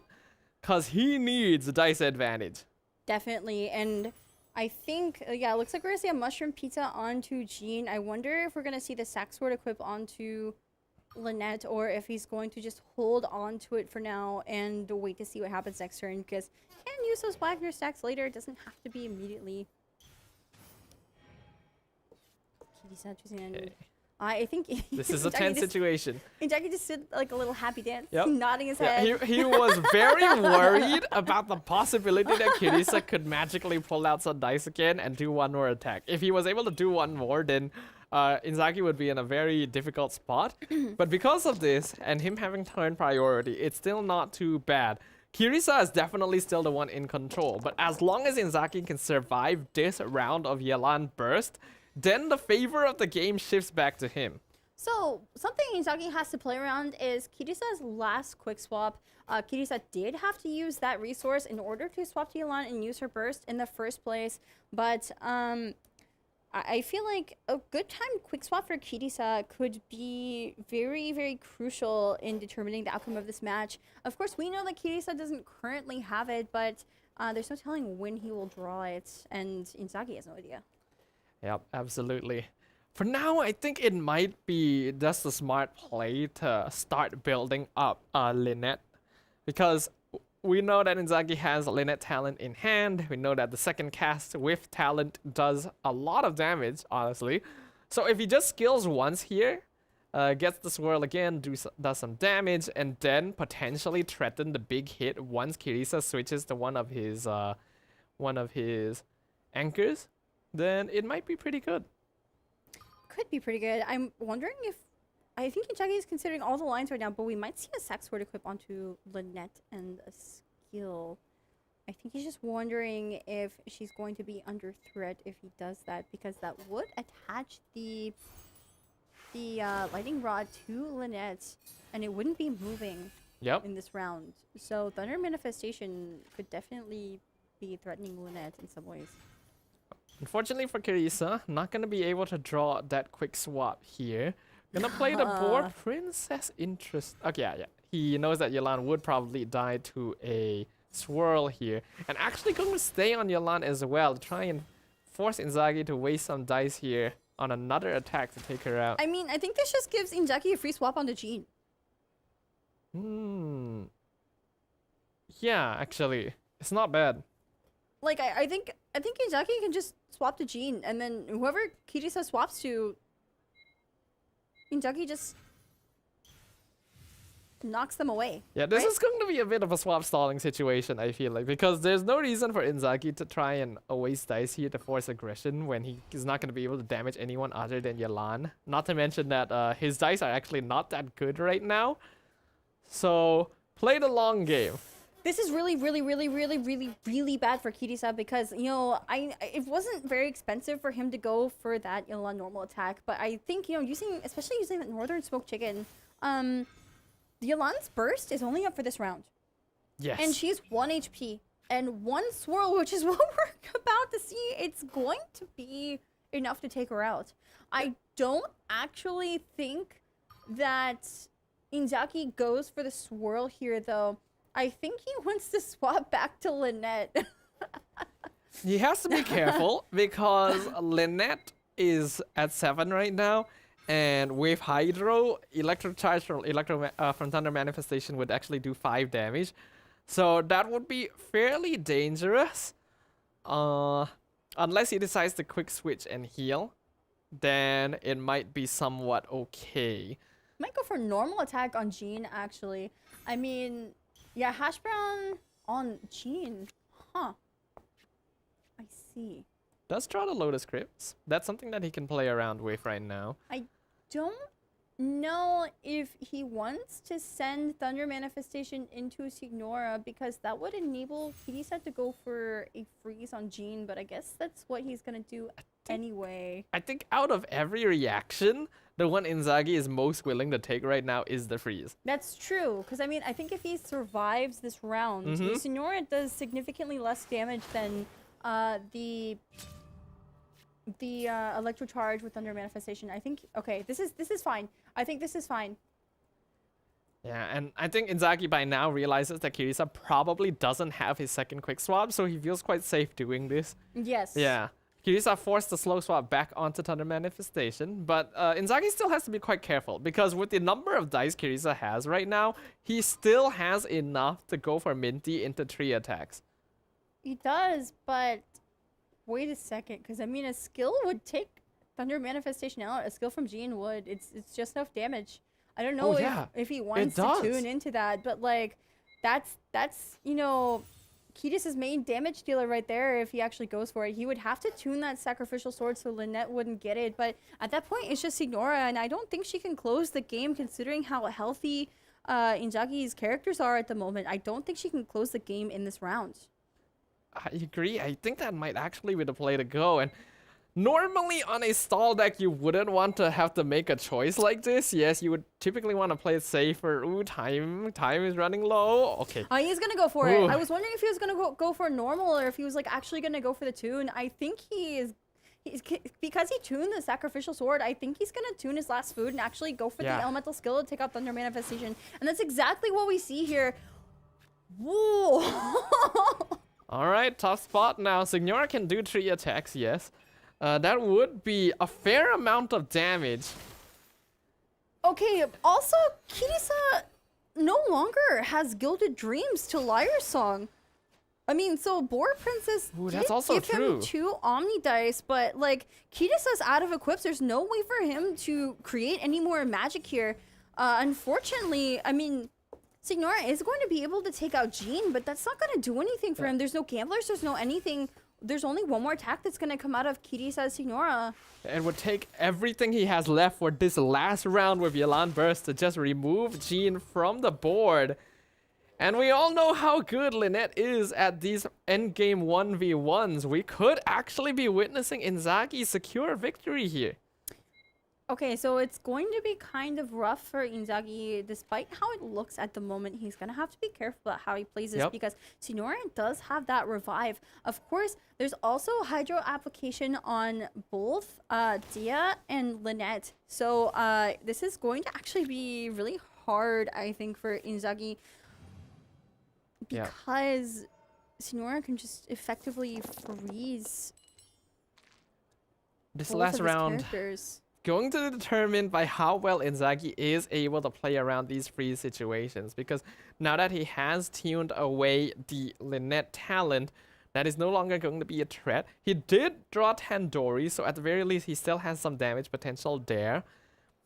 But otherwise, he has to avoid a situation where he just gives Kirisa free reign to whack down his characters. He does have the dice advantage, but if he gets frozen, it's not going to matter. So he has to play pretty smart. Dia is not a great finisher here. And I mean, Lynette, she did tune that sacrificial sword. So her skill, I believe, with Tandoori will only do 5. Yeah, skill with Tandoori does 5.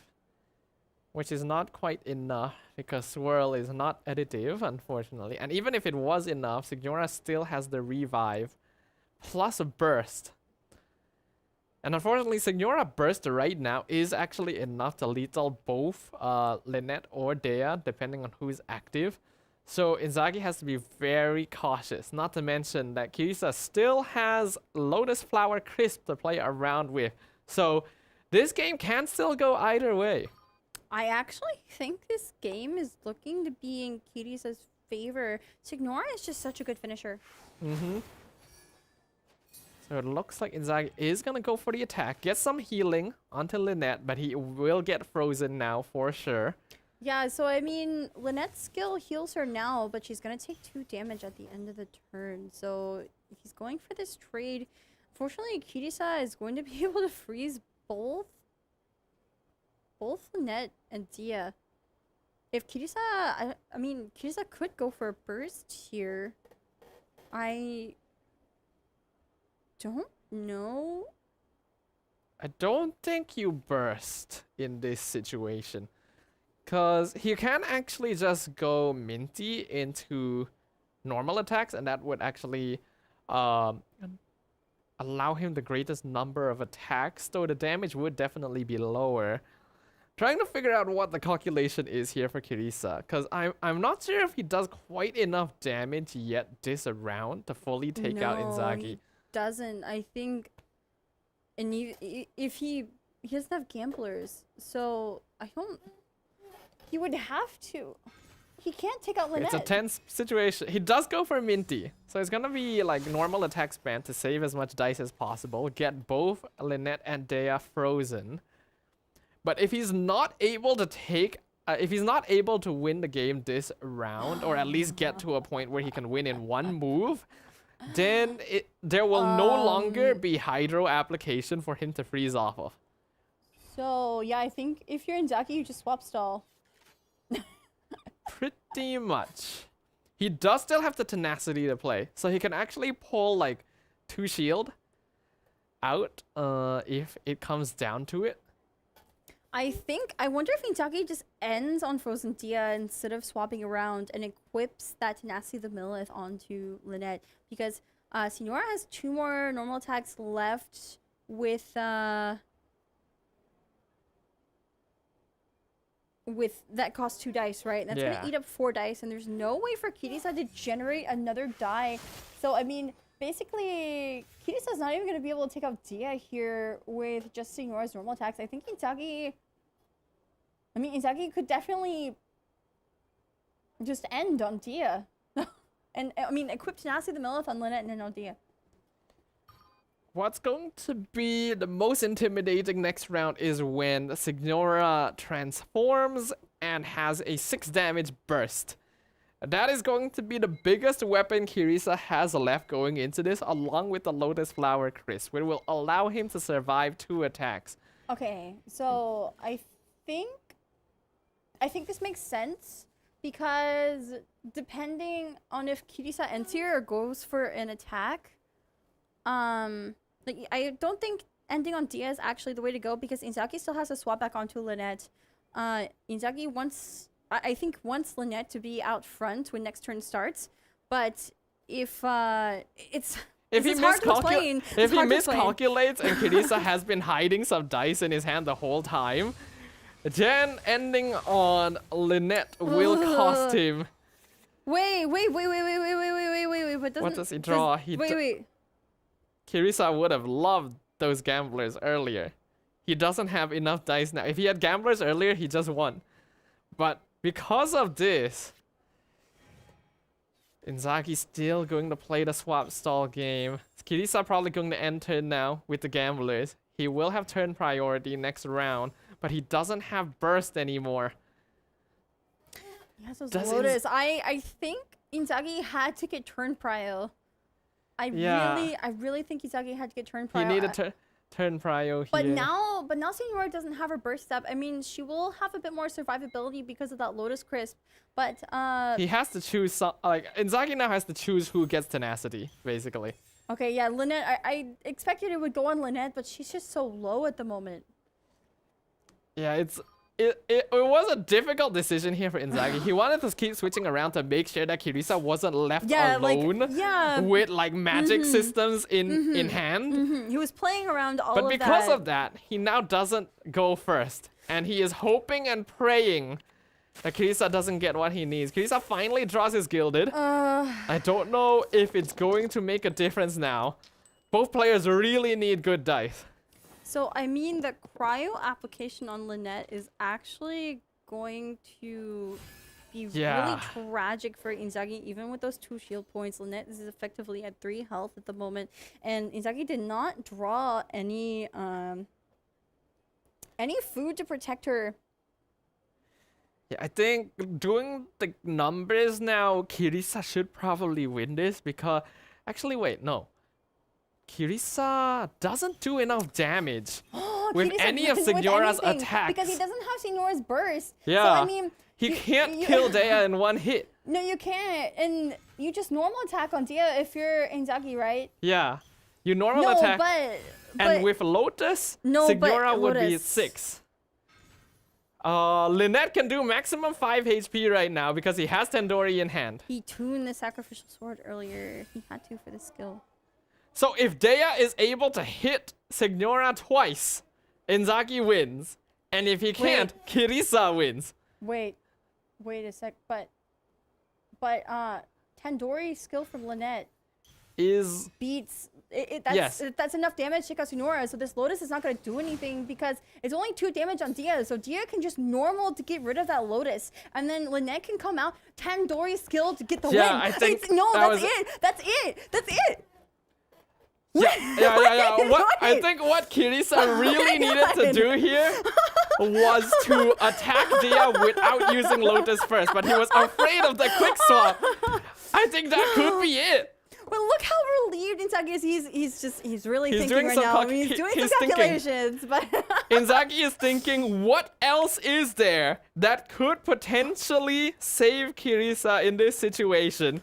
I think you're right that Kirisa had to play around that quick swap. So if Inzaki had a quick swap to Lynette, then Tandori's skill would still be enough to take out Signora. But still, all you do here is you stay on Dia and you go for a normal attack. And now Kirisa is going to be forced to take out Dia, but then just Tandori's skill. I think Kirisa's praying that there's no Tandori. Actually going to clutch this.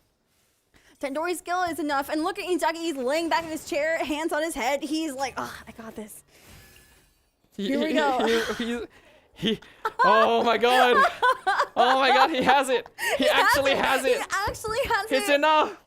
The Tandori is enough. The Tandori is enough. Here it comes. The Tandori skill will be just enough. Be 5 damage onto the Signora. Here it goes. Kirisa's eyes are wide open. He knows that's it. With a 1 final hit, it's a Tandori roast chicken. Inzaghi continues the trend of Prince Cup champions qualifying through the lower bracket and will officially be the final player qualifying to the rest of the competition next week.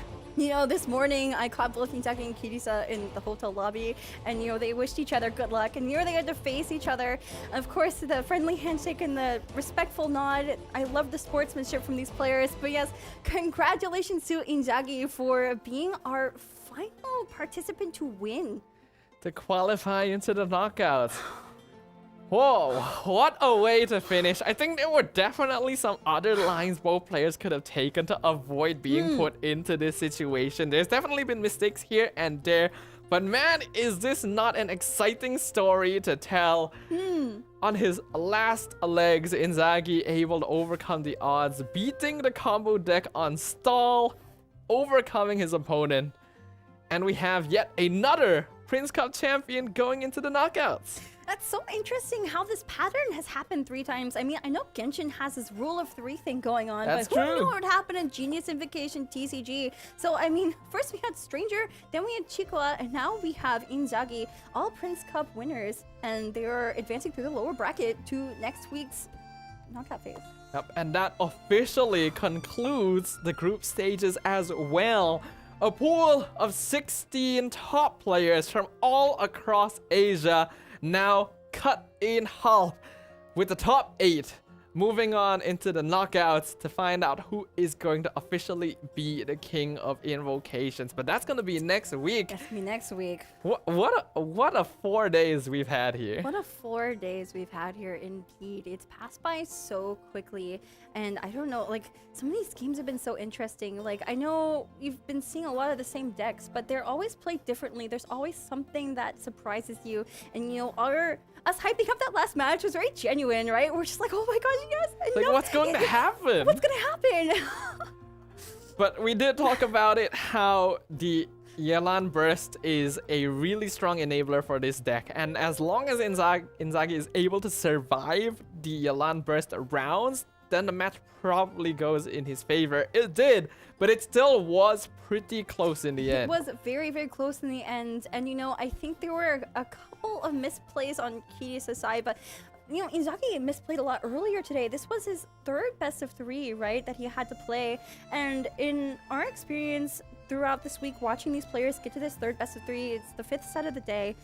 They're exhausted, their mental is riding a little bit low, but you know, his nerves were calmed very significantly. I do remember, you know, Inzaghi having like a really high heart rate. He was making really simple mistakes that like he's good enough to overlook, right? Like he should not be making those mistakes, but we did not really see those mistakes in this last best of 3. He had a very decisive 2-0 against Kirisa. I think it was reflected in his heart rate, in his expressions. He was very calm. Yeah. Very calm. The only thing that I'm sad about is that we didn't finish the group stages with the finale deck, right? That was in game 1. It would have been a nice signature at the end of the story, but you know, we'll take it regardless. This has been an incredible group stage. These have been incredible players. You just had to make that pun. Yeah, of course. You just had to make a last pun. We're about to end the stream. We just had to make that pun. Yeah.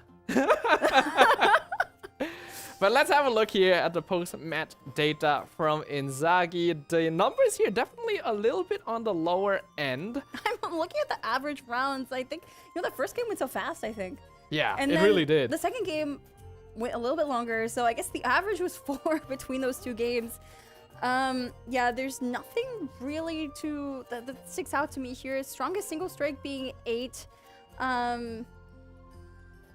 Average elemental reactions 3, only 1 burst. Yeah, the 4.3 number of effective dice is definitely lower than what we've seen of some other players who've been hitting 5s.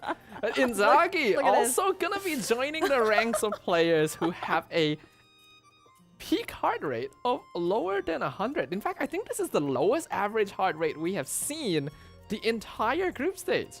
Yeah, so I mean, the average versus peak heart rate for that game 1 is so interesting to look at for Inzaghi. I mean, of course, on Kiri's side, the nerves are high all around because, like, there's so much riding on this match, right? But Inzaghi really walked into this best of 3, like, calm. Like, whatever happens, he's going to accept it.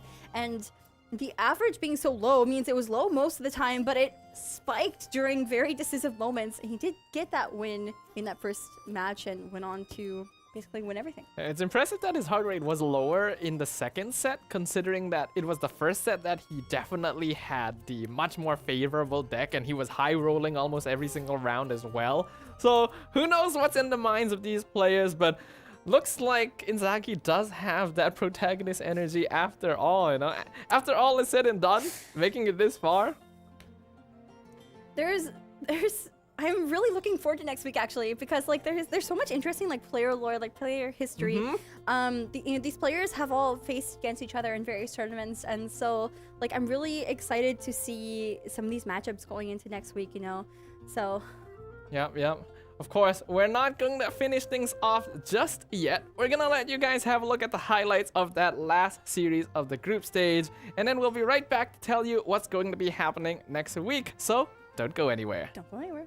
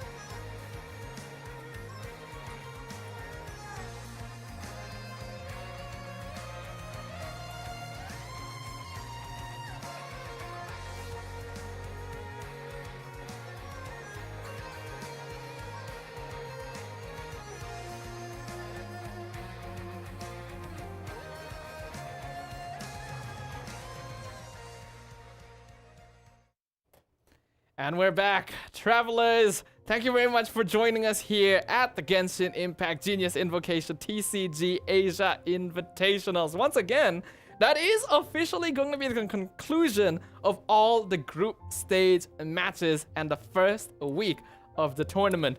But that's not the end, is it? It is not the end. We are going to have another week of really exciting matches. It's going to be next week. I think there's some prizes that they might be having. That is what I heard as well. I got something to share with all of you guys during the knockout stage. That is going to be happening next week from the 19th to 21st of January. You can take part in the Astral Carnival through both Twitch and YouTube. And you can stand a chance to draw for exciting prizes. So if you didn't already have incentive to watch these players give it their all on the TCG stage, now you have even more. Yeah, and so I mean, we've had 8 amazing players advance from this group stage into next week. Is there anyone that sticks out to you as, you know, performing really well, like consistently well? Well, I think, I don't know if I'm wrong, I think until now Z-Crimlet is still the only player that went undefeated into the knockout stage. You know, I was just thinking of Z-Crimlet as well. Like, I feel like his showing was really impressive to me, especially considering he brought that Diona freeze stall deck and performed so well on it. I did have a chance to speak to him a little bit earlier today, and he said he thinks he made a couple mistakes, but honestly, I didn't really identify much. He was able to corner his opponent so masterfully. It was a masterclass in stall versus stall, I think. So I'm excited to see his matchups next week. Is there anyone else? Yeah, besides that as well, I think I was very impressed overall by the performance of players like Voice End and PP definitely. Pig, That was the next one I was thinking who of. both were very calm, almost very calculated when they were going into their games, played very fast, played very decisive, and that's a good quality to have as a TCG player. Who would you say is the underdog Oh, also, you know, wait. Before we get to the underdog, I feel like LL Rise Falcon also had a really amazing showing. I think he's a fan favorite for winning this tournament as well. So yeah, definitely gonna have to see. There's so many good players advancing next week. It's really hard to pinpoint who is like who you should be looking out for the most is like the winner. Yeah, I almost forgot, considering that LL Rise Falcon was the first player to qualify through into the knockout stage, so he is getting a whole lot of time to rest. But all of these players will be getting a good amount as well, because the matches are only going to be continuing on next week. And I'm so excited to see how some of these players are going to interact. We already pointed out like the clean plays of Crimlet, of Voice End, of PP Pig. Obviously Inzaghi today with his pro tag plays. We know that Stranger and Chikuwa are also going to be favorites going in because they are their respective Prince Cup champions. It's really a star-studded roster. It really is. And like I mentioned underdog earlier, but it's kind of hard to identify one. I feel like if there's anyone I would suggest is like an underdog, I would say Kong, but actually he had such a good showing today. I'm not even sure we could classify him as an underdog, but he's the only one that he was only top 8 in his respective tournament that he qualified for this one through. And he did lose to Inzaghi, who he beat today. So honestly, I can't even identify who an underdog might be. I don't really think there are any, and that's why this format is so good, right? We have like having the conquest format means that even if you get unlucky in a certain game, it's not because like you don't end up dropping out of the competition just because of that. You can still have a chance to show your skill, and that's why we see all these champions being able to make use of their second lives to go into the knockout stage through the lower bracket once again. But not everyone advancing next week has 2 lives. That is true. For those of you who may not be quite familiar, the players that qualified through the upper brackets get that second life. They start in the upper bracket for the knockouts. The lower bracket players start in the lower. So it's also quite scary for them. But let's have a quick recap of what happened today. So yeah, I mean, Inzaghi went 2-1 against Amanbo. Whipkong won 2-0 against Kirisa. Whipkong won 2-1 against Inzaghi, getting that revenge match as we talked about earlier. Kirisa did win 2-0 against Amambo, but then unfortunately went 0-2 against Inzaghi. So Inzaghi and Whipkong are going to be advancing next week, with Whipkong being our winner with 2 lives from Group D. Yep. We'll probably need to recap a little bit later which players qualified through the upper and which through the lower. But we do get to see what happened today in the Group D group stage phase, where, as you mentioned, UIP Kong and Inzaghi will be the 2 players qualifying. But of course, not going to start in the same... And here it is! Yeah, here it is. So, I mean... Ooh, already starting off quite spicy. So... the elimination phase. LL Rise Falcon versus Z Chroma is going to be the first match next week. And then we're going to have Voice End versus Kong. Wow. PP Pig versus Inzaghi and Stranger versus Chikla in the lower bracket. Ooh. Right off the bat, Stranger versus Chikuwa is gonna be a very interesting one. 2 champions facing off in the very first match. I know! They were both champions in their respective Prince Cups, right? So Chikuwa versus Stranger is definitely a match to look out for. I'm also very excited to see Voice End's performance. Also, LL Rise Falcon versus Z Crimlet could be a really exciting first match. Just considering their performance this week, so... But yep, just to recap once again, those are going to be the 8 players that have successfully clawed their way through the group stages to move on. Give a big hand to LL Rise Falcon, Z Crimlet, Voice End, UIP Kong, PP Pig, Inzaghi, Stranger, and Chikuwa, who will be facing off once more to determine the champion of the Asia Invitationals during the knockout stages happening next weekend. Yes, congratulations to all of these players. I'm so excited for next week, especially, you know, after ending today on such a strong note. I really feel like these games, like not only the ones that we were casting, but the ones we were watching upstairs, you know, that Rin and Bleb were casting, they were so exciting to watch, and I'm incredibly thrilled. I can't wait to see what they have in store for us next week. Of course, we're going to have more player variation as well, because they're going to be submitting more decks. So yeah, but with that, it is officially going to be the end of the group stages here. Thank you very much, everyone who has joined us over these 4 days of competition. We're gonna drop off some day highlights here for all of you guys to enjoy before we go. And we're going to tell you guys to make sure to watch the knockout stages 19th to 21st January. You stand a chance to draw some prizes as well. For now, my name's Stuffa. This is Leah. Thanks for joining us. We'll see you guys next week. See you then.